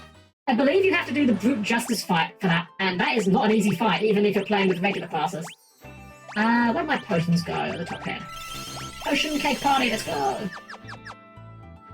Yeah, the way they did the magic was good enough. My big gripes with blue magic, actually, what I think would make blue magic a lot more tolerable for me would be if there was an indicator when you found an enemy that had blue magic. So that you knew, okay, I need to pay attention to this enemy and let them do their thing, you know? And I don't think, I could be wrong on this, I don't think any Final Fantasy game that has a blue mage has that feature. I think they literally just make it where it's, you just have to kind of guess. Golden Gulch. I don't think this is where we need to be, but we'll go here. Right, so you remember these guys from the start of the game. This is Golden Gulch. You should know that we Golgans are born sightless. However, we make up for our lack of vision with a sixth sense. Some of our kind can even see the future. We serve the Wind Crystal, a source of light, and that whose power has been bestowed upon you. Henceforth, you must go to the crystals of fire, water, and earth. They will grant you greater powers than you already possess. That great earthquake was only the beginning. The tremors tore the land asunder. The crystals, sources of the land's light, were swallowed into the depths as monsters emerged from chasms now scarring the earth. Yet that was nothing compared to the catastrophe to come. I see a future of both light and darkness, but this is by no means set in stone. You could banish both light and darkness. Or we could fall into darkness. The living woods, the sentient forest, calls to you.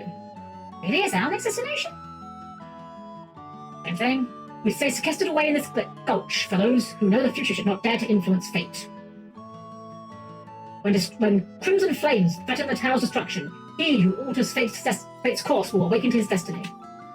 I see the fire crystal's power is centered on the island of the dwarves. The earth's power sealed away the other three sources of light. The earth crystal may have been sealed in a similar fashion. Alright, and what's downstairs? You got some loot for us, dude? Nope, just another dude. Hello there.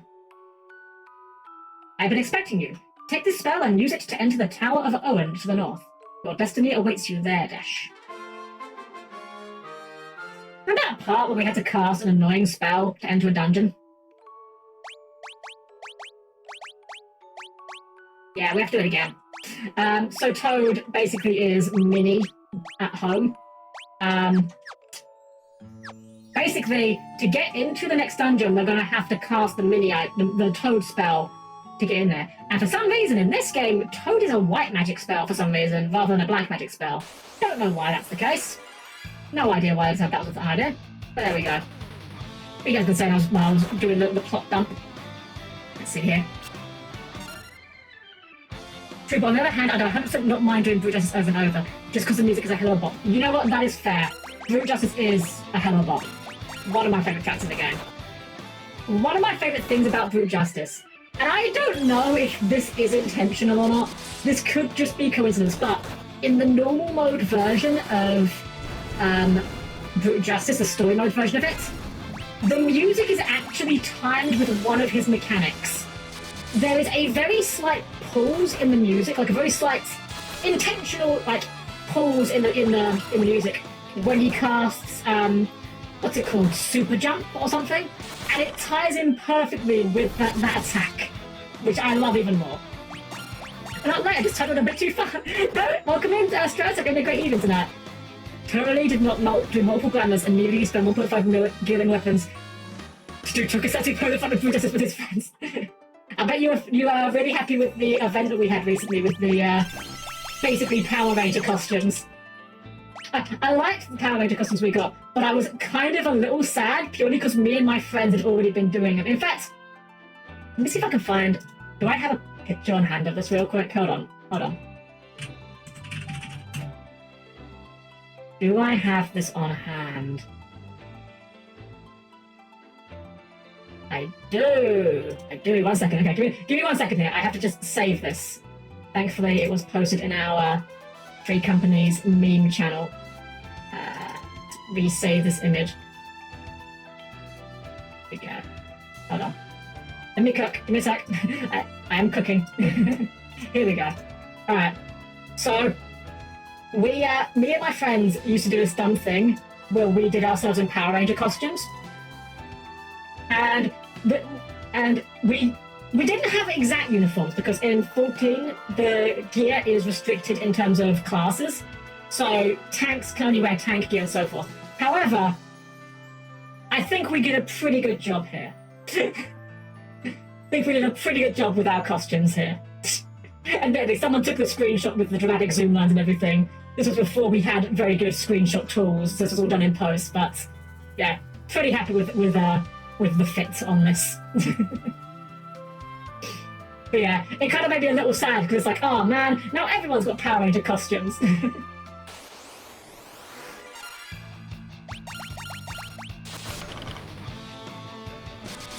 So did not do script macros at Helm-Chan. Oh, we did as well.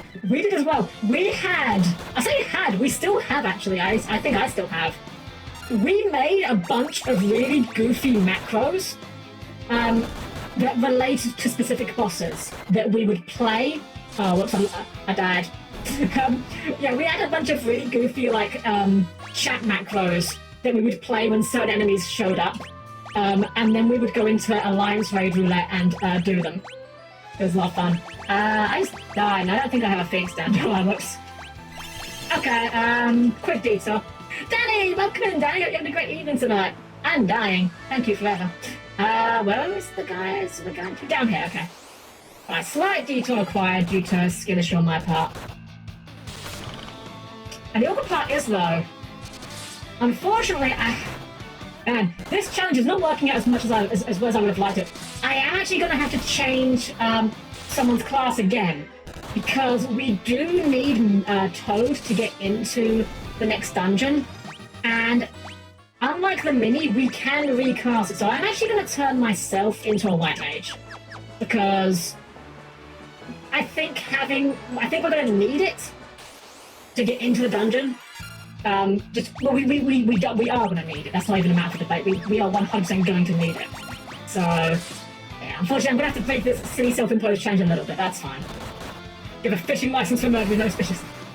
We have all kinds of licenses over here. We have a TV license, and a fridge tax, and a window tax. And only one of those things is made up. I'll let you guess which one. Actually, technically, only one of those is still a thing. One of those is a thing, one of those is made up, one of those was a real thing. TV license, fridge tax, and window tax. See if you can guess which. Yeah, you remember the window tax, yeah. Funnily enough, I actually didn't even know about... Oh, I didn't realize myself. I'm a buffoon. I actually didn't know about the window tax until fairly recently. It was only when I was playing... I forget the name of the game now. It's the Phoenix Wright game that's set in, like, Victorian London. I can't remember what the actual name of the game is now. But it was only when I was playing that and they actually mentioned the window tax that I actually found out about it. Fridge tax sounds real. It's actually the fake one. Fridge tax is fake. But TV license is real. Yeah, the window tax was a thing. It was a thing in, like, Victorian London. It's not been a thing for many, many years now. But if you go to, like, certain parts of London, you can see a lot of old buildings where the windows have just been, bricked up. I don't quite know what the rationale behind it was. But yeah. I got half. Yeah, exactly. If you ask me a question about America, I would 100% get it wrong. In fact, there's a very fun quiz show over here called House of Games. And one of the rounds on that is they will show a picture or a map of somewhere and ask questions about the map. Like, where is, what, like, say it'll be a picture of Africa and they'll be like, put a marker on Zimbabwe or something. And yeah, geography's hard. A lot of people don't know geography, so it's a genuine round. And the number of times when they have American, like, questions about American geography on there, and I get none of them right. I am terrible at geography. Also, I think I've got to equip myself after I changed to White Mage, which is not helping matters. That's okay, we'll just pummel this guy and deal with it afterwards. Actually, I'll see what we can do. I'll going as White Mage. Once we get into the dungeon, I'll change myself back to Monk. There we go, that'll work. We only need to be a toad to get into the dungeon. Once we're there, we can change. What did Theodore Roosevelt have a bet they never teach in bear in schools? A, bear, B, parrot, C, he claimed it was Bigfoot. I want to say bear, but I don't know if I'm mixing that up with a different story. I know there's a story about, was it Teddy Roosevelt who, like, they caught a bear and tied it up for him to hunt, but he wouldn't kill it? So that's where he got the nickname of Teddy from? Or is that a different story or a different present I'm mixing it up with? He did own a bear. Ah!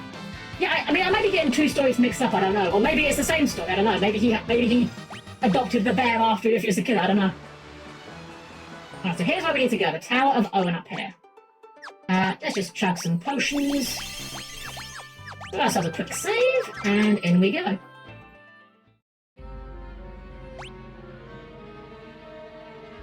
Alright, nice easy path, with lots of frogs.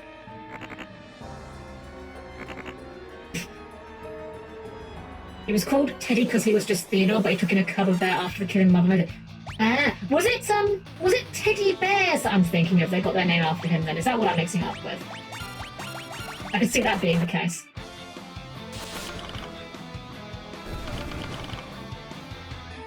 Also, no one tell Konami about these Furies here. They'll come and make them all wear bodysuits.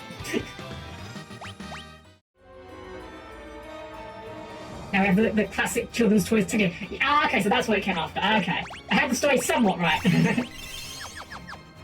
As I say, one of my favourite quotes, I have approximate knowledge of many things. So here we can dive under, but we have to become frogs first.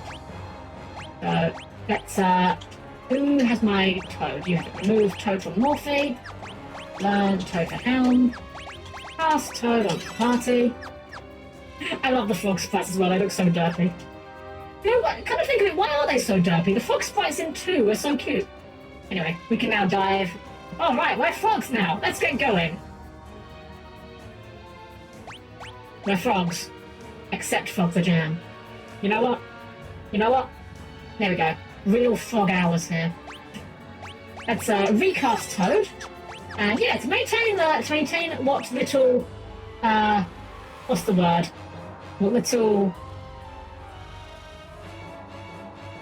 purity, sanctity, whatever. To maintain the challenge, we will go back to Monk. We will try and do the whole place without a healer. I'm all for a quick save, and actually, we'll go here. It was a failed attempt to tax the rich as it was originally made to tax large manors, because large houses would have a large amount of windows. What happened instead was all the poor people were forced to brick up their windows to not get taxed. Add to that London's constant shit air and humidity, and you get a spike of poor people with vitamin D deficiency and pneumonia. Yeah, that sounds about right. That sounds about right for our government. So guys, we're here at the Tower of Owen. And I think you can tell by the tone of my voice where we're going now. We're about to get an ad, and I don't want to get an ad mid-dungeon. Doesn't seem like a good time for an ad, so, you know, we're going to take a moment to stretch our legs, our frog the legs, and yeah, we'll take a stretch, drinks, snacks, refreshments, you all know the drill by now. We'll be back again in just a few minutes, and I'll see you guys again very, very shortly, okay? See you guys soon.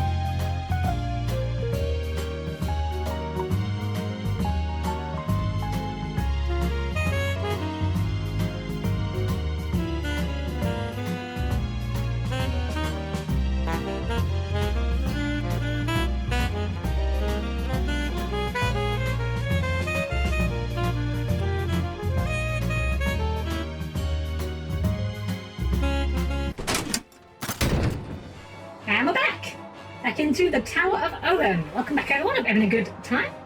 Imagine an RPG setting where monster dropped money is taxable income. You know, I could see a game doing that. I suppose if you lived in a setting where monsters did just routinely drop money, I suppose it would have to be taxed after a while, wouldn't it? Welcome back, thank you, Melanie. Alright guys, we're gonna work our way through the Tower of Owen. We're back on the monk, so we already had to go white mage for a little while. We're still good, we're still good. And we're gonna see what we can do without any healer in the party. Got some Fardarig? There's no way I pronounce that right. These things have to have some weird... These have got to be like some weird Gaelic things, right? They probably pronounce like Fey Darai or so, I don't know. Nothing is pronounced how you think it when it comes to Gaelic. On the plus side, our melee heavy party is putting in the work, which is good because we have no heals, apart from potions. Welcome back out, thank you, Zordon. Thank you. Hope everyone's doing well tonight. You know, the real solution to equality is, why don't we just make your tax rates... Oh, what's this? Welcome to the Tower of Owen. I hope you like it, for it to be your final resting place. That's not ominous. This place looks familiar. There's probably nothing. Yeah, we should just make your tax bracket based on your dueling ability, right? Like, just duel someone into submission and you get a lower tax rate. Clearly that would be the best way of handling things. Raiden's Kiss. That's a cure for... Actually, I don't know if it's a cure for, or is it toggle it? No, it just cures it. I play rogue. Yeah, but Strauss, think of all the people that don't play at all, you know? Just go down to your local government office and just duel your tax inspector who's playing Blue Eyes or something. Be wonderful. And then maybe instead of like winning a prize, you steal their tax rate. Instead of Starship, you're just stealing tax percentages. I don't know where I'm going with this. If you play Maxi, you get taxed. Or pretty lone stun, or have nib. Speaking of like having good cards, has any of you guys opened up the rarity collection boosters? I bought a couple of these yesterday actually. I went out just kind of to get out of the house for a bit. I've had nothing going on this week, so I've just been kind of sitting around the house. So I'm like, let's get out of the house, find an excuse to spend some money, and I bought a Gate Guardian mat, which I really didn't need, but I need it because I play Gate. I have a Gate Guardian deck. I have it right here on my desk. It's awful. It's absolutely garbage, but it's very, very funny when it works. And yeah, so I had to get the new what's the word? Mat for it. The opponent that uses cash deal loses to a deck that does not run cash. You steal one of their URs. Funny enough, you say that, Viking Overlord. I've beaten cash deal without playing it quite a few times. It just happens to be the decks that I play have decent outs to it. Nothing here, just I already have price. Stratos, may I potentially make you ever so slightly jealous? Do you mind if I give you a very strange flex? So I bought... Oh, okay.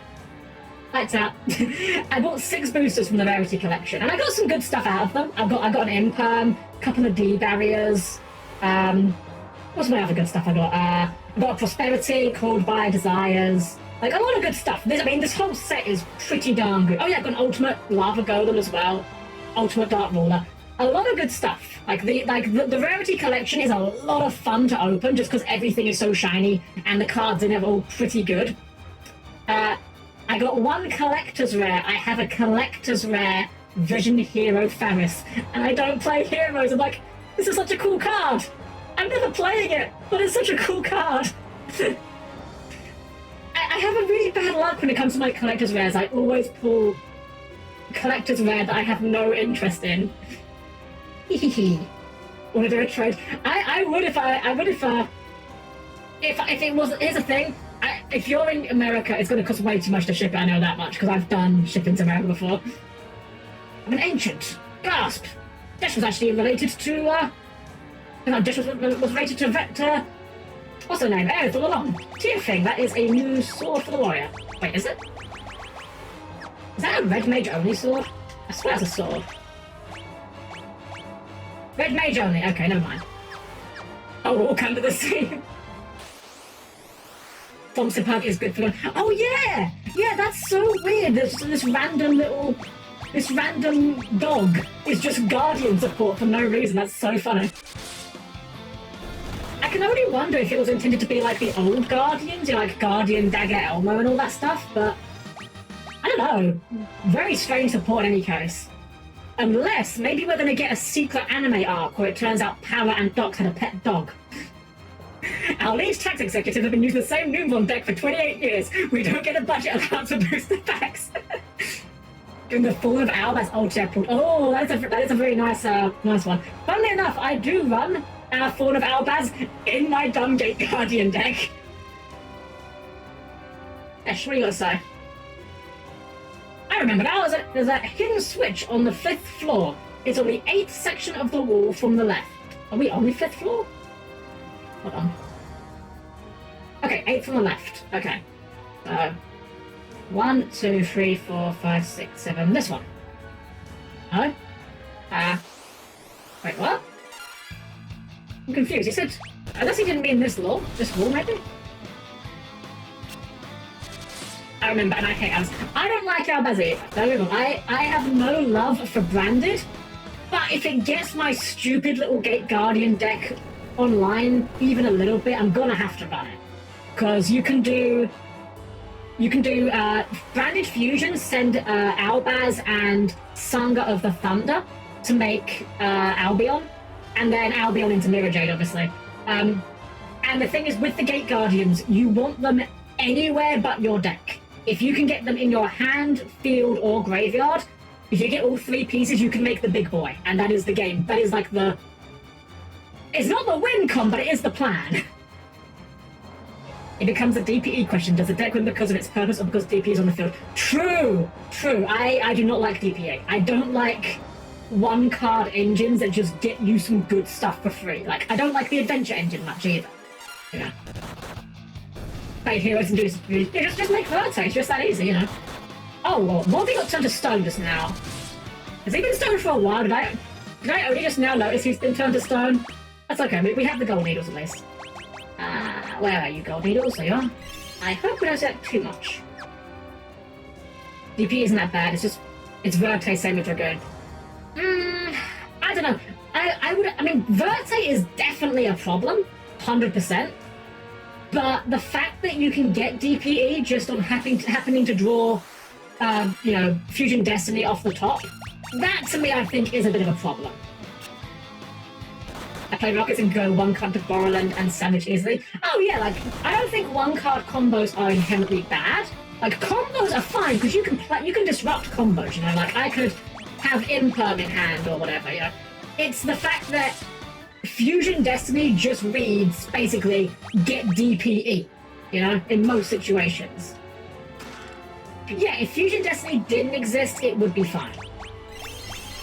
Alternatively, if Fusion Destiny had, instead of locking you into Dark Warriors, make it have the same language where it's, you cannot special summon monsters the turn you activate this card except Dark Warriors. So everything you special summon has to be a Dark Warrior up to that point.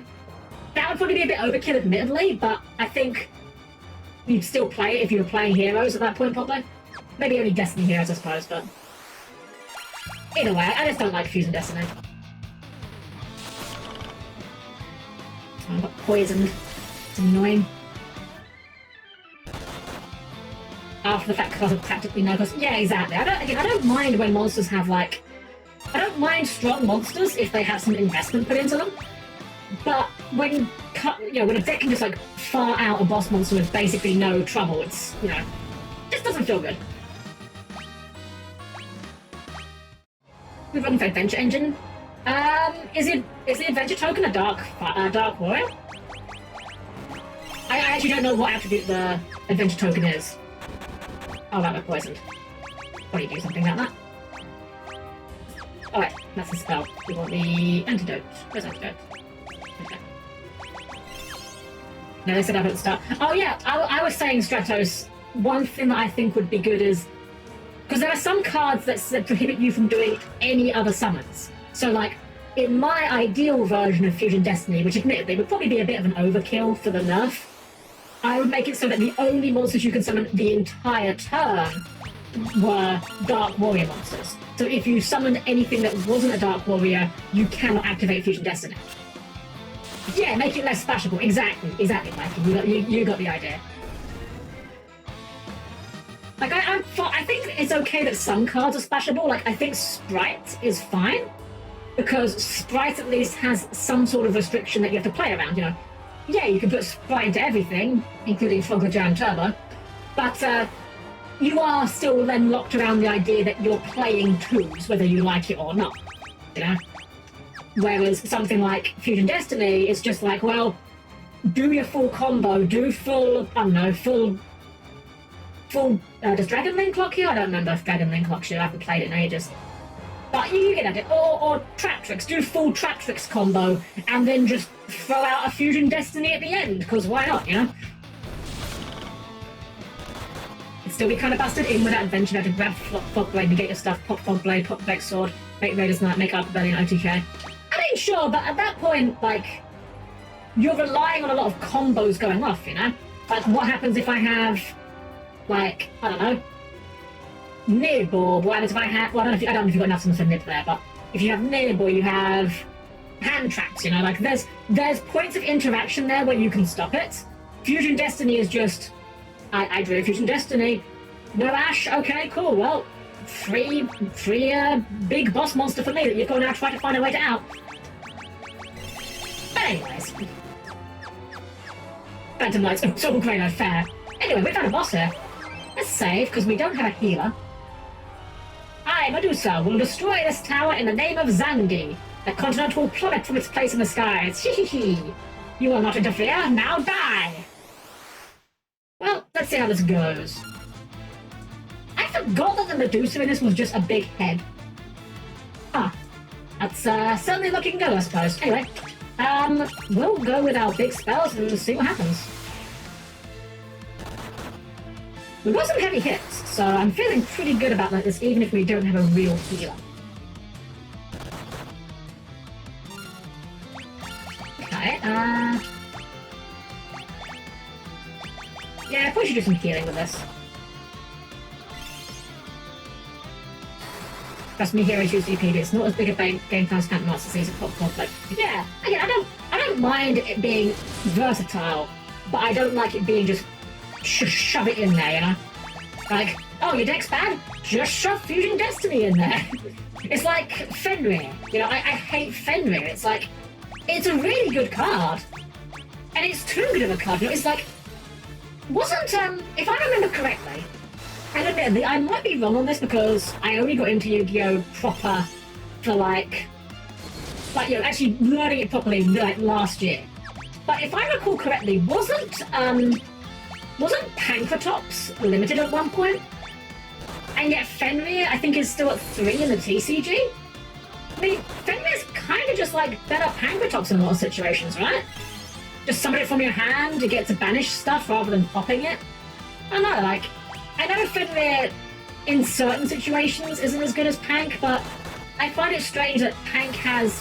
Yeah, Pank has been... Okay, so semi, yeah, so Pank is semi, and yet Fenrir isn't. And I feel like Fenrir is the much better card. And maybe that's just my opinion. Maybe someone's, maybe I'm wrong and it isn't as good as Pank, but that's just the impression that I get. That being said, I am unfortunately going to have to try and find myself a playset of Fenrir because the fact it's a level 7 does mean it goes into my Gate Guardian deck very well. Pank can react to well Fenrir's. Yeah, that is like the one caveat. But if your opponent can't find a way to turn it off, then it's still pretty strong, right? Also, if you, like, hey, there we go, easy peasy. Also, if you, like, put out Fenrir and they hit you with the Bloss, then you get to rip out their extra deck and then you know what they're playing. Knowledge is very good. Misk's at full 3, oof. Have you read Misk? Alright, well, we got another boss now, guys.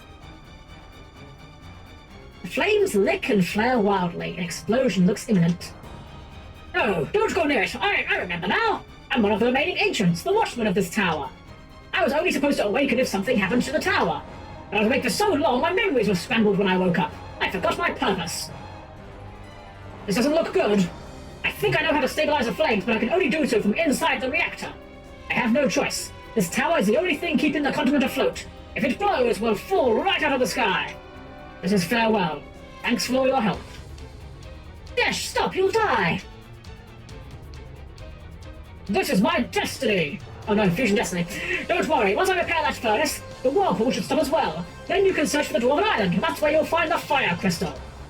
Once I'm in, I'll warp you all outside. It's been a blast. Literally. Now then, here I go. Dash! Dash! Dash! You know, at least this time it makes sense because he just jumped into a furnace.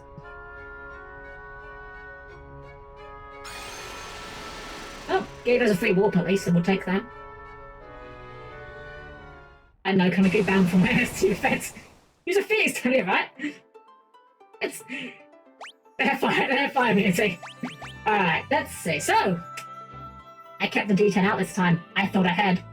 We got another boss down with the Medusa, which means it's time to spin the wheel of classes. And by wheel, I mean roll a D10.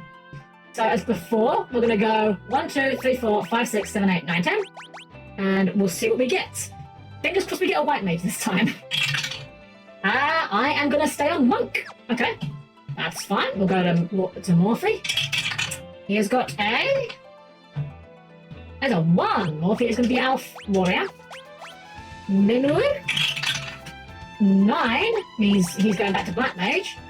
Can we get a Red Mage or a White Mage for Axo? Let's find out. There's a 9! Alright, Red Mage. Not as good as White Mage, but you know, it will get the job done. Just having someone that can do the cures is very helpful. So let's optimize our gear. Ah, really? The fire stuff is actually better? Huh, I never would have guessed that. Right, magic. Minwu, you need the black magic loadout, which is on Morphe. And Axo needs the white magic one, which they already have. Perfect. Alright, so we're just going to find the island of the dwarves. The game actually opens up quite a lot at this point, because now we can pretty much access more or less anywhere on the map we need to go. And I actually know somewhere I want to go first, before we go where the game wants us to go. Oh, I mean it's actually silent, that's a bit annoying. Oh, and Morphe's in the background, I need to sort my mobile a bit. Natural 20 is Black Knight. I say nothing, Zordon, but you might be surprised by some of the classes that we get later. Remember, we've only found one of the crystals. Each one of them is going to give us new jobs. Let's just fast forward this since we're just playing normal monster beatdown right now. There we go. Let's sort our rows out. So we want Morphe in the front, Minwu in the back. And we just have to go to potions until we get to an end. Is the monk a more viable class in this than in 5e? I don't know much about 5e. So, I know the core systems of 5e, but I don't know much about the specifics. One thing I heard, apparently is the case in Baldur's Gate, though I have not played Baldur's Gate admittedly. Apparently at least in Baldur's Gate, monks have to spend key points to do their flurry of blows. Is that the case in regular 5th edition, that they have to spend key points just to do their flurry of blows? So that kind of seems... Wow, that seems really bad. Like, the main reason you play a monk is for like, doing lots of attacks. Why would you play a monk if you can't do that at will? That just seems so strange and arbitrary to me. Because for context, Viking, I come from a Pathfinder background. I started playing with 3.5 edition, and my RPG of choice is Pathfinder. 1st edition Pathfinder specifically, and in that one, monks just can flurry of blows at will as long as they've got a full attack action. It's just very strange that Tabors also say blow through them too fast. Exactly, yeah, that's what I was thinking. Like, even as someone doesn't know the system very well, that's what I imagined would happen, yeah. Weird, like the whole point of playing a monk is that you get to do lots of attacks. Because you can do as much damage as a paladin over 3 turns with one good setup. I guess, see, from my perspective, when I think of monks, I always think of monks as being like... They're not the best characters in terms of... Generally speaking, they're not going to have the most damage per turn, but what they do have is consistency. Because whereas the barbarian might eventually run out of rage rounds, or the paladin might eventually run out of smites, the monk doesn't run out of flurry of blows. So although they're not the most damage, they're consistent damage, you know? Speaking of which, I should get rid of Fogger Down now. Ooh, there we go. Depends on the barbarian. Oh yeah, I know there are definitely builds you can do where you can really milk your rage rounds. But, you know, at lower levels, you know. 120 gil? That's 3 times if you have that in. That will pay. I do like a barbarian, though. One of my favourite Pathfinder builds is my, I call her the Bimbarian, which is my charisma-based barbarian. She has her dump stat is strength, but her charisma is extremely high. Like, I think I had a 20 charisma, because there's a feat in Pathfinder you can take called Way of the Shooting Star, which allows you to use your charisma for attack and damage rolls with star knives specifically. You combine this with a trait that allows you to then use your charisma on will saves against mind affecting, and you've got a barbarian that hits pretty hard and is actually pretty hard to mind control. So we got some level 3 spells here, and we want a lot of this stuff, but kind of expensive. Sight is useless. We've already got 1 cure. I guess we'll grab one of all of the elemental spells for now.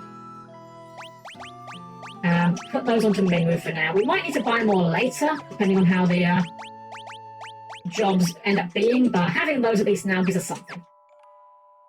3 questionable classes who need these are Monk, Ranger, and Sorcerer. So I know a little bit about the Ranger being like infamously bad in 5th edition, to the point where they made like an errata or something. Sorcerer, yeah, I do know the Sorcerers being like the wild magic classes. I don't like that. So these are the stars that cast the spells. Interesting, okay.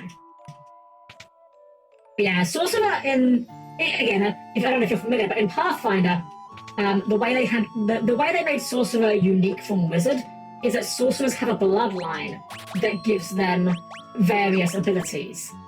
So that's what they get instead, and I personally think that's a much more fun idea. Alright, we can't afford both the Mage Robe and the Kenpogi. I guess we'll get the Kenpogi for now. We might come back and buy some robes later.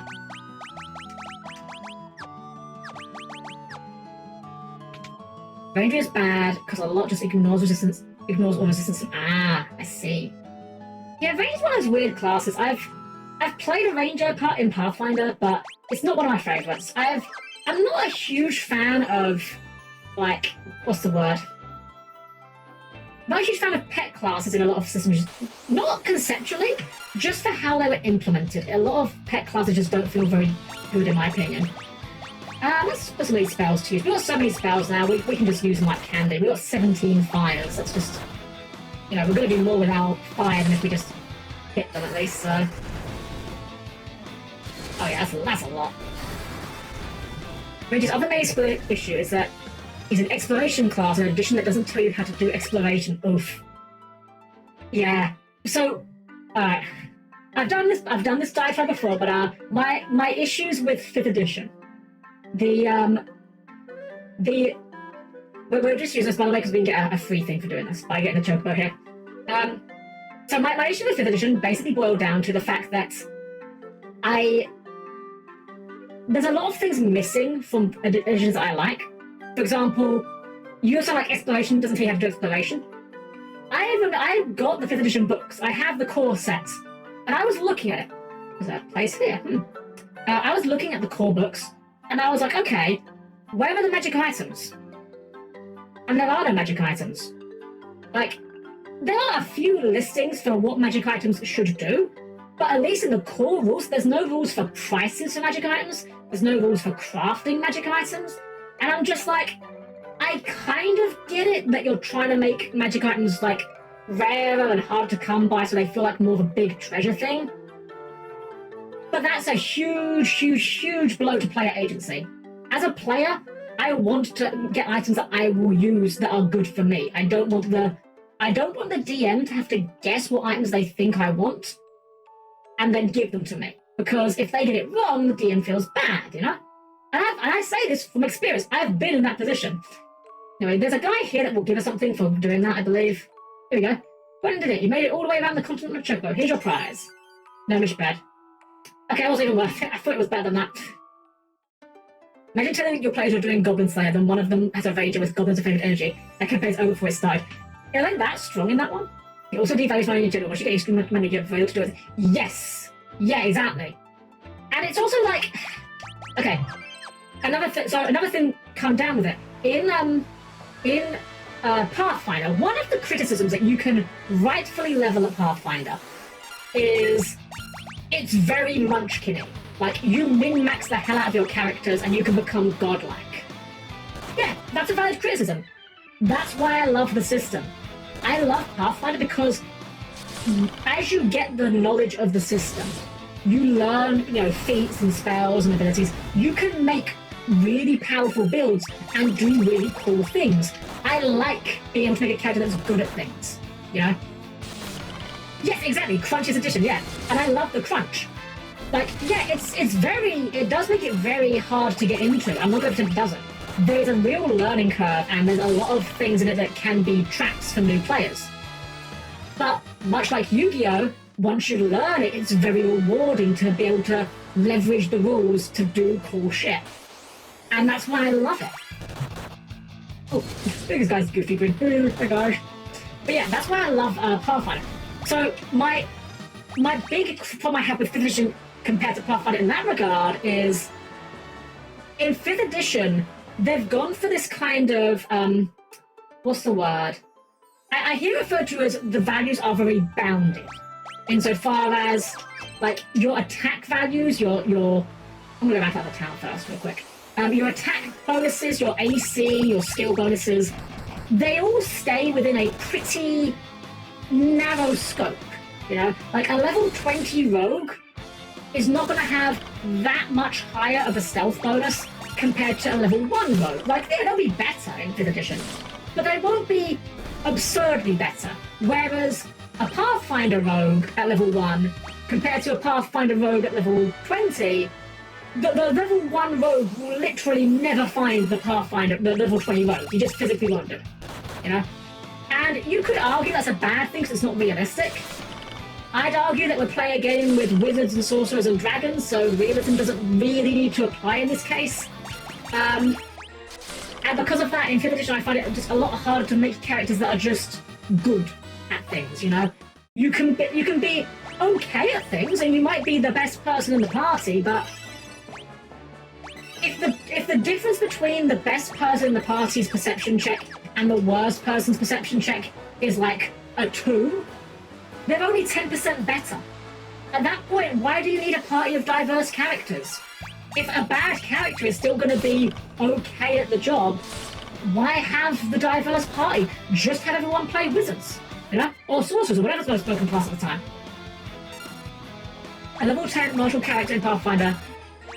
Sorry, martial class in Pathfinder 1E can solo at 5E go. Yeah, exactly. And here's the thing. I'm not gonna say that, Pathfinder's better because big numbers. I just prefer that approach. Physics matter, but also ineptitude is a factor. What's the point in being a master if a bad roll against a blind man gets you found? Exactly! This! 100%! 100%! If I'm playing a rogue and I'm stealthy, I want to be able to reliably stealth my way into things without having to roll well. If I'm playing a bard and I want to be charisma at the base and just, avoid a fight by making friends with the enemy, I want to be able to do that without having to roll too absurdly high. Obviously, there's penalties for that, but you get the idea. I take this flock. Good for you. Hey now, I told you not to go over there. Cheap.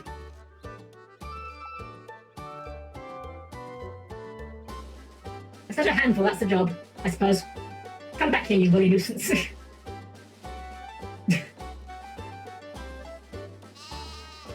Okay, the sheep are pretty cute. Black Mage, have you good magic? Code, Mini. Eva, Confused, Silence, Blake. Blizzard is good. What shape? Paralysis? Okay, yeah. I don't know if Break is good in this version of the game, so I'll probably pass on that, but we might come back here to pick up Blizzard later. Anything else in this town? Items, rest. There's got to be something else in this town, surely. Hey! Alright, don't want to tread on. You can't just trick off my prized veggies. Oh my, how many years have we had visitors? Hardly anyone travels way out here. Hey, you're in the middle of nowhere.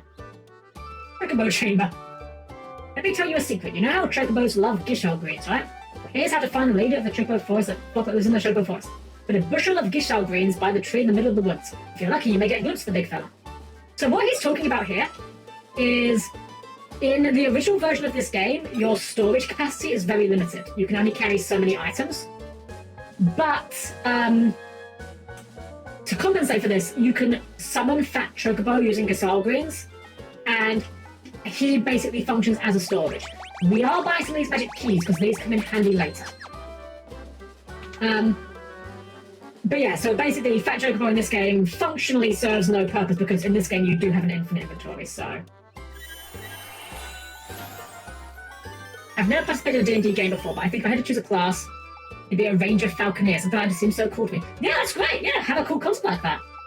Pathfinder 2 makes martial characters go full anime. So if you can get level 10, you slice projectiles that target you. And at later levels, you can get the upgrades that fit you slice magic as well. Zen, you can do that in first edition as well, actually. It's a bit of an obscure feat tree. It does require a bit of investment if you're not playing a fighter. But there are, there's a feat tree, where you, what's it called? I can't remember what it's called now. It's Cut from the Air. Cut from the Air. There's a feat called Cut from the Air, which allows you to basically do what you're describing, where you cut. Basically, when an attack would hit you, you can make an opposed attack roll against the projectile, and if you succeed, you cut it out of the air. And then there's a higher level version which lets you do the same to magic projectiles as well. There's also, I actually did this on my fighter character. In fact, I want to show you, I want to share her with you. I've talked a lot about my Pathfinder and such, but I haven't actually shared much with you, so I'm going to share one with you guys real quick. Let's see here. Here we go. So this was my fighter. I drew this myself, but I will preface by saying that I'm very bad at drawing certain things. So I'll freely admit I 100% traced the sword for this because I can nowhere near design up into this cool. This was my fighter. His name was Whisper, and if you've ever played the King's Quest adventure game that came out about 10 years ago, yes, he was very inspired by Whisper from that. He was a full heavy tank powered fighter, full fighter, lawful good, lawful stupid. He was an absolute himbo. He was the best. He was wonderful.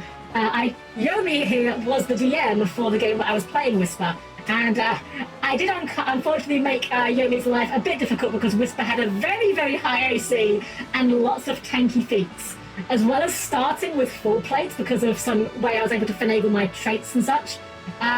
Whisper had cut from the air and combat reflexes, meaning that he could cut from the air multiple times per round, and eventually got missile shield, which just means once per turn, if an attack would hit you, you can just ignore it, which was pretty great. So Whisper was full-on tank mode. However, what I've shown you here is not actually the full appearance of Whisper. This was Whisper's appearance at the start of the game.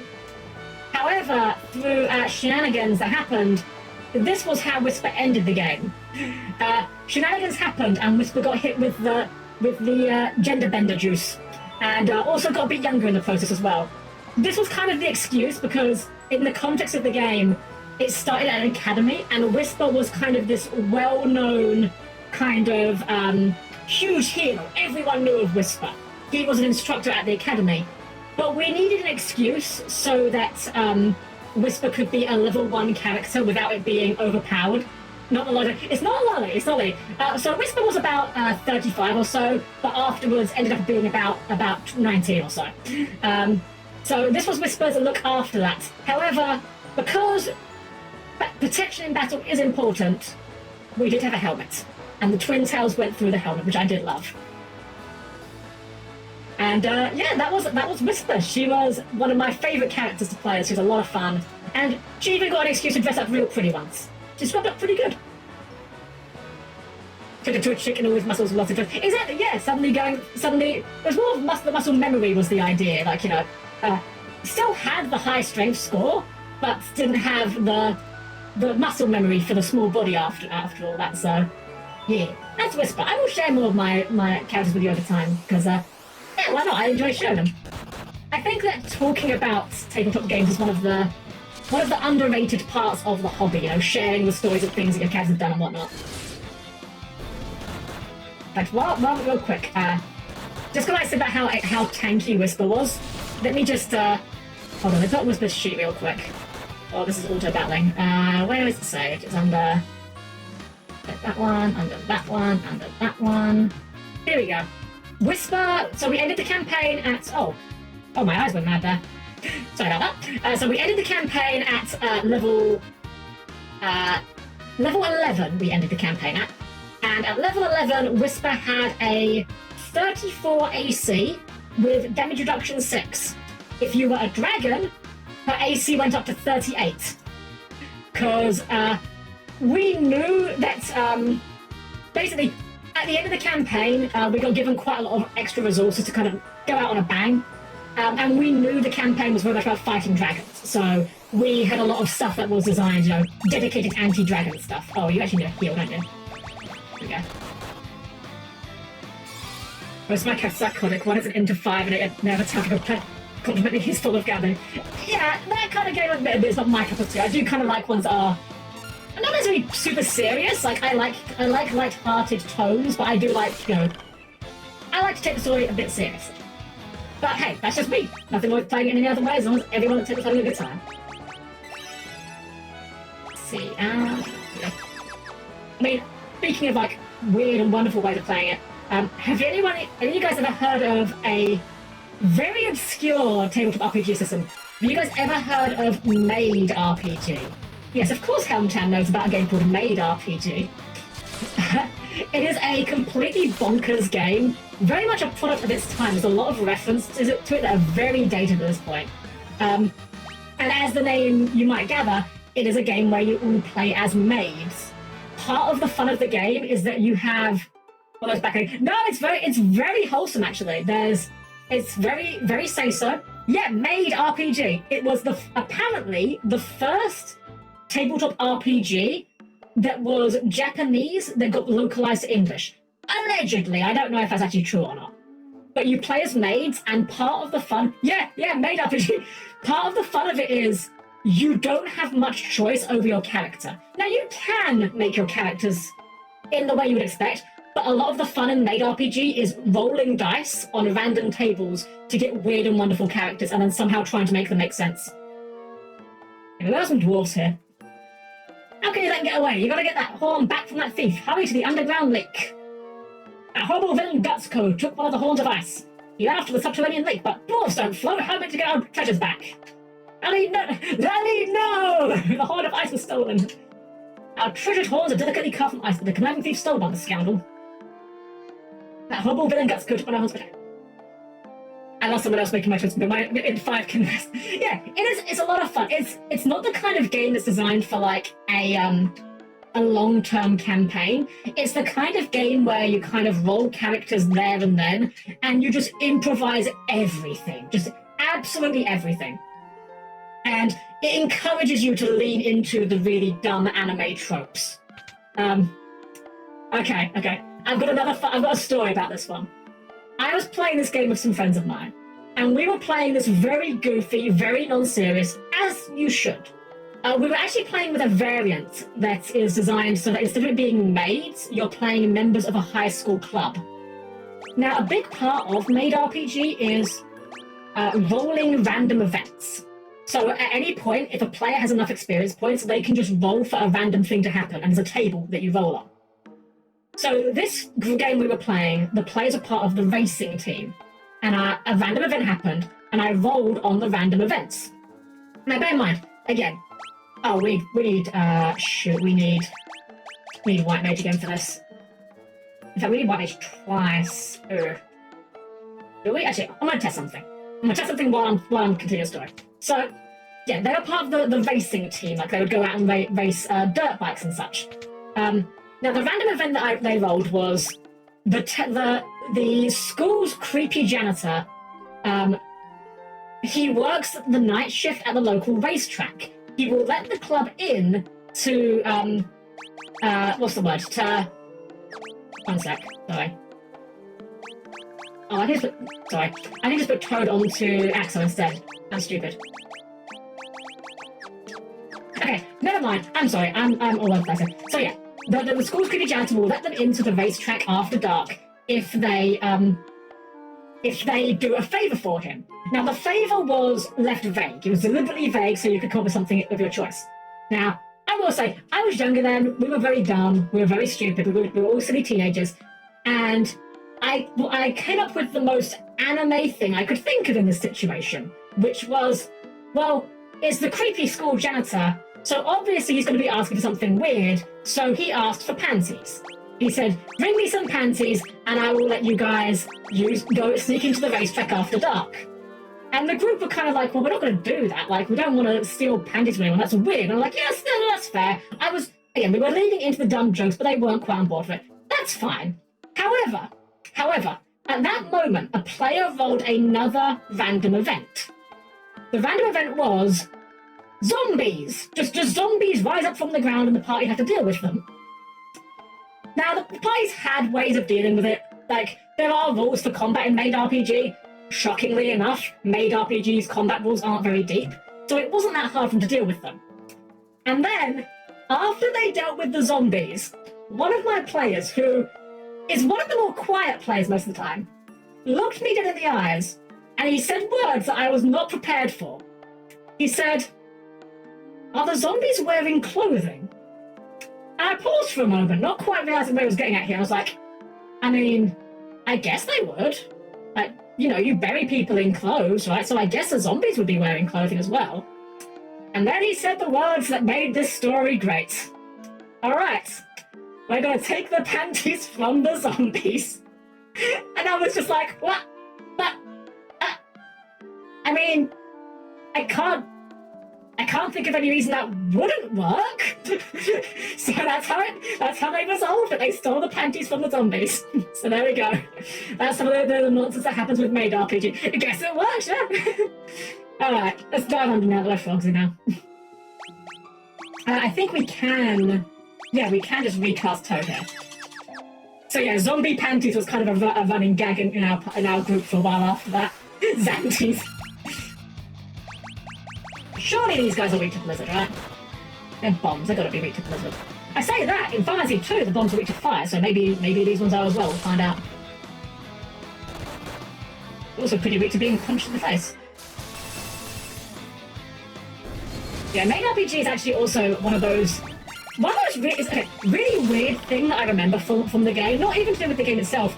I just have a very fond memory of it. It was the very first time that I ordered something online, because they didn't have it in, like, you know, bookstores, so they had to buy it online and get it delivered. I saw a meme, this party was tracking down some cannibals, and one of them wanted to use Commune with Dead. The DM questioned how, and the guy was putting have a stew pot there, right? I mean, I guess, yeah, I mean, I guess the question is, does that particular edition specify how complete the body has to be for Speak with Dead?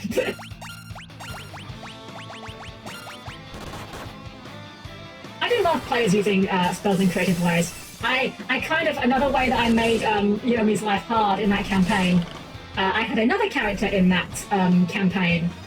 So we started the campaign with 5 players, but due to various reasons, one of them dropped out. I ended up I volunteered to. I played 2 characters for the second part of that campaign because we needed a healer. Like, you need a healer, let's be honest. You can't get by in a game like Pathfinder or D&D. Healer. So I played this character. Her name is Mitsuki. She was a Vanara, and her class was a shaman.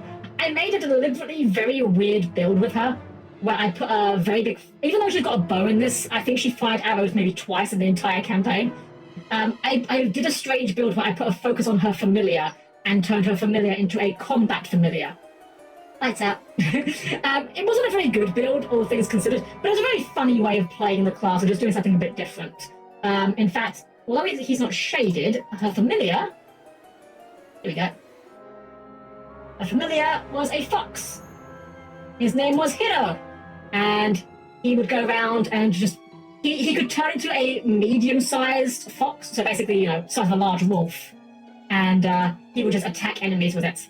Yeah, this is my art. I did this one myself. But for the shaded version of it, let me pull up again. For this version, I cannot do shading. I am terrible at shading. I always have been. Skill I do not have. So Yomi did all the shading for this picture. We haven't done much recently because obviously we've been doing the streaming now and we haven't done tabletop in a while. But yeah, so I would do the line arts and the designs, and Yomi would then take care of the shading. However, while we're on the topic of Mitsuki, I want to share one more thing, which I have shared before, but I don't care. I'm going to share it again. Deal with it. Which folder is it? Under this one? Under this one? Nope, not this one. This one. Here we go. So I've told you guys before that I'm working on a game. This is not my art. This is 100% not my art. I am nowhere near good enough to do this one. Look at this adorable Mitsuki. This Mitsuki is going to be in the board game that me and my friends are working on. It's a cooperative board game where you play 4 players versus a boss. And yeah, this is the style we're going for. This is her kind of her figurine, if you like, for the board. The piece that you actually move around the board. And because, you know, Mitsuki is only one half of the equation, I'm not going to have Mitsuki go off without her best friend. Which meant that, much to our artist's chagrin, because he's not used to drawing animals. Look at the boy! Look at this boy! Look how cute this hero is! He's adorable! I love him! So small! Yes! So in the game, in the board game we're making, Mitsuki and Hero are in it. If you play as Mitsuki, you also get Hero. Hero does some little heals of his own. He's not targetable, he can't be damaged or anything, but yeah, I just love this cute chibi for Hero. He turned out so adorable. In fact, you know what? Hold on. Let me just this image is very weirdly proportioned due to the tabletop simulation. We'll keep him around for a bit. There we go. We'll have a little Hero in the corner there. You can keep us company for a little while. Yeah, I will be. I'm going to be streaming some playtests of that game hopefully soon. We need to get a few more finishing touches in place before it's ready. But oh, what's this? That's fine. Yeah, I got these any. That's fine. Yeah, I've got I want to be doing a few more what's the word? We really need to do a few more playtests and a few more things in place, but I will be sharing it. And once we've got it up to scratch, it will be on the Steam workshop for tabletop sim, so you guys will be able to play it for yourself if you'd like. Looking forward to the game. Yeah, I want to make sure everything is about as nice as we can get it. I'm not going to worry about us getting complete final artwork for all the cards, because, spoiler alert, there's a lot of cards in this game. We have 16 characters, and every character has their own 40-card deck. So, yeah, suffice to say, a lot of cards, going to be a lot of art, and at the moment we've got a lot of placeholders, but it's getting there. Is Final Fantasy the longest lasting RPG series? I believe that title is held by Dragon Quest, I think. I'm not sure on that one. Oh, Zeus's Wrath. Okay, so what did you actually say? Sorry. I made a catfolk row called The Sneen. She spoke in the third person, became known as the worst lesbian because as a cat person, she created a short class without half time to 0 places. Oh my gosh. Oh my gosh. Dragon Quest, it's another RPG series also made by Square Enix. It is first-person combat in a lot of the older ones. If you've ever seen the slime monsters, the very cute blue ones, that's where they come from. 640 cards is a lot of art. It's a lot of art, but they are not all one-offs. Quite a lot of them are 2 or 3-offs. So it's not as bad, and we are going to try and not cut corners, but we are going to try and, you know, make less work for ourselves where we're able to, you know, reusing some poses here and there, or, you know, editing cards slightly rather than just redrawing everything. But for the moment, we're just using placeholders where we're just using everyone's little chibi for their card arts. Yeah, okay, Toriyama did the artwork for it. There's a lot of spin-offs of it as well. There's like Dragon Quest Monsters, which is like a monster capture game. Dragon Quest Builders, which I don't know much about. I think it's kind of got like some base building elements, but I couldn't tell you. Let's try a Thunder. We've got quite a few charges now. Hero smashes base off 3, 7, and 11. Yeah! I'll admit, I never got into Dragon Quest. The only one I played And maybe this is one of those cases where it's just like I chose the worst one to start with. I could definitely imagine that being the case. The only Dragon Quest game I tried playing was Dragon Quest Monsters Joker for the Nintendo DS. And I enjoyed it okay, but I just didn't really vibe with the style. Maybe it's because I was in like my edgy teenage phase at the time or something, I don't know, but somehow I felt very awkward playing a game where the spells are called things like kaboom, crackle, fizz crackle, like, I don't know, it just had this very kind of childish vibe that I wasn't really feeling, to be honest. Fun fact, Toriyama never knew he was doing the art for Dragon Quest, the game gave him just commissioned. That's great, imagine that, right? Imagine if that was like a thing that happened, like you're just an artist and then one day you get, hey, I'm a game developer, can you just do some artwork for me? And then, oh, turns out it's actually just, you know, the biggest game developer you've ever heard of. For Digimon, Pokemon, Final Fantasy. Yeah, that's fair. I love me some Digimon. I adore Digimon. Anyone in chat actually have physical Digimon devices? Because I have 20 of them hanging on the side of my bookcase. Admittedly, they're all out of battery right now. I haven't been running any of them for a while, but I have quite a lot of Digimon. You do? Oh, awesome. What ones do you have, Stratus? I've got a full set of Pendulum Zs. I've got 2 of the 20 anniversary ones. I've got both of the DMX ones and DMX 2s. And I've got the Vital Bracelets and the Vital Bracelet BE. I've got quite a lot of Digimon. I like me some Digimon. Casey Edwards probably felt that way when DMC called him. He's like, yeah, I can see that. Alright, here's our enemy. Oh, little Filial! Welcome in! Welcome, Raiders! I'm Helm-Chan, the perfect normal robot maiden. Tonight we are playing Final Fantasy III. Welcome in! Let me give you a shout out there, Filial. Oh, helps if I actually click the box rather than start typing into the void. Who's our enemy? I didn't mean it like that! I didn't mean it like that! There we go. Hopefully that's not okay. Yeah, what were you up to before you came in, if you don't mind my asking? Thank you for bringing all your Tweety over. Let's go. Arg, stay back. Get away from the horn if you want to keep living. That's what she said? I'm not. I remember this sprite now that I've seen it. What a weird sprite this man has. Like, he's just a buff guy grappling with a snake. Like, is the snake... Do you think the snake's involved in this, or he just kind of grappled the snake on the way in and just kind of dealing with it? It's one of those things I always wonder with certain bosses' designs. I just wish there were more cards in the third series of Digimon. I specifically when I went to buy Renamon cards when I knew they existed in the new game. Ah. Warframe! Murder Space Engine. Ah, awesome! Awesome! I haven't played Warframe in ages. I used to love that game, though. I hope you had a lot of fun with it. Let's go fire again, and... You're about to die, so let's kill yourself. Well, we tried. Did we buy Phoenix Downs? I actually don't remember if we bought Phoenix Downs. We'll figure it out. We did not buy Phoenix Downs. Unfortunate. Oh well, I guess we'll deal with it. Okay, well, it's not going great. I think we'll just call this one a wash. We'll mulligan this one. We've got our do-over. So, is it me or the smallest sprites are very similar to FF2? They are very similar to FF2, yeah. I mean, they were originally NES sprites, so they're just kind of coloured up, so... 19, I want a V-Pet so badly. Well, the best, the most affordable V-Pets, which I believe are on Amazon, are I believe the DMX, Digital Monster X, are still quite affordable. I think they're about £20 each, and they've got a pretty good roster. So they're a pretty good recommendation, I'd say. I was trying to learn the magic trick known as the disappearing snake. I'm not sure I want to know what that entails. This is Data Squad. I need to see Data Squad. I've only ever seen one episode of Data Squad, and it was years after its original airing. I just happened to turn the TV on and it was on. Digimon kind of got you to it. Yeah, I love the V-Pets. Goku! Goku 555555657! I hope I got the right number there. Thank you for the follow. Hope you're having a great evening tonight. Go. Yeah, I've got a feeling we might have actually been on low HP when we entered that encounter, so let's make sure we're not on low HP this time. There we go. Alright.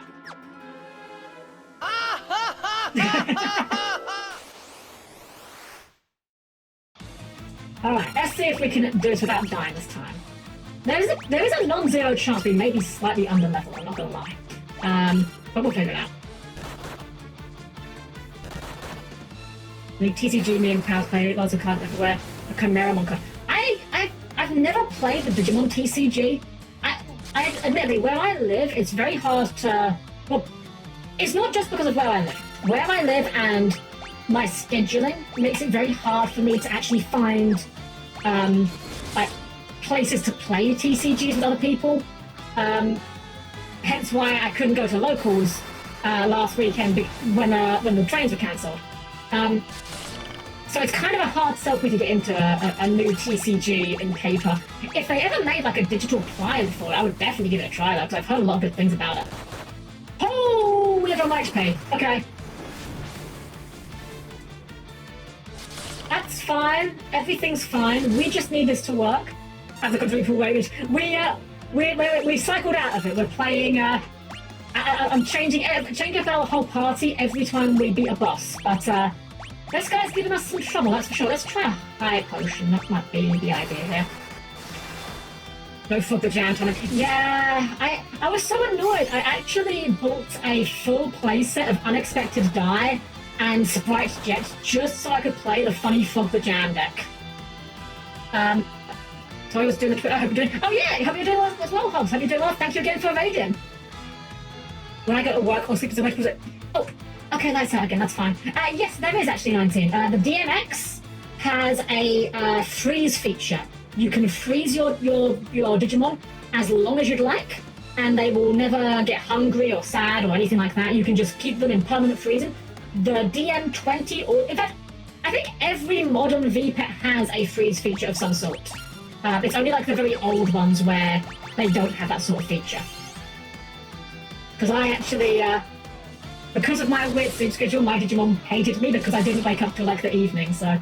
Yeah, I mean, that's right, people want me to Comic-Con Hob, that's right. Yeah, the DMX is honestly a very, very solid VPET. The red one, yeah! In fact, I'm gonna do a bit of shilling for a site real quick. I'm not affiliated with this site at all, but if anyone is interested in Digimon, this website here, Cumulos.com/Digimon. I'm in this guy's server, it's a public server, but if you want a guide on how to get certain Digimon on your device, or even if you just like want to import a device and need to know how it works, cannot recommend strongly enough my absolute favourite resource for all things Digimon. Let's see, we're getting kind of pummeled here a little bit. Let's just try healing. Actually, hold on. Helm Defend. Thunder I think is doing more. Heal Helm. Okay, that's fine. We're doing okay now. Yeah, very good site though. You're getting Sukamon. No! Still that's my Vijay mom. She collects VPS and get. Oh, awesome! Yeah, wonderful site. Cannot recommend enough. I got back into Digimon a few years back with the Vital bracelets, and it got me back into it in a hard way. And yeah, absolutely invaluable resource. Oh, that's gonna kill me. You've killed me! Good.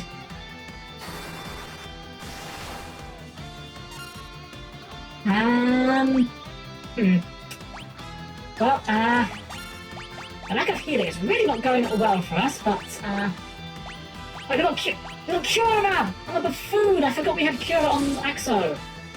It's not gonna be that strong, but it might be alright. Digimon has some of the cruelest video games from what I've heard.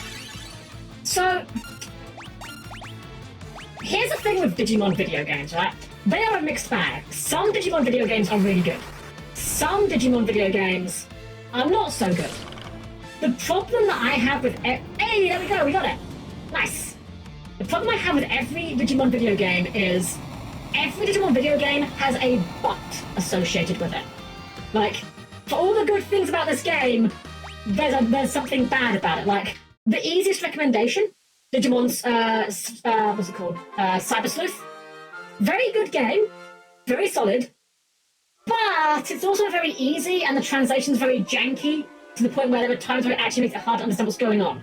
So that's kind of an issue. Or Digimon World 1 for the PlayStation 1. Very good game if you want to have like a V-Pet simulator, you know, but it's also like aged like milk. The graphics aren't very nice. There's not that many Digimon in it. It's very hard to get the Digimon you want. A lot of the mechanics are obfuscated, and most of the battle just evolves into throw healing items and hope you can beat them with the power of money. And it's a shame. I really wish there was at least one Digimon game I could recommend without a but. Anyway, little Horn of Ice. We need to get ourselves out of here, but we want to play another Digimon game, but Saber Sleuth, so much text. Yeah, Saber Sleuth. I mean, it is a very classic JRPG, but yeah, it's a bit of a hard sell. My favourite Digimon game is actually Digimon World 2, which is a very unpopular choice because that game is very slow and very, very grindy. I just think it's neat. I just like it.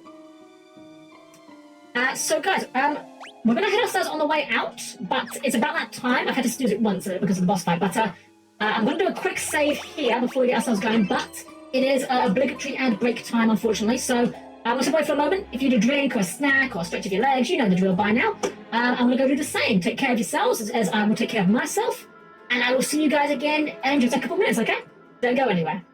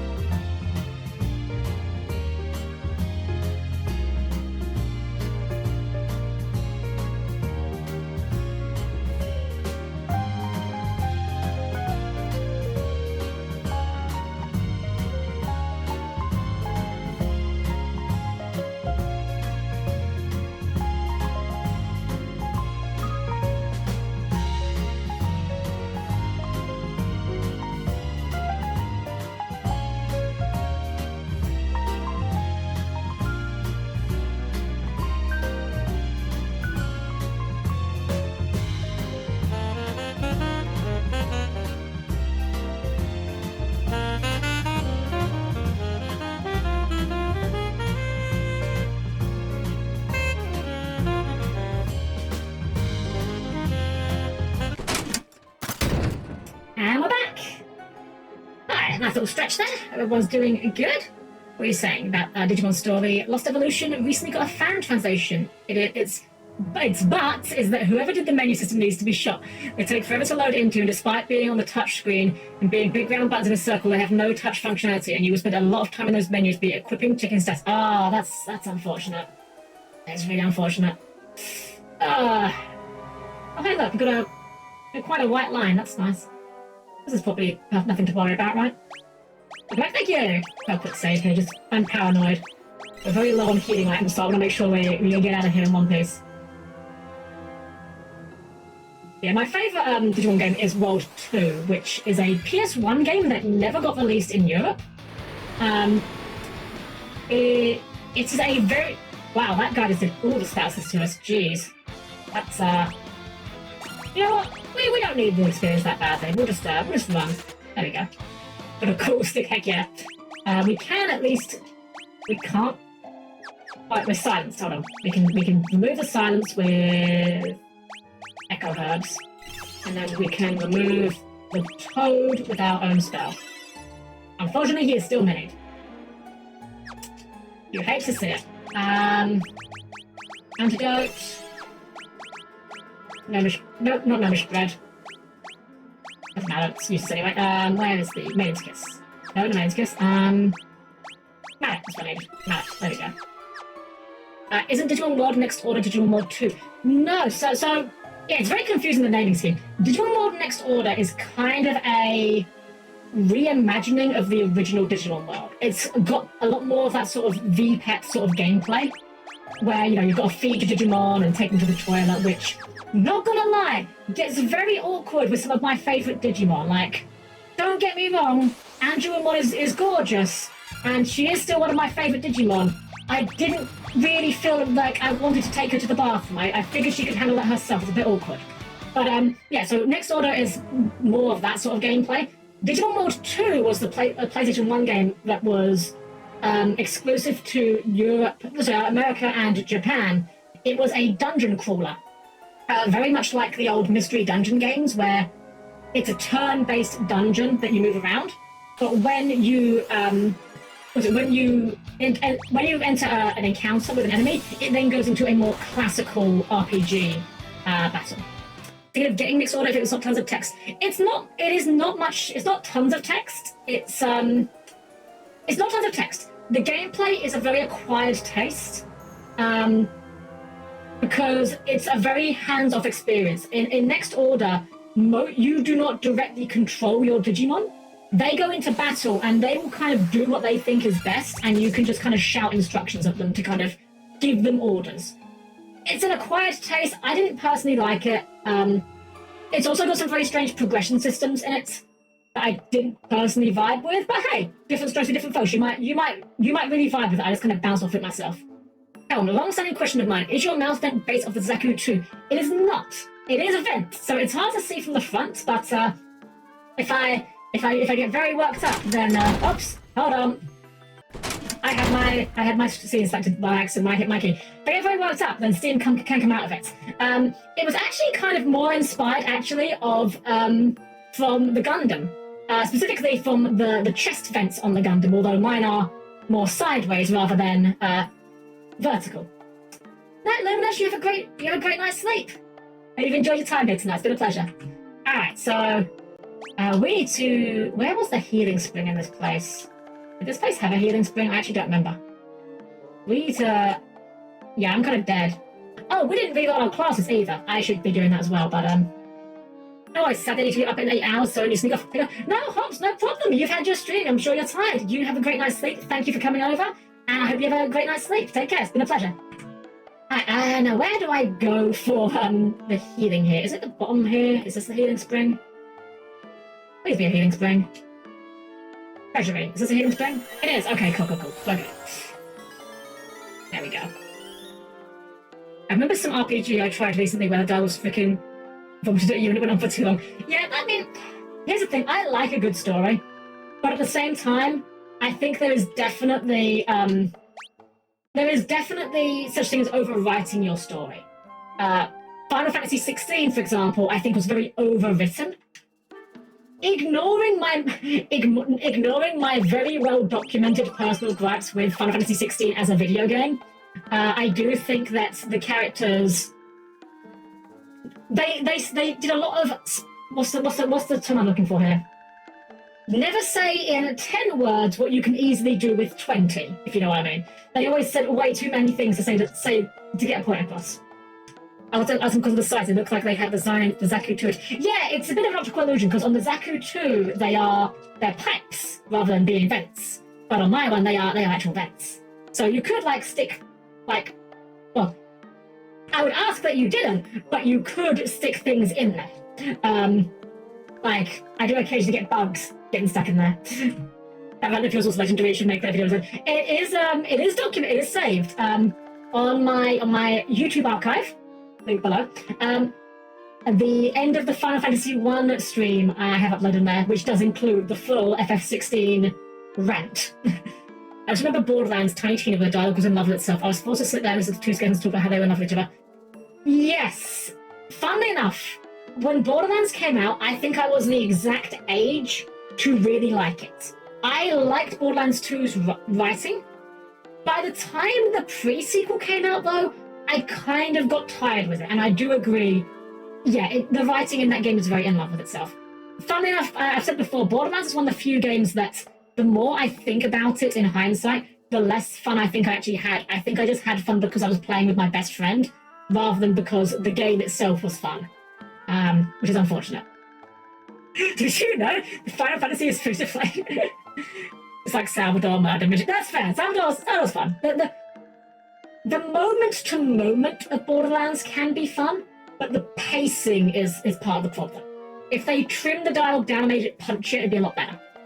Anyway, guys, I realised after we fought Gutsco there, he was a boss, which means we need to reroll our jobs, so let's see what we can get. Starting with myself. We got an 8. That means I'm going to Black Mage. Morphe. What do you have? It's a 1, which means you're going to stay on Fighter. That's easy enough for me. Oops. Got my dice in. That is a 5 for Minwoo, putting him onto a White Mage, which I think is actually the first time Minwoo's been on a White Mage this game. And finally, 7 for Axo. 1, 2, 3, 4, 5, 6, 7 onto Black Mage. Well, we've got the exact opposite route. We've now got a very blasty mage party, but I think this is okay. We've got a warrior and we've got a healer, so we should be okay. I just need to manage my gear real quick. Optimal gear for everyone, and my magic, because Axo has my white mage set up, so Minwoo can take that. And then, I guess I'll learn a blizzard, sure. Minwoo, hold on. Alright, Axo's got the black mage set up now. Okay, yeah, this is fine. I haven't got any level 2 spells for myself, but I think that's okay for now. We'll buy some more later. We'll just re-rest here. What were you saying? Digimon World 1 was a VPIP with exploration, but the VPIP mechanics were nebulous at best and you only got the Digimon you wanted. Digimon World 2 was a mystery dungeon game, but it's really grindy and combat animations are unskippable and get old really fast.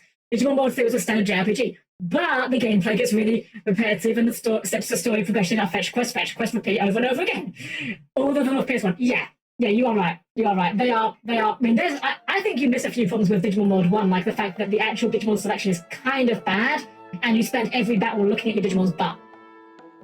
Which, I mean, look, that's not always a bad thing. I mean, I'm just saying, Angemon has got some good glutes, but I'm just saying that, you don't always want to be looking at your Digimon's butt. Fun fact, Digimon World 1, one of the reasons was so ass was because every second of each game, the game analyzes if a Digimon could evolve. Yeah, I could imagine that. I can see how that would work. Now, let's return this horn. I'm sure that this suspicious white line following us isn't going to do anything bad with this. Ow! That's what an invisible barrier looks like. It's our horn! You're the best! Now put it back where it belongs, please. Oh, hang on, I'll take down the ward. Ahoy! I don't know why, when he says ahoy there, I'm just imagining him like E-Hondoing it with his hand. Ahoy! You can get through now, just leave the horn on the altar. Oh, lights out again. We'll get them fixed one of these days, I promise. Is this where the Horn of Ice goes? Yep, just put her down. Horn of Ice. Ah, I see, Strauss, we're doing full gamer mode. Ha ha ha! You fools didn't even notice me hiding in your shadows! Now both horns are mine for the taking! Oh no, it's Gutsko again! And we're just gonna stand here and do nothing while he just runs away! With both horns of ice in my possession, I can extinguish any flame! The tunnel to the crystal poses no obstacle to me now! The power of the fire crystal will be belong to me, Gutsko the Great! It's mine, all mine! Let's give it a hero for now, since he's not blending in. There we go. Don't ruin the disco hero. I'm not gonna lie. I had never let this track run on for very long. Kinda goes hard, not gonna lie. Right, I think did he go down here or did he go elsewhere? This is the treasury. Okay, I don't think this is correct. Just because it's a boulder, yeah. Valley Ho, for real. Valley Ho! Oh, you're the armor guy, right. So where's he gone off to now? Let's see. Let's go has both horns of ice. What do we do? Maybe someone could do something productive with their thoughts? Valley Ho. Valley Ho. Good talk, guys. Good talk. I actually don't remember where we're going next. Let's go flooding into the cave to the north and to the horns with him. Okay. Well, before we chase Gutsko, I'm a black mage with only level 1 spells, so I really need to do something about that. So we're going to go ahead and hop back on the boat, and we're going to go and buy some higher level magic. Because we're definitely not going to do this with just fire. I mean, we're going to have to do it with just fire for these guys, but... wait, these guys are flying. They said that arrow was good on the flying enemies, right? So let's try that. Oh, right, I need to put myself in the back row as well. Yeah, that's pretty effective, I'd say. Oh, they made a real great easy 8. Oh, that's awesome. That is awesome. You know what would be like the real galaxy brain for an easy 8 real grade? I say this as a joke, because obviously there's no way they would do this, but the real galaxy brain for easy 8 real grade would be if they make you build a ground-type Gundam and then take it partially apart again. They'd never do that, because that'd be way too much expense for such a silly gimmick, but that'd be great. I'm gonna hand... Oh, I'm going to do the spell there. That's fine. These enemies aren't that tough. I was kind of hoping I would do a little bit more than that, but that's fine. I'm feeling like, yeah, real gamer hours. The RGB lighting gives you more friends, you know? Yeah, we'll just cure. I'd rather not have people die on us. Just toss it against the wall and do it like shit on it, right? You know what? I don't know if the master... There is a master grade easy 8, I'm assuming. I assume there has to be, because it's like a main character one. I don't know if it has this feature, but missed opportunity if not. The easy 8 should be able to wield its own severed arm as a weapon. If they have never released an easy 8 kit with that feature, massive missed opportunity. Oh wow, that guy did not like thunder. Alright, let's get ourselves some level 2 black magic. Black magic is over... It's upper right, isn't it? Yeah. Nope, that's the shield. Oh, it's that. There we go. Right, we would like one of your finest firers, Bazaras, and Thundaras. Thank you. Teleport. I'm going to buy a teleport. I don't think I'm going to be needing it in the immediate future. But it's one of those spells that is like, I want to have this for when I do need it. Also, we don't actually have level 2. That's a bit awkward. Where were the level 2 spells? Were they from the pirate place? I think they were. Test time. What game has the best music overall? I don't mean the game has 3 good songs. I mean the overall entire AST is really good. What game has the best overall EST? That's a very good one. That's a very good question. I actually think I have a pretty confident answer for my answer for that one, though. And my answer would have to be the critically acclaimed MMORPG Final Fantasy XIV with its unlimited free trial to level 70, including A Realm Reborn, the first expansion Heaven's Ward, and the second expansion Stormblood, with no limitations on playtime. Memes aside, genuinely, like, meme aside, Final Fantasy XIV honestly does have an absolutely sick soundtrack. Genuinely. Like, there are songs in Final Fantasy XIV that I listen to on their own, and if I play them to you, you possibly wouldn't even guess they were from a game soundtrack. Thanks for the stream, Helmy. I'm off to bed as it's 3 a.m. Much love. Much love, Pepsi. Thank you for being here. I hope you had a great time while you're here. Take care. It's always a pleasure. Take care. Run C clear quickly. I can't help it. I have about 10,000 hours in Final Fantasy 14, and okay, it's a combination of two factors. I love Final Fantasy 14, and I also love running jokes into the ground long after they stopped being funny. That's why I keep doing it. But no, seriously, if you've never played the game, there are a couple of tracks that I would strongly recommend you look up. These tracks are Fiend, Rise, and what's the other one called? Scream. Those three tracks they're tracks played during certain boss fights. Honestly, they are the kind of songs that they're not even really like good in the context of being game OSTs. Like, they're just good songs. Pixel Remaster, let's go! Welcome, Belts! So we're doing great tonight. We're going through with a pseudo-random party. Every time we beat a boss, I am rolling a dice and giving everyone a new job class. So we're currently on an okay one. This is not too bad, but our very first party was 2 black mages and 2 white mages, which was not ideal for the start of the game, but things are picking up a little bit now. 10,000 hours, I only do that when I forget to close again. Yeah. Funny enough, you say that, Stratus. Of those 10,000 hours, hardly any of them are from that. I always close my games when I'm done with them. So, of the time spent, like that 10,000 hours, very, very, very little of that is idle time. But yeah, I'm also going to, Aquarina suggested this, which I'm definitely going to do. For the next stream for this game, I'm going to implement a redeem that will allow people to change my party on the fly. To like redeem some channel points and pick a class to put on someone, which I'm sure won't backfire at all. I put music here. Best boss music. I mean, okay, well, a lot of my favorite tracks in 14 are boss musics, but for the sake of giving a more interesting answer, I would say, I do really like from Persona 5, what's it called? I can't think what this one theme I'm thinking of is called. Give me a second here, I'll be able to look it up real quick. Blooming Villain! Yes, that's the one, thank you, yeah. Blooming Villain, I like that one a lot, but the Strikers version specifically, I think goes just a little harder. That's a very good contender for my favourite one, I'd say. Make them all thieves. Unfortunately, in this version, you don't get the thief yet. We only get fighter, monk, white and black, and red mage. So, I think the thief is actually... I forget if they're the second or the third crystal in this version. What I know about Persona is Ultimax Arena. Persona is a very good series. If you like very typical JRPGs. If you've got a patience for, you know, long dialogue cutscenes and, you know, characters spouting exposition at you for a long time, but you really like character development and character-driven stories, you'll probably have a good time with it.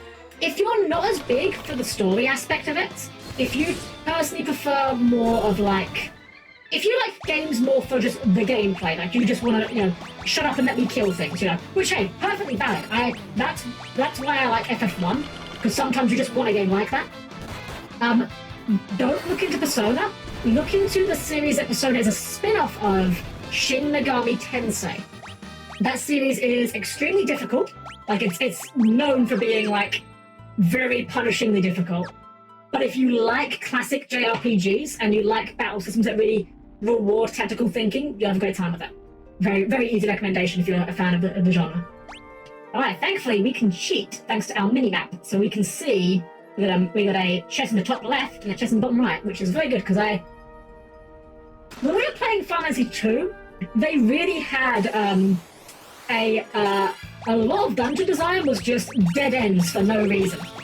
So we can strike up a lot of that. Blooming Villain was number 1 for P5 until P5R had Throw Your Mask. I've not played that one. I only played a little bit of Strikers, admittedly, so I... never played Royal. We played Xenoblade. I haven't, no. It's... from what I've seen of Xenoblade, I don't think it's quite my cup of tea because, and maybe I'm wrong. Wait, we don't take damage from this, huh? It's the first one that we don't take damage from, huh? But no, the thing that I have for Xenoblade that stopped me from playing it is, from what I understand from seeing it, it has quite a few open world elements, and open world is my kryptonite. I just do not enjoy open world elements in games. P5 ARM is a complete upgrade of that. It is, yeah, I'm aware of that. Problem is, I played 5 pretty much on launch day. In fact, I think I actually pre-ordered 5. And I wasn't, here's the thing, although I enjoyed 5 a lot, 5 is a project. Like, you don't just casually sit down and play Persona 5 like you would FF1. Like, that's a 60, 70, 80 hour game right there. And for me personally, it's a really, I don't replay many games unless they're quite short as it is. Something the length of Persona 5, just to get a little bit of extra content, that's a really hard sell for me. So, I actually have seen the content they added because I just went ahead and YouTubed it. Because I'm not really willing to put in another 80 hours of game just for another 10, 15 hours of content. When I already know what the content is, you know? Okay, it's kind of open, but it's not like Skyrim open. Yeah, that's fair. It seemed interesting. It just didn't quite seem my kind of cup of tea. And it's all one thing, it's very British. Yeah, oh, it's super British, yeah. It's one of those, so here's a funny thing. Obviously, it's very apparent from my accent that I am British. I am English. The strange thing is, though, you would think then that Xenoblade, the characters would sound kind of almost familiar. Like, you know, I recognize the accents. The funny thing is, I am so conditioned into thinking that dubs in games and anime are always going to be American, that whenever I hear a British voice in an anime or a video game, they always sound ultra British, like extremely British, and it's really strange. Like, this is an accent that I hear on a daily basis, but somehow when it comes out of an anime character, it sounds suddenly strange and alien to me. It happens online as well. Like, if I'm in a voice call with someone who is British, and other people in the call are American, by comparison, they just sound extra British for some reason. Or even like watching YouTube videos, it always is kind of like slightly jarring at first when I'm watching a video that's got a British person narrating it rather than an American one. Freezing Blade, that sounds good. Heck yeah. Put that on. Oh. Ah, yeah, I got you here. Yeah. Oh, that's fine, yeah. Imagine talking like Scottish Pokemon trainer moves, yeah. What a cheeky Pokemon fight. Grimsy Carkit, welcome in. Hope you're having a great evening tonight. Yeah, I understand why that one got caught, but yeah, it's fine. I always leave those one to you. Those more love. Yeah, that's fair. Yeah, thank you. Again, it's the old thing of I understand how someone could use that word to be mean, but at the end of the day, you're not using it, so I don't want to. You know, I'd rather just hit people with the banhammer when they're being jerked rather than hit a whole word on the off chance someone uses it badly. Accent is nice. I like your accent. Why do you guys not like my accent? Oh, I just got stoned. That's fine. Actually, that's not fun. We don't have that many golden needles, actually. Okay, no. I wonder if these guys count as flying, right? How bad is the slag word in the British accent? It's not actually, so it's not a word that you really hear that often, if I'm entirely honest. It's very much associated with very kind of, how can I put this without sounding like some sort of elitist? Like, it's associated with like very lower class people. It's kind of like on par with bitch, you know? It's not a very nice thing to call someone, but it's not the kind of thing where, you know, you're gonna get immediately vaporized off of TV for saying it, you know? It's like, we'd rather you didn't say that word, but, you know, people won't really care too much about it. Funnily enough, actually, funny story about, oh, what's that?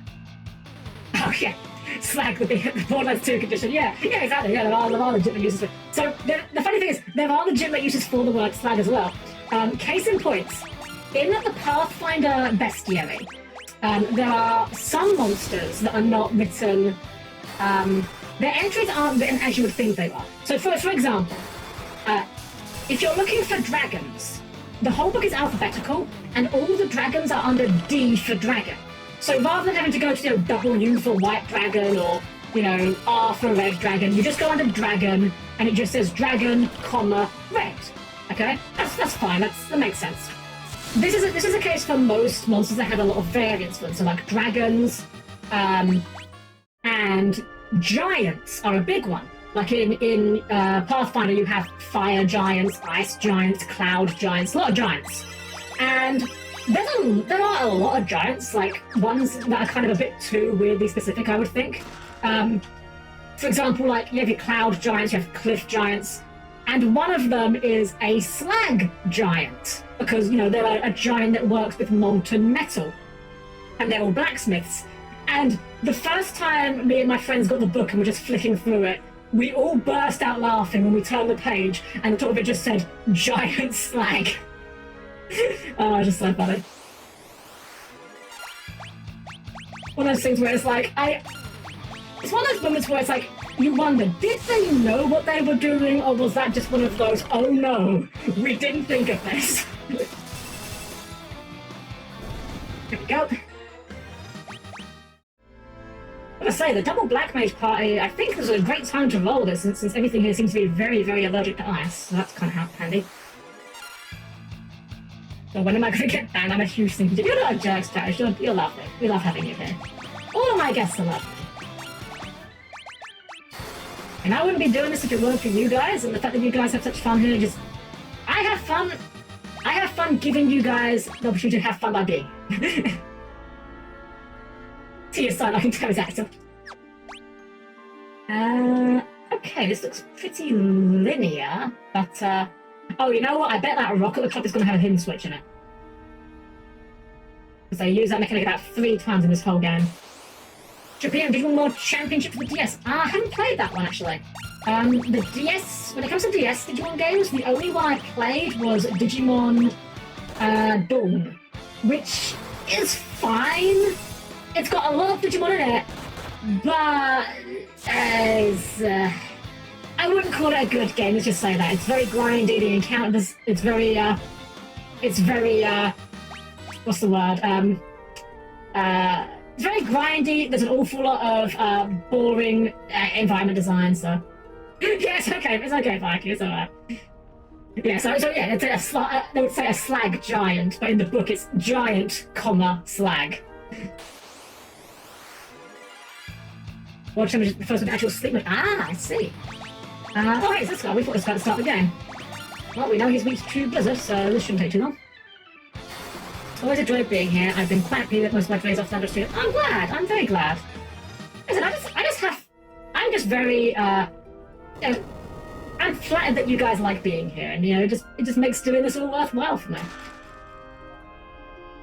Like, bits and subs and all that aside, like, that's nice, but, just knowing that I'm bringing you guys some entertainment and enjoyment, and that the idea that you guys, you even look forward to my streams is just really flattering, honestly.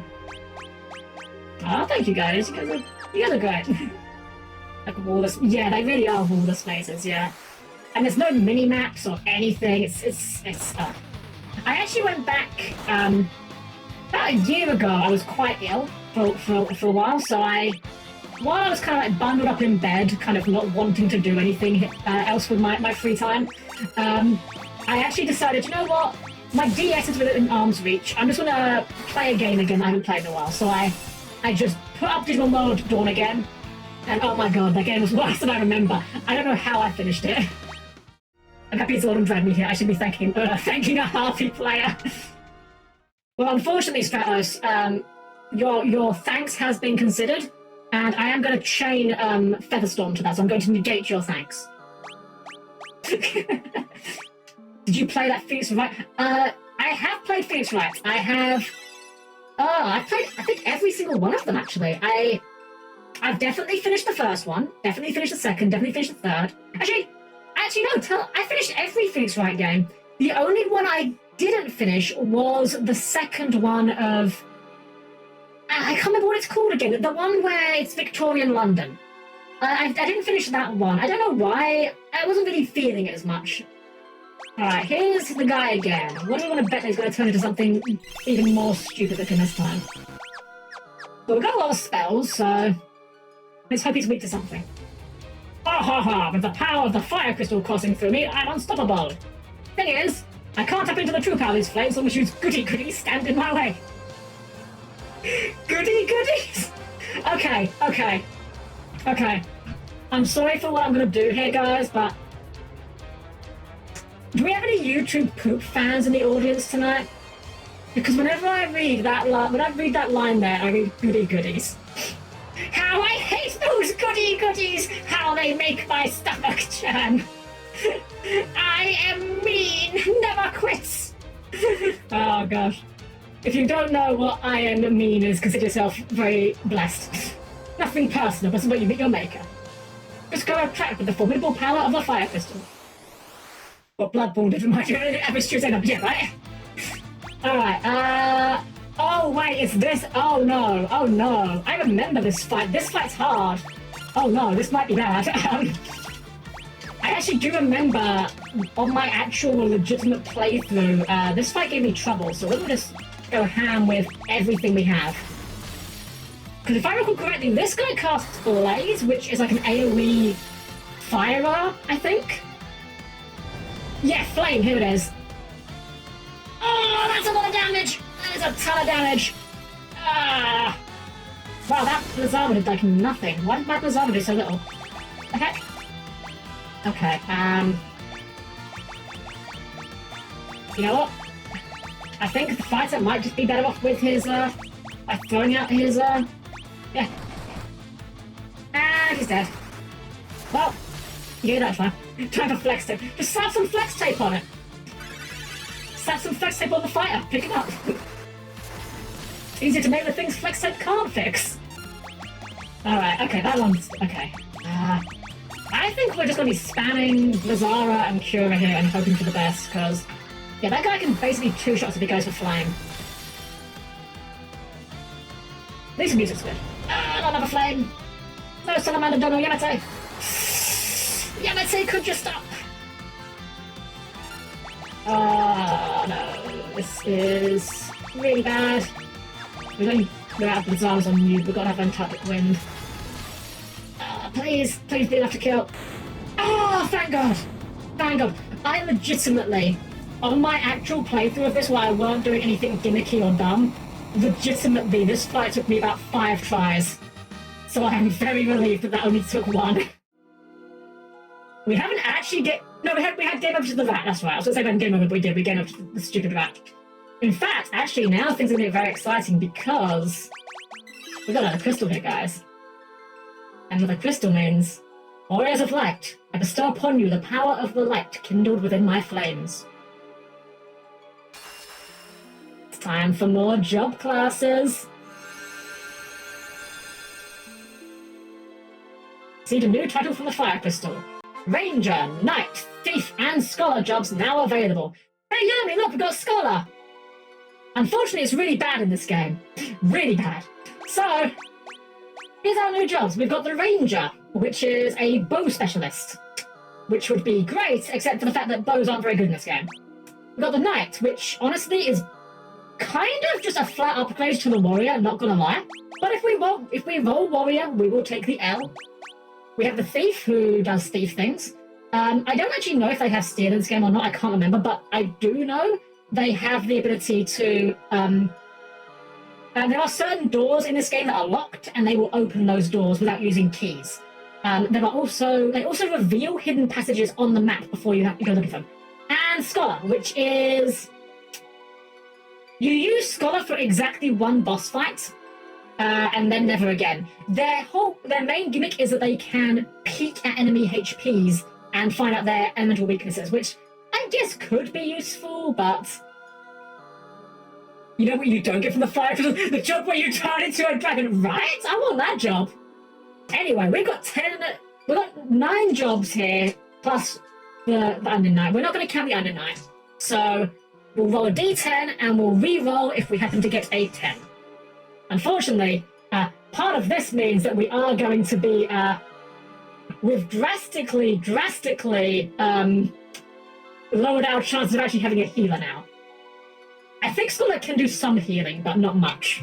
Alright, first class. Oh boy! I got a 9, which means I will be the Scholar. Hey Yomi, I'm playing Scholar. This can't end badly. For context, Yomi and I used to play Final Fantasy XIV together. Yomi was a Scholar main and I was a Warrior main. So that's why I keep poking Yomi about it. Morphe! The 5, 2, 3, 4, 5. A new Red Mage. Minwoo! I'd like you to say as a healer, but we'll see. 4, 1, 2, 3, 4. Back to Black Mage. And Axo. Our last one, please give us a White Mage. 2 on Monk. Okay. Not sure how I like this, but let's see. Scholars don't get magic. I thought Scholars got low-level magic in this game. I was mistaken. Well, let's give all our magic to... Oops, no, not remove.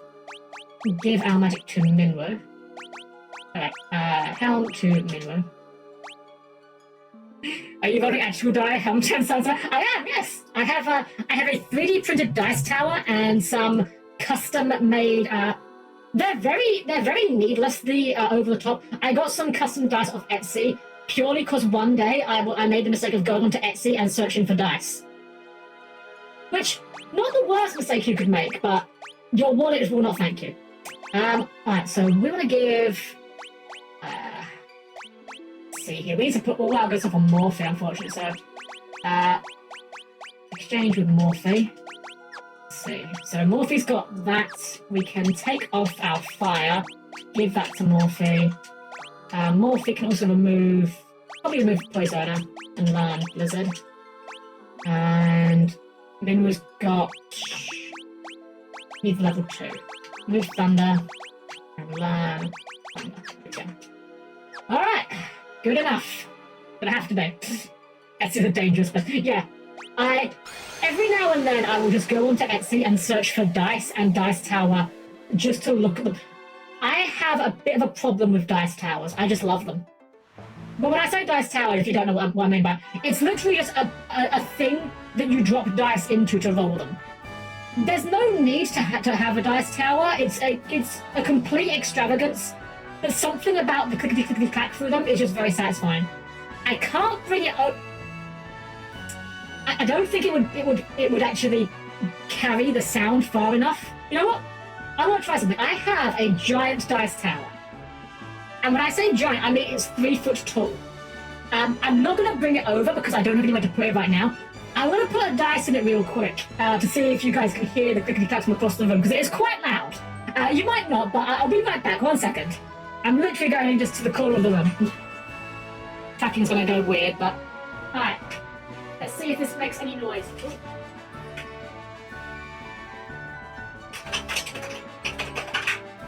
There we go. That was the sound of the gigantic dice tower that is made entirely out of laser-cut wood.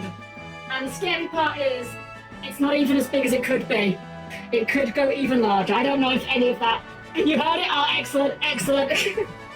One day I'll have to bring it over here and do it close to the mic. But yeah, I found this website that does wooden dice towers that are modular. So the idea is you can stack them on top of each other as high as you want. I could go even higher with this one. I only bought 4 of the modules, but 4 was pretty much good enough. Anyway, to call my... Oh, ID, welcome in! Thank you for the raid! Welcome, raiders. I'm Helm-Chan, the perfectly normal robot maid, and we're playing Final Fantasy III today. ID, thank you for bringing your community over. You were playing, if I recall correctly, because I was paying attention, I believe you were playing Hunt Showdown, if I remember correctly, right? Did it go well for you? I had a lot of fun with it. I do try to pay attention to what other people are doing. I just have a very bad memory for it. Too cool, my beloved home had nothing left to plunder, so they're putting it to torch. Toko was a town I went to earlier, that's right. Time can change his weakness on the whim, however, a scholar will be able to see through his tricks. Yeah, this is the one boss we're going to do a scholar for.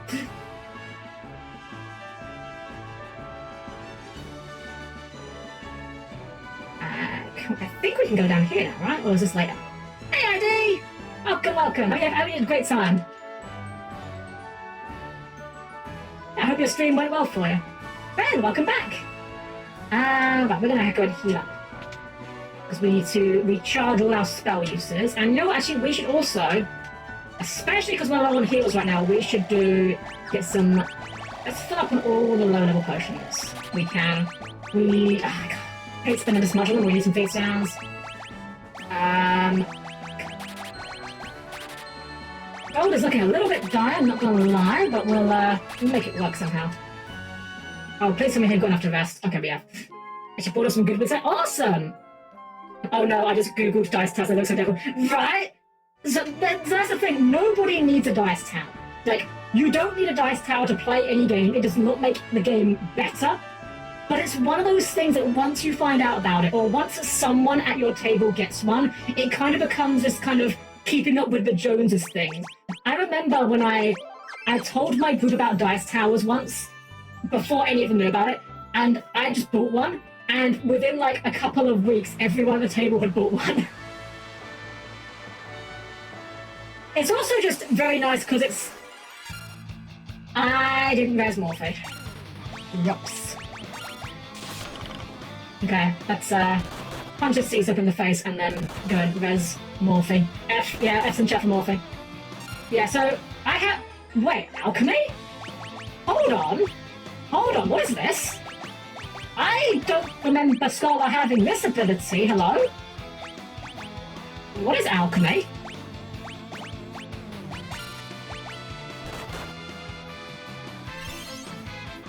Oh, okay, so when... Oh! I see, so scholars get to use items with increased potency. Okay, that makes it that's actually... You know what? That actually makes it bearable, because that means I can turn all of these potions into 100 HP cures. It's not great, but it's not bad. Actually, that's actually pretty good. For exactly this point in the game, I think that's pretty good. Yeah. I was saying something before I was talking about alchemy. What was I saying? I forget what I was talking about now. Hit my cash a little bit too quickly there. Ice towers. Very cool. You don't need them. Everyone has got one. No, come on. There was something I was gonna say, but my mind deviated, unfortunately. Oh. Okay. Fair enough. Right, so we're gonna go back to... Ooh, the pink one in the dark. I'm not gonna lie, I do think the pink may be one of my favourites. If I wasn't blue, I think there was a good chance I could have ended up pink. Pink and black is one of my favourite colour schemes. I don't know why, I just always liked it. That guy just gets fried by lightning. Unfortunately, I don't even have a weapon at this point, because scholars have...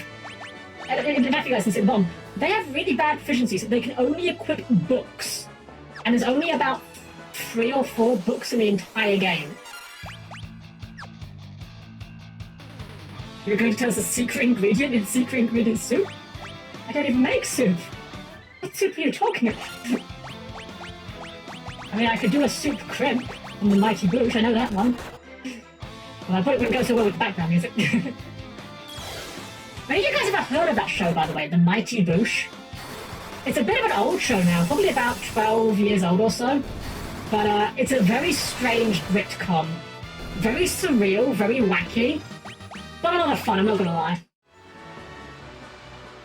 Right, so I think, yeah, so down here, we're gonna do a save. And we're gonna go to the town. To Tuckle. Only got back from another British show. That's fair, it's not one of those shows that really gets known too far outside of England, but it's very funny. There we are, seize them! Take that, and that! Bring them along, Castle Hine is always in need of fresh servants. Right, this point in the game, I remember playing this game and at one point getting ruled hard here. Funnily enough, when I played this version of the game, my last playthrough, I had no trouble here, it was weird. Master Hine was Argus's most trusted advisor until the earthquake. He's been at the behest of some dark force ever since. The warlock Hine carved this castle out of the Elder Tree and cursed it to roam the desert at his bidding. Hine managed to gain immense strength, but it changed him, and now he's consumed by an unquenchable thirst for power. This Hine fellow seems delightful. The king! I'm Argus, ruler of castle north of the desert. I can hardly call myself a king when all my subjects are missing. Hine cursed my soldiers, you see, bending them to his will. Not at all. He was once my most trusted advisor. You all right, Your Majesty? I'll be fine. What matters is that you find Hyde and defeat him.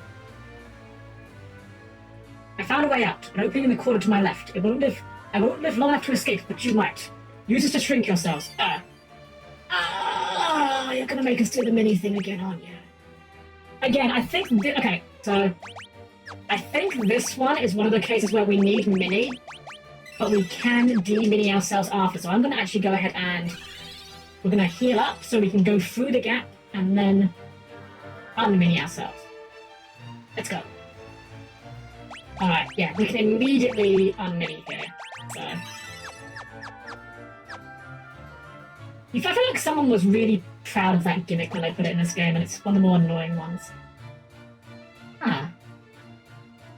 Found a path here, but where do we go from here? Yes? Holy arrow? Might be good if we had a bow user, which we don't. Does this do anything? No? Ah. I actually don't know where we go from here. Oh, we'll figure it out. Let's try curing these guys, but I don't think they'll like that very much. And a fire for good measure. Ow.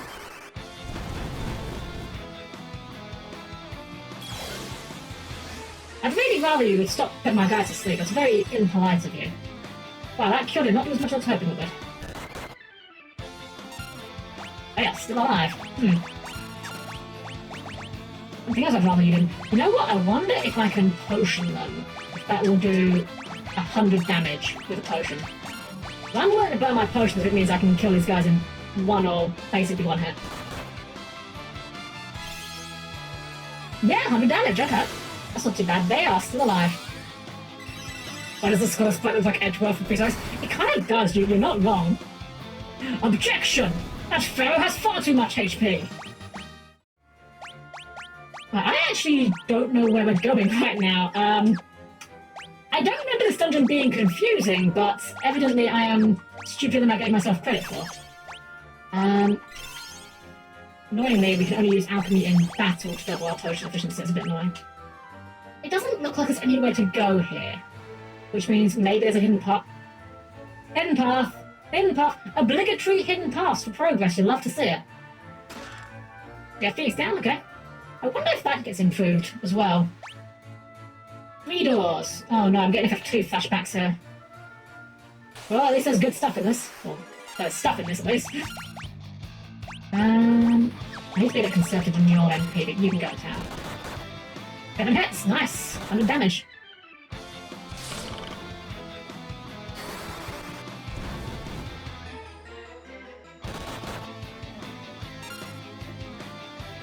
Sword on. Ayo. You're allowed. There was a boss in Final Fantasy V at one point that like was really, really like when it comes, if I get round to doing 5, I genuinely may have to put something up for that one boss when we get there. I'm actually not sure if that one boss will be okay, I'll just say that.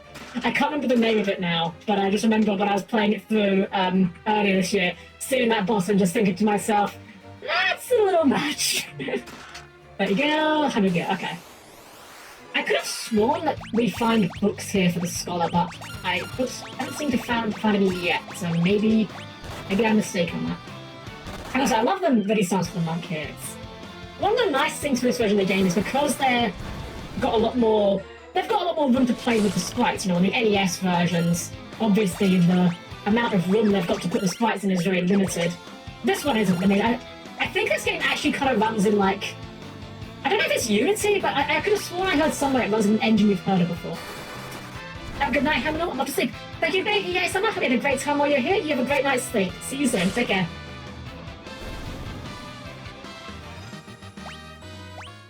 Alrighty.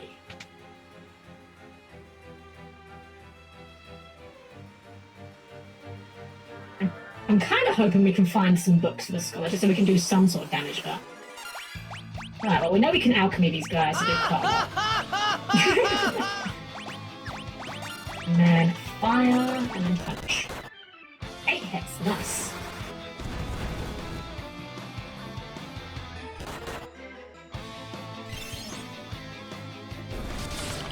books are funny. Yeah, the weird thing with the Scholar books is, unless they've changed it in this version of the game, they don't have any special properties or anything. They're just big sticks. You just bonk them over the head with the book. They don't do anything. Like, there are definitely elemental books. I remember there's like Fire book, Ice book, Lightning book. But I think they have different elemental damage. Ooh, Royal Sword. Can't equip. I think that is I think that's a Knight specific one, isn't it? Yeah, Knight exclusive. The Knight really is just a flat upgrade of the fighter, so they kind of expect you to use a Knight if you were using a fighter, but we don't care what they think. But you give place, we don't. Exactly, yeah. Exactly. What, you just pitched... What, you just throwing away that one dinosaur card to the graveyard like Missy Saurus or something? Wow, why would you do that? What a stupid idea. That's not going to be relevant at all. Smile.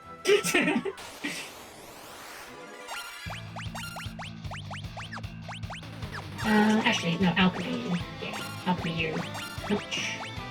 Fire. Imagine reading this, right? I like, the meme is genuinely very real. I did not realise until fairly recently that Misk only lasts for a single phase. I thought it was the whole turn.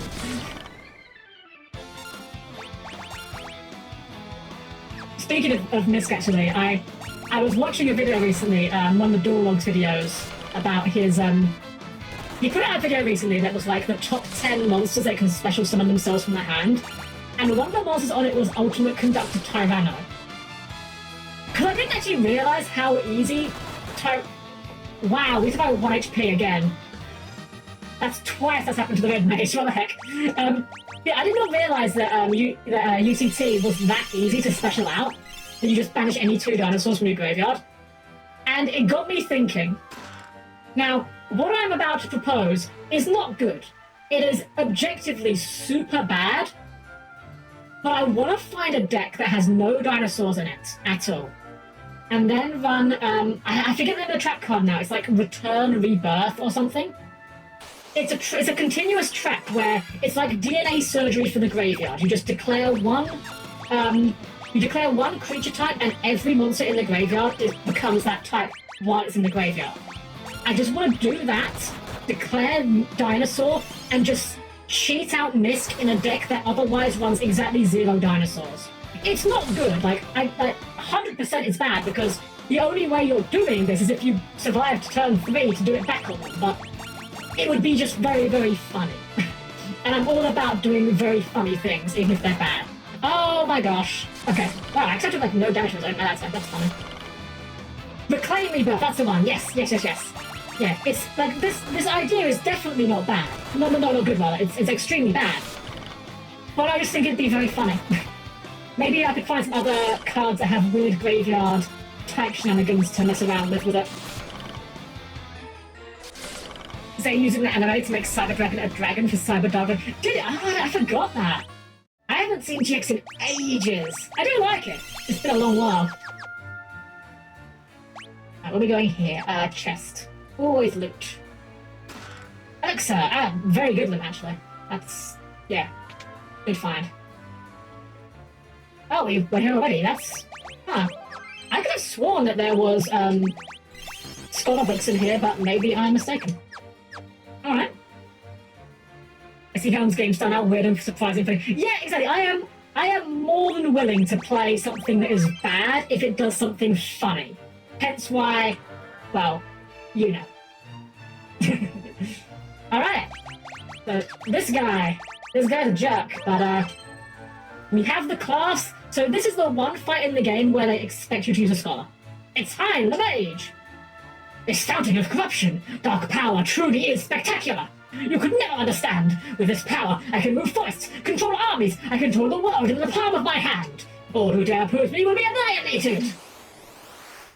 Anyway, he's got a silly hat. This guy, his model might look familiar. He appeared, not this character specifically, but the same design appears as an enemy in Crystal Tower in FF14. Because Final Fantasy XIV's Crystal Tower raid is just a big reference to this. So, first we have to study him. So this is the one time in the game where the Scholar's study ability comes in useful, because this guy's gimmick is he's going to keep changing his elemental affinities. Wait a second. Okay, for a moment there I thought that Minna was in the front mode, but he is not. So we're going to study him. We're going to have everyone just attack for the first turn. We don't want to waste our resources. That's a very spicy Bizarra. I'd rather he didn't do that. Right, study. What do we got? What? Maybe he starts with no weaknesses and acquires one then. Or he changes his barrier. Okay, that's fine. We're going to outhand him. We'll give him a... We'll give him the Zeus's Wrath. And then along came Zeus... we're going to cure you, though. And then we'll go... I guess we'll go Thundara. Screw it. If he hasn't got a weak resistance yet, then... Don't give him a chance to get one. Ah, that's really spicy. Jeez. Right, Thundara, Zeus's Wrath. Okay. I mean, if he's not going to change his barrier, then we know he has no weaknesses, but that means he has no resistances either, so... Let's try, I think I actually need your healing duty right now. Let's try another Thundara, screw it. Yeah, because he takes like no damage from the physical attacks, as you can see. Barrier shift, that's the move. Change weaknesses. So now he does have a weakness, and he resists everything else. Looks like we found the weakness on the first try, let's go. Thunder it is, so that means along came Zeus. And you have no thunder. Just attack. Thundara and punch. Yeah, once you know his weakness, you can make pretty quick work of this guy.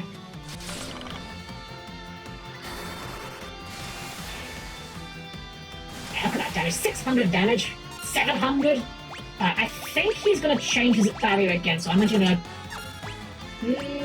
yeah, I need to heal, and... no, you know what? We'll study. We'll try out a Thundara, and we'll have you use a high potion for yourself. High potion is 500, so that's basically a full heal. Sleep? Okay. Not what I would have spent my turn doing, but go off, I guess. I really love when enemies do things that literally don't hurt my party. Alright, well, he's still going to be weak to lightning, so I guess we'll go Thunder and punch. Dang it! Okay, well, he probably takes no damage from this. He heals from it, even better. Okay. So yeah, now we study now, find out what he's weak to, but... We can just punch him in the meantime. Get like some tickle damage. That's gonna hurt. Yeah, it kinda hurts. Study. Fire. Okay. You know what? You throw the bomb fragment. You can cast fire. You can cast fire, and you can high potion me. Fire Bolto. Hey, there we go. First try. Yeah, so this boss significantly easier with a scholar, but it's basically the only time in the game when you need a scholar, because he's the only boss that has the gimmick. But hey, we take those. First try, easy every time. It's a voice coming from the wall. Warriors, I thank you. Wait a minute, did the wall just speak? I am the elder tree of the living woods. I cast a powerful curse on me. Thanks to you, that curse is now broken. I am in your debt. Before I head back to my woods, I will return the humans locked within my walls to where their roots belong. No! Huzzah!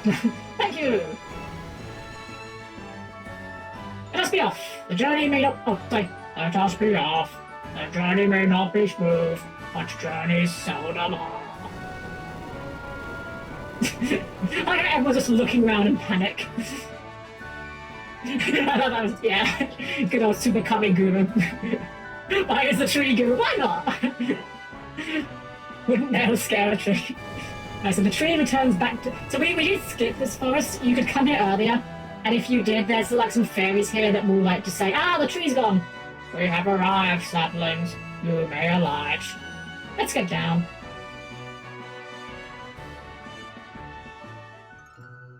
Yeah, these fairies.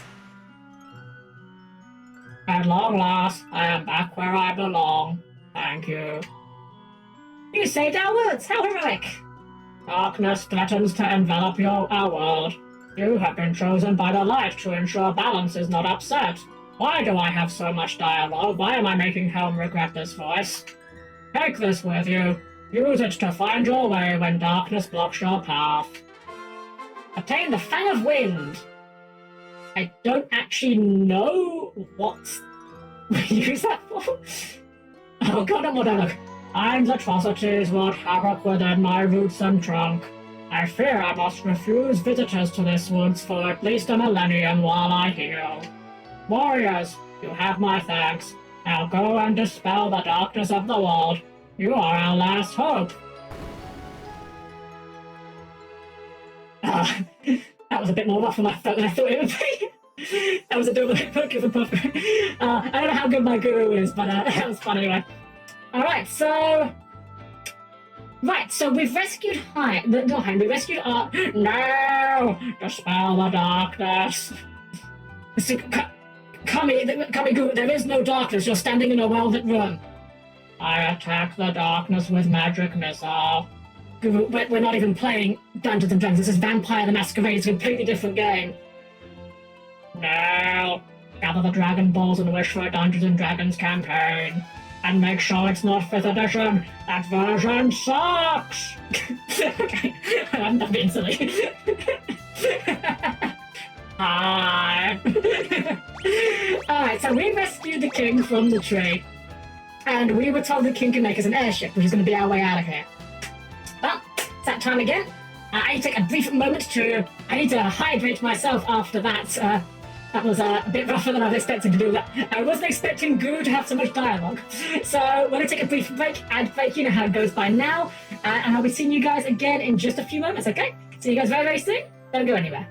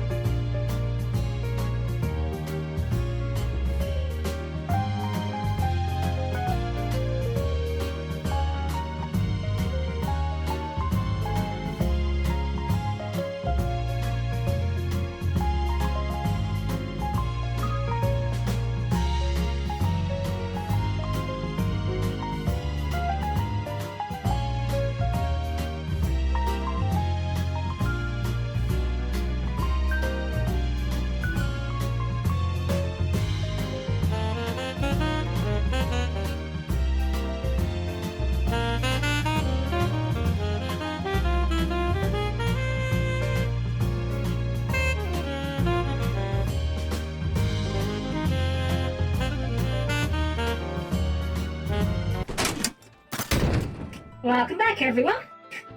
Hope you guys are doing well. I see you talking about the Centurion cards. They do have some really weird naming conventions. I honestly think they gave them such a weird name so that we didn't end up with another Frog the Jam situation. Like, it turns out there's some card from 2001 that just has Centurion in its name. I'm kind of sad though. Apparently they rarity bumped that entire archetype, and I'm just really sad about it. Like, I just want to play the funny robot girls. I don't care that they're good. I just want them because they're cute. Alas. At least Vanquish Soul's gone down a little bit. I actually looked into building that recently, and last time I checked, you were looking at like £15 for a single raisin, and I think he's gone down to about 8, so he's definitely coming down there at least. Oh, right, we're nearly dead. Right, that's less than ideal. Potion, back, thunder, punch, Helm the Jam. Whole archetype of Helm the Jam monsters, excellent. I kind of want to play, I forget which one it is. It's one of the old Yu-Gi-Oh! Game Boy games, where in that game, if you summon Toadmaster, it special summons 2 Frog the Jams, but it doesn't special summon them from your deck, it just invents them out of nowhere and puts them on the field. So they're basically like Frog the Jam tokens, except that I think they still go to your graveyard. Vanquish Souls are going to Master tomorrow. Awesome. I'm building Vanquish Soul. I do not have the gems to build Vanquish Soul, but I am building Vanquish Soul. I'm predicting it now. Borga is probably going to be an SR. I reckon Madlove, Raisin, Caesar, and Rocco URs. That's my guess. Unfortunately, when we say the town, there's not really anything in this town, I don't think. Vanquish Soul move it. I'll be down. I would be down. It's going to take me a while to get the gems to build it, because I do not have many gems. I kind of spent a lot of my gems trying to get copies of Thrust and Fenrir. I didn't even get the Fenrir. I'll be both. Oh yeah, was it Nouvelles or whatever it's called? Nouvelle. I don't know how you pronounce it, but another good archetype. I wanted to learn archetype, but after I like the idea of it, and the fact that it is technically Hungry Burger support is very funny. But after I watched someone like show me how the combos work, I don't know, I wasn't really feeling it. It didn't really seem as fun in reality, you know? Alright, so now we're done with Hein, let's do our job rerolls and hope we can roll out of Scholar. So, roll number 1 for Helm. That is a 6. 1, 2, 3, 4, 5, 6. Okay. Going to buy a better bow, but it's something. Hey, we're going to show off how bad range it is at least. Morphe! Oh, let's actually, okay, we got a fighter. Can never go wrong with fire, that's pretty solid. Another monk from Linwu. And finally for Exo, please give us a healer. Hold on. That is another monk. We are going full aggro this time, I guess. Let's put you guys in the front row and optimize our gear. We have got a bow. I don't think it's gonna be doing much damage though. I mean, 18 damage? I think we can find a better bow. I think there's a shop somewhere that sells a better bow, and I think we kind of need that. Medalist, have you ever found first turn Dark Claw? Oh my gosh. There's a, I'm sure you guys have probably seen this video because it's quite a well-known one. You know the meme where it's Batman and he's saying like, this is where I watched my parents die, Donatello, and he's like, not radical, dude. There's a lot of versions of that meme with Yu-Gi-Oh! Monsters for some reason. And, oh! They get Barrage! Huh, that might make this playable? I mean, it's not good, but it does something, I guess. Got an AoE. Ah, maybe they buffed Ranger in this version. But yeah, there's some really great versions of that meme where it's like, this is where I watched my parents die, Darklaw, and then Darklaw's just saying any monster sent to the graveyard is banished instead. Or, whatever the other two I saw that were really good were, I might have been Raphael, you might be right, I forget which turtle it was, you could be right.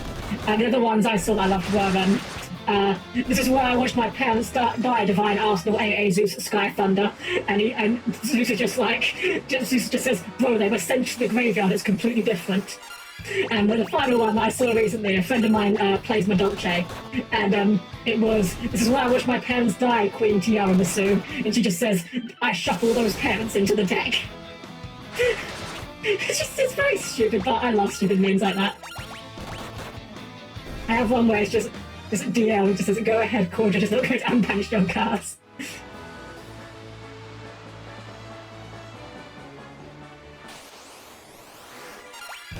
Oh man, good old Yu-Gi-Oh! Rulings. I love to explain to people that are just learning Yu-Gi-Oh! My favourite one. And I think everyone knows this ruling is a little bit of a meme in of itself, but I love when I'm teaching people Yu-Gi-Oh! Like I've got a few friends that I've gotten into Yu-Gi-Oh! And I love teaching people complicated systems and things. Don't know why, just always has been a thing I enjoy. And I love to try and teach them by telling them like things that I think are kind of interesting about how the system works. And like giving them little quizzes and stuff to try and help them learn it. And one of the ones that I find really funny is just Interrupted Kaiju Slumber. The text on Interrupted Kaiju Slumber, with the text on all the kaiju monsters should prevent you from being activated if either player controls a kaiju, but it doesn't, and the only reason is because Konami said so. Gonna go, have a great stream, Bill. Really nice to be able to do. Always a pleasure to have you here. Thank you for being here. We had a great time, and you have a great night's sleep or whatever you're off to now. You take care. It's always a delight. Did you know Dark Lord will send pens to the banished even if they're face up on the field? I mean, I guess that makes sense because his effect to banish them. Oh, ha! Yeah, okay. I was going to say his effective banishment would take priority, but no, yeah, because pendulums normally don't go to the graveyard, so you would think that he wouldn't. But yeah, I see where you're getting at there now. Yeah. Right, can we please tell me you saw a better bow? Killer bow, that'll do. That'll do, and we can actually get some elemental arrows. I'm gonna just get one of each because I don't think we're gonna be needing this for too long, but.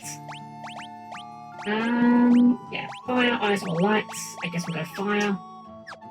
There we go, that'll do. Let's get these sunglasses off as well.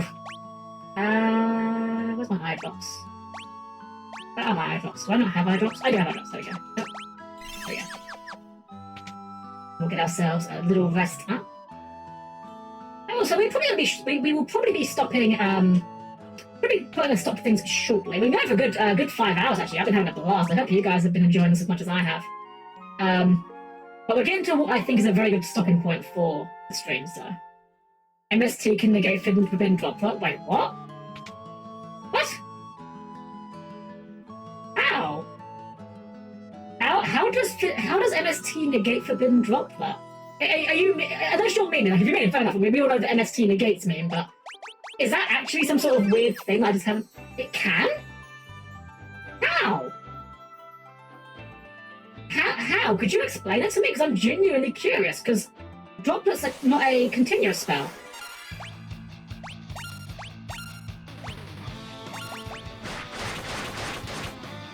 Oh, there we go. That's better damage now. Okay, maybe the range is actually okay in this version of the game. I remember them being really bad, but... drunk. We'll take it. Yeah, I'm curious what that interaction is. So I know there are some cards that have funny interactions that negate that even though you wouldn't think they could. Or, well, not negate, but they fizzle it. You know, the dreaded F word. If you destroy a spell trap it's trying to send, it doesn't have the correct targets you chose. No, Strats doesn't work because you send for cost. You send the spells and traps as part of the cost, because if you send a spell trap, they can't respond to the spell trap. Can they drop this? I'm not sure about that one. I think you asked me to call you Floor last time you were here. I apologize if that was a different player. How you would call that? Yeah, double check with someone on that, because that doesn't sound correct to me. Because Forbidden Droplet is a quick play spell, right? So, as a quick play spell, it doesn't need to stay on the field for its effects to resolve. If it was a continuous spell, it would. But unless a card is otherwise, it doesn't need to stay on the field to resolve. Yeah, check, because someone might have been trying to shark you on that. We'll just go full attack mode here at this point. King of Crows, welcome, welcome. Thank you for the follow. Hope you're having a great evening tonight. Hope you're enjoying the stream and hope you're having a great time. So evening, morning, afternoon, time zone, wherever you may be right now. Gotta say, actually, I was kind of snarking about having to get a ranger. It's actually kind of working out okay. Actually, I need to check something. No, I'm thinking of something else. I was gonna say, for a moment I thought ranger might have gotten some white magic. I think I'm thinking of maybe FF5. I think maybe they can get it in that one. I don't think they get magic in this one, do they? Yeah, no, they don't. Not many spell levels there. Alright, quick save. Don't really need it for this one, but we'll go in it. We'll do it anyway. I know with the Blue Eyes White Dragon Trap it works too if you destroy it because it stops, because it needs to banish itself. If it needs to banish itself for part of the effect, that would make sense. But Droplet definitely sends for cost, because that's what gives it the unrespondable effect. Also, I've just noticed this is gold. Ah, secret passage. Okay, not mad about that secret passage, that one was kind of obvious, I just wasn't paying attention. We saw this one here. This was like stuff we could have had earlier that would have been good. I'm going to be annoyed. Okay, it's just money. That's fine. That will pay for the bow we have to buy. Ooh, lots of good stuff. Deal. Alright. Loads of money. Where does this go? Ooh, towels. I genuinely don't think I've actually been this way. I don't think I've ever... This door is locked. We do have a key for that. We bought the magic keys. You can also open these doors with, if you have a thief in the party, you can just use the thief. They'll unlock the door for you, but... Oh, white mage. Hello, I'm searching with elixirs, right? You've heard of it. Legendary healing draft? Well, you came at just the right time. I just finished brewing 2 of them. Sure, okay. 2 free elixirs. Don't mind me while I just use your secret passage and steal what you've stolen here. Sorry, see what you've been doing here. Dang it, light arrow. Okay, I said, let's know. I knew we were going to find light arrows, I wouldn't have bought them, but you know what? We live and learn.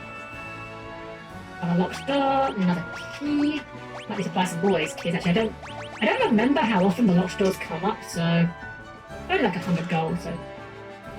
Book of Fire. Book of Light. Ice Arrow. Scorabon! Dang it, we really should have come here before we come... Denza TV, thank you for the raid! Welcome, raid! It's a brain rot raid! Oh, welcome in! Welcome in, everyone. Hope you're having a great evening. I'm Helm-Chan, the perfectly normal robot maid. We're doing some Final Fantasy 3 Pixel Remaster tonight. Right, we just got a bunch of loot that I should have found earlier, but you know what? Sometimes you're just stupid like I am. Thank you for the raid, Denza. What were you up to before you came in? I hope your stream went well. We're just on our way to try and get an airship off the king because we saved his life. Hopefully I got that. That's what I'm thinking. Well, that means to go up there, not down.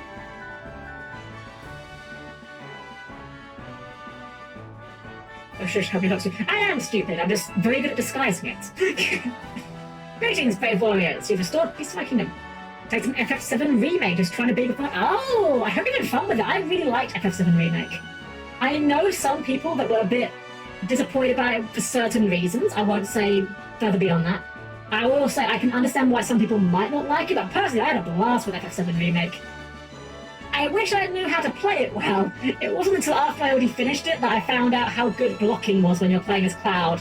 I kind of was trying to play it like a Devil May Cry kind of game, and it's really not that kind of game. Looks like it needs to choose an equal amount of targets, so if you pop your own spell trap your monster, it's one off. I guess that would make sense. Is it not up to though? Let me have a quick see. I'm just curious now for Ben Droplet. So we were talking about Yu-Gi-Oh before you came in. Have a quick see. Is it not up to? It's not. It's exactly that many monsters. Although it has to be effect monsters. So if you were doing a spell trap monster, I don't know if there are any spell trap monsters that have effects, but maybe. Blocking's very weird. Yeah, it is. It really is. I loved Remake, don't get me wrong. I was just bad at it, that was all. But I did finish it. I had a lot of fun with it. You know not the depth of my appreciation. Please accept this return. It is the Wheel of Time, a device said to have been constructed by the ancients. It's been in my family for generations. Take it to a man named Sid in Canaan. Oh, you're already acquainted? Then I will spare my explanation. Go to it now, warriors. Taking the Wheel of Time from Argus. Spell tracks have effects to become monsters. They do, Strauss, but if you read most... I don't know if there's any exceptions to this, but as far as I can think off the top of my head, every monster that every trap card that summons itself as a monster, it does so as a normal monster, not as an effect monster. Yeah, that Mud Woman, you can imperm him, but again, I don't think most spell trap monsters do become normal monsters, unless there's one that I'm forgetting about. But like Traptrix Holutea, for example, summons itself as a normal monster specifically, so it's not a valid droplet target because it doesn't have an effect that you can negate in the first place. And Droplet has to target effect, well not target, Droplet has to choose effect monsters. Victor Raiden, number. Oh no, trouble at all, Dead Sir. You've had your stream. Like I always say, if you've had a stream, you're tired, or you've got to go off to do something, absolutely fine. Thank you for bringing your community over, and thank you so much for the raid. I really appreciate it. I was about to say have fun at work, but good luck at work. Could run the test result if you want to, yeah. Because maybe I'm missing something here, but I swear that doesn't work. I guess if you flipped a trap card or a spell card to remove one of... Okay, I see how you can negate it with a spell trap, but it's not good. If your opponent flips Droplet, say you've got 2 effect monsters, your opponent activates Droplet, sends 2 cards to the graveyard, you chain Compulsory Evacuation Device and bounce your own monster. That, I think, would make it fail to resolve, because at that point, you've only got 1 effect monster on the field, so your opponent cannot choose 2 monsters. That, I think, would work. But MST, I don't see a way that it would work. Unless one of your monsters was summoned off Call of the Haunted, and you MST'd your own Call of the Haunted, that could do it, I suppose? Anyways, we're going to find Sid, and the way we get to Sid is up and around this way. I do love the fact, though, that Yu-Gi-Oh's rules are so complicated that these conversations are things that we need to actually have. Like, it's not just so cut and dry, well, it doesn't work. It has to be equal to up to. Yeah, so that I can see being, if you've got a spell trap that somehow does find a way to not make it equal, that could work. I don't know why I just saved twice there. Save paranoia. The first save never works.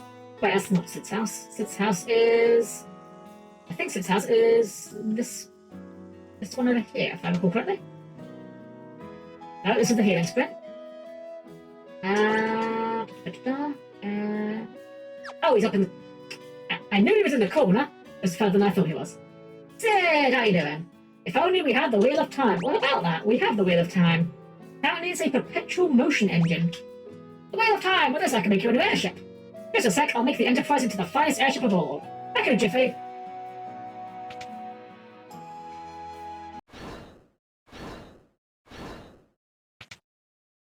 Well, that really was a jiffy. Finished. When you're on the open sea, press the confirm button to convert the ship to an airship. You can only make a landing on water, so be careful. Sorry, I couldn't remember how to get it to land on solid ground. So now the Enterprise is a convertible airship. This is really cool, I'm not gonna lie. The convertible airship thing... I don't know, I just think it's neat. Silent Wobby, the one card that causes most headaches with 2 sentences and Yu-Gi-Oh! Always think new cards are bad. True. It's like, a friend of mine was telling me this one once, which was, say that you activated Branded in Red. Let's just say Branded in Red. And then, no, sorry, other way around. Say I activate Triple Tactics Talent, and I choose the effect to take control of one of your monsters. And for some reason, you decide you're going to chain Branded in Red. So, chain resolves backwards. You do your Branded in Red goes off, you summon Guardian Chimera. On the chain link 1, I use the effect of Triple Tactics to take control of that Guardian Chimera. The question is, who if anyone, gets to activate the effect of Guardian Chimera to destroy cards on the field. One of my friends, who is a judge, has said there is apparently no official ruling on which player gets to activate the effects. It is entirely down to the head judge on the day. Although I believe in Master Duel, I think they actually in Master Duel made it that the controller gets to activate the effects, not the person that summoned it. Yeah, because it would be a new chain. Anyway, actually, so looking for that video where I found that most interaction is, I'm almost sure it's on one of the videos of the duel logs. I think it was on one where I explained some Yu-Gi-Oh memes where he talks about some places like MST can't negate. Are you sure? I feel like, I don't want to say you're wrong, but I feel like you may be mixing up the card in question that he was talking about, because MST does effectively negate continuous spell traps and equips, but I'm like 99% sure that on its own it will not do anything to drop that. Right, so now we've got the world without wasted, we can go anywhere, and this is very helpful for someone to do some shopping trips, which we can just take care of, because I believe... Right, we've got land on water. These guys had Blizzarga, and I would rather like to get one of those. Even though I haven't got Black Mage right now, but you know, get it for later. Yeah, so don't care about Toad, don't care about Mini, don't care about Libra, don't care about these, but Blizzarga. We'll get 2 Blizzargas, just in case we get another... You know what? I'm actually going to buy a Break. I think Break might have use in one dungeon.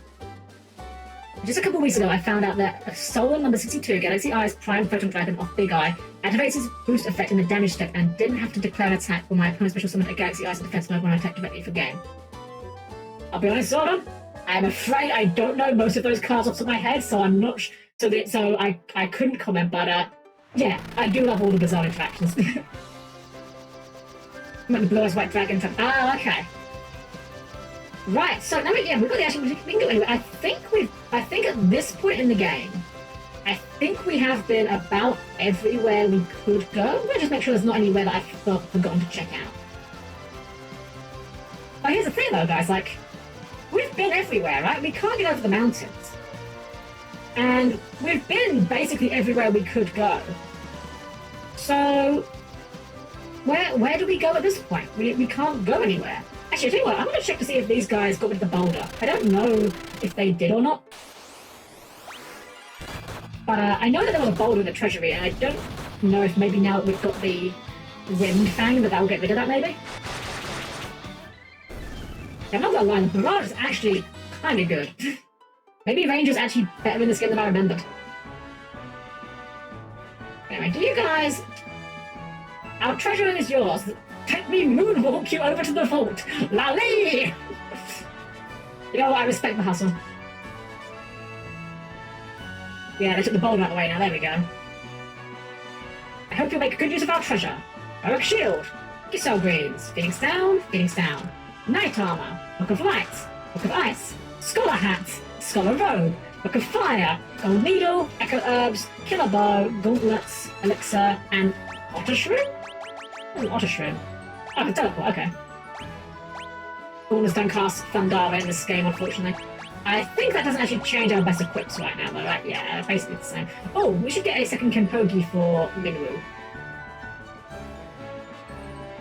Once per turn versus once per chain thing. Ah, yeah. Yeah, or only activate this effect versus only use this effect once per turn. For example, if I had a card that says I can only activate it once per turn, and you negate the activation with something like Baron de Fleur, if I have a second copy of it, I can activate the second copy because I never activated the first one, you negated the activation. And of course, I mean, if we want to talk about the ultimate in Yu-Gi-Oh! Spaghetti rulings, 2 words that every Yu-Gi-Oh! Player dreads trying to figure out at first. Damage step? Wait, there's something here. Ah, resort. Neat. Kenpogi. I thought I could go behind the tree, I could not. Alright, let's get ourselves another headband, another Kenpogi. You can equip the flame mail on the...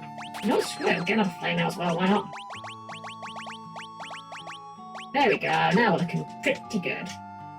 So yeah, as I was saying, we've basically been everywhere on the entire game. Like, we've been over the entire map, right? Like, I mean, I'll get back to the airship real quick before we pull the map up. But, I mean, as you can see, this map is not particularly large. We've been about everywhere we can, but okay, I've been coy enough about it now. This is where the game reveals a secret to you. Do you guys remember how, Dash said that the floating continent would fall if the, back when we were over here in the Tower of Owen? Now we can see a bunch of backtracking. Not quite, Zordon. Not quite. That comes later because... Let's fly off the side of the map.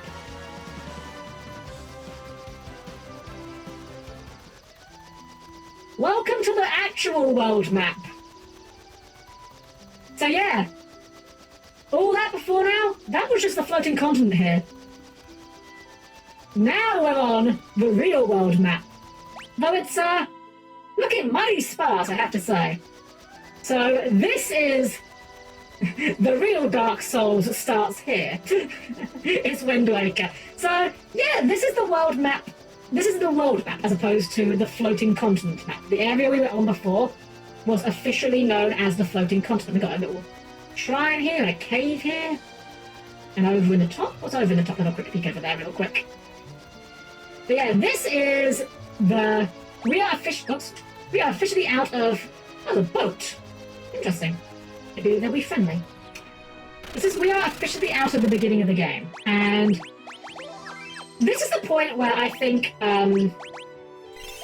this is the point where the game becomes a little bit... It's not... I don't think it's bad, because it's not bad.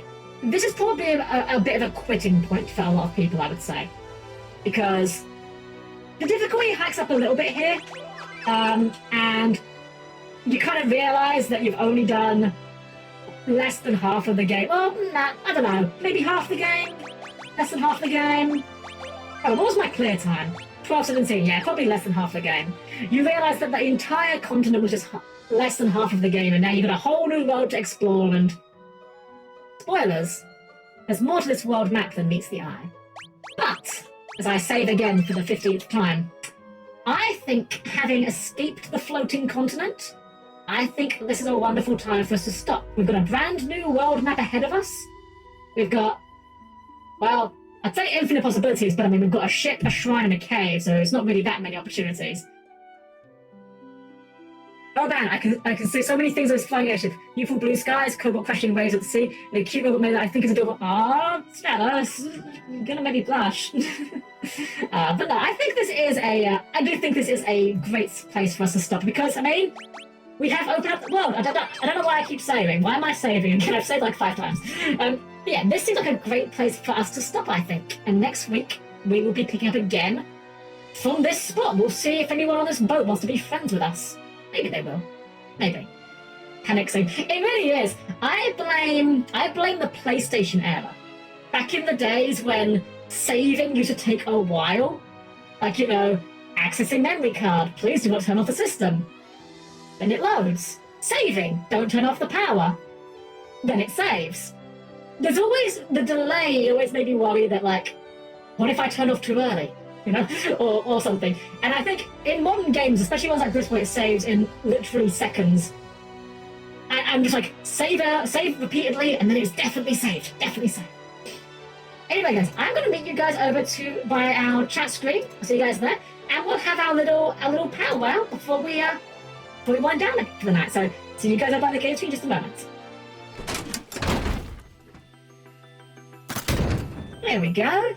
I played in the GameCube era, so I saved once and risk it. Risk it indeed. I don't know whether it's just my particular brand of bad luck, but back in the GameCube era, I had more GameCube memory cards fail on me than any other storage medium. I don't think I ever had a PlayStation memory card like full-on corrupt, but I had like 3 or 4 GameCube memory cards that did it to me. I don't know why, it just happened. So it's been a great stream, Lady Helm. Thank you so much for this. Oh, Zordon. Oh, thank you. You're so sweet, Zordon. Thank you so much. So, guys, I hope you enjoyed this game. I know we've been kind of talking all over the place, D&D, Pathfinder, Yu-Gi-Oh, but, that's one of the great things about these old school RPGs, because you're not having to sit and watch cutscenes that go on for like 5 hours. It's a lot easier to just have little side chats like this, and I you guys have always, as always, you're wonderful guests. You're always an absolute delight. The EU versions of the memory cards were mixed and usually more bad. Ah, okay.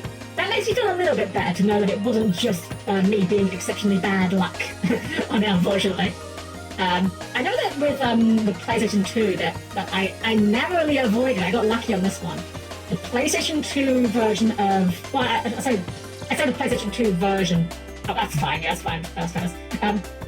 The PlayStation 2 version of Soul Calibur 3 had a very famous way that it could corrupt your save data. It involved one of the side modes, Chronicles of the Sword. I believe if you copied, it made two save data. So you had the base game save data, and then the Chronicles of the Sword save data.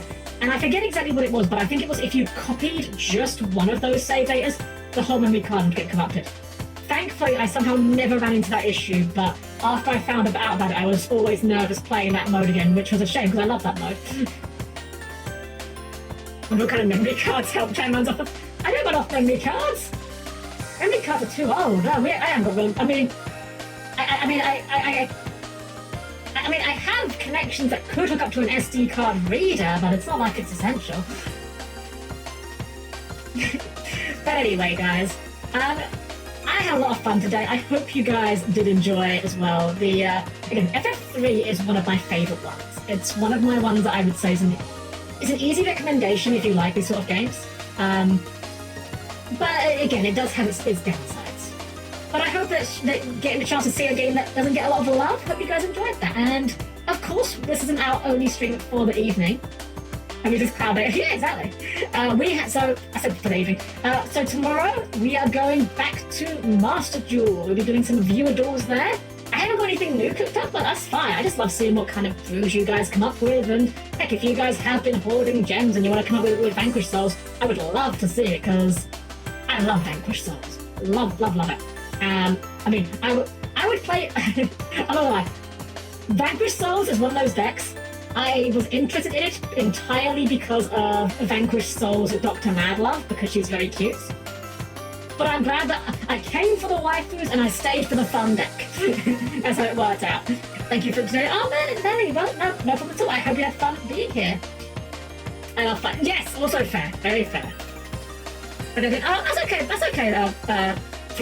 Player floor, I forget what you're going to call it. I'm funny, but it's okay. But yeah, so I will see you guys tomorrow. We will be starting at our same time again, 5 p.m. Eastern. Normally I have to start a little bit later on the Thursdays, but we're off to this week, so I get to be a little bit earlier. And also, guys, I think some of you have seen it already, but if you haven't, I have a very fun stream planned for Saturday. On Saturday evening, I'm going to be doing a robot tier list. I was originally going to specifically lock it down to just, like, robot boys and robot girls, but I figured, screw it, we'll open up to everyone. All robots are valid. So, if you haven't yet, and you would like to, there is a post on my Twitter. I'll probably retweet it tomorrow. But feel free to submit your favourite robot boys, robot girls, Gundams, robot boys. Yeah, so Gundams, they're mecha, so they're not really robot boys because they don't have a personality of their own. But I am accepting mecha. Mecha are perfectly fine as well. So you can submit your favourite Gundam, your favourite mobile suit, or anything really. Someone has submitted to me some unusual ones. Someone submitted to me on Discord Mr. Data, which I'm not gonna lie, I wasn't expecting that, but that's a really good pick. Oh, Ria, no worries, Ria. Robot guys, yeah. Oh, I'm sure if anyone has some good picks for it, Ria, it is you. So feel free to drop them into the post on my Twitter. I would love to see what ones you'd love to see. I'm making a point.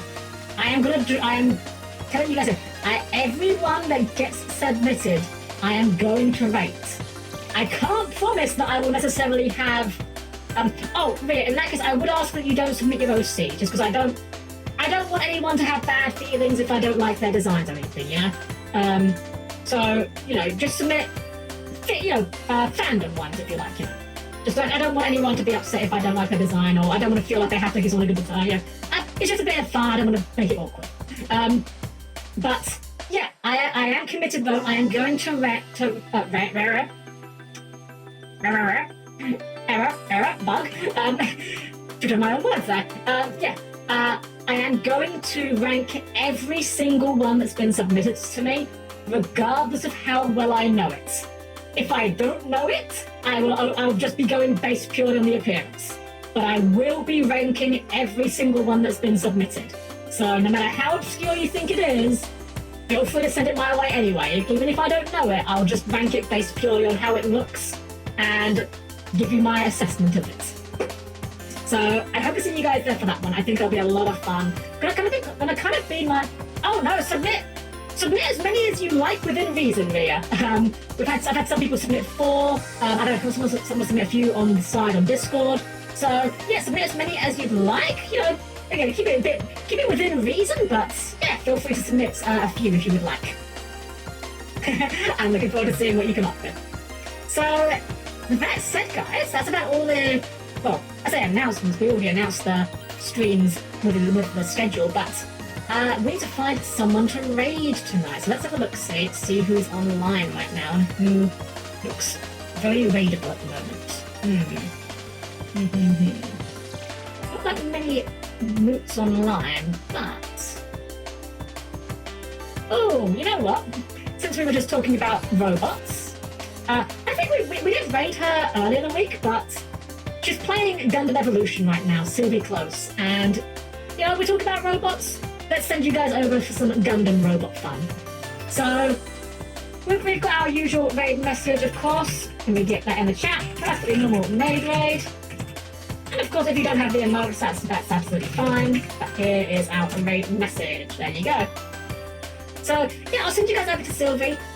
I know you guys are all wonderful, so yeah, be nice to her, but enjoy the gameplay because she's playing Gundam Evolution, and that's a game that unfortunately, in a couple of weeks, no one's going to be able to play anymore, unfortunately. So yeah, I will send you guys over to her. Thank you all again for being here. I've had an absolute blast. I'll be very nice, just to spite me. How dare you? No, it's fine. Yeah, it's been an absolute delight to serve you all again. You guys are always absolutely delightful to have as guests. I hope to see some of you tomorrow for some Master Dueling fun, and hope to see you all again as well on Saturday for our Robots tier list. Until then, please keep your hands clear of closing doors, and I will see you guys hopefully very soon. Have a great evening.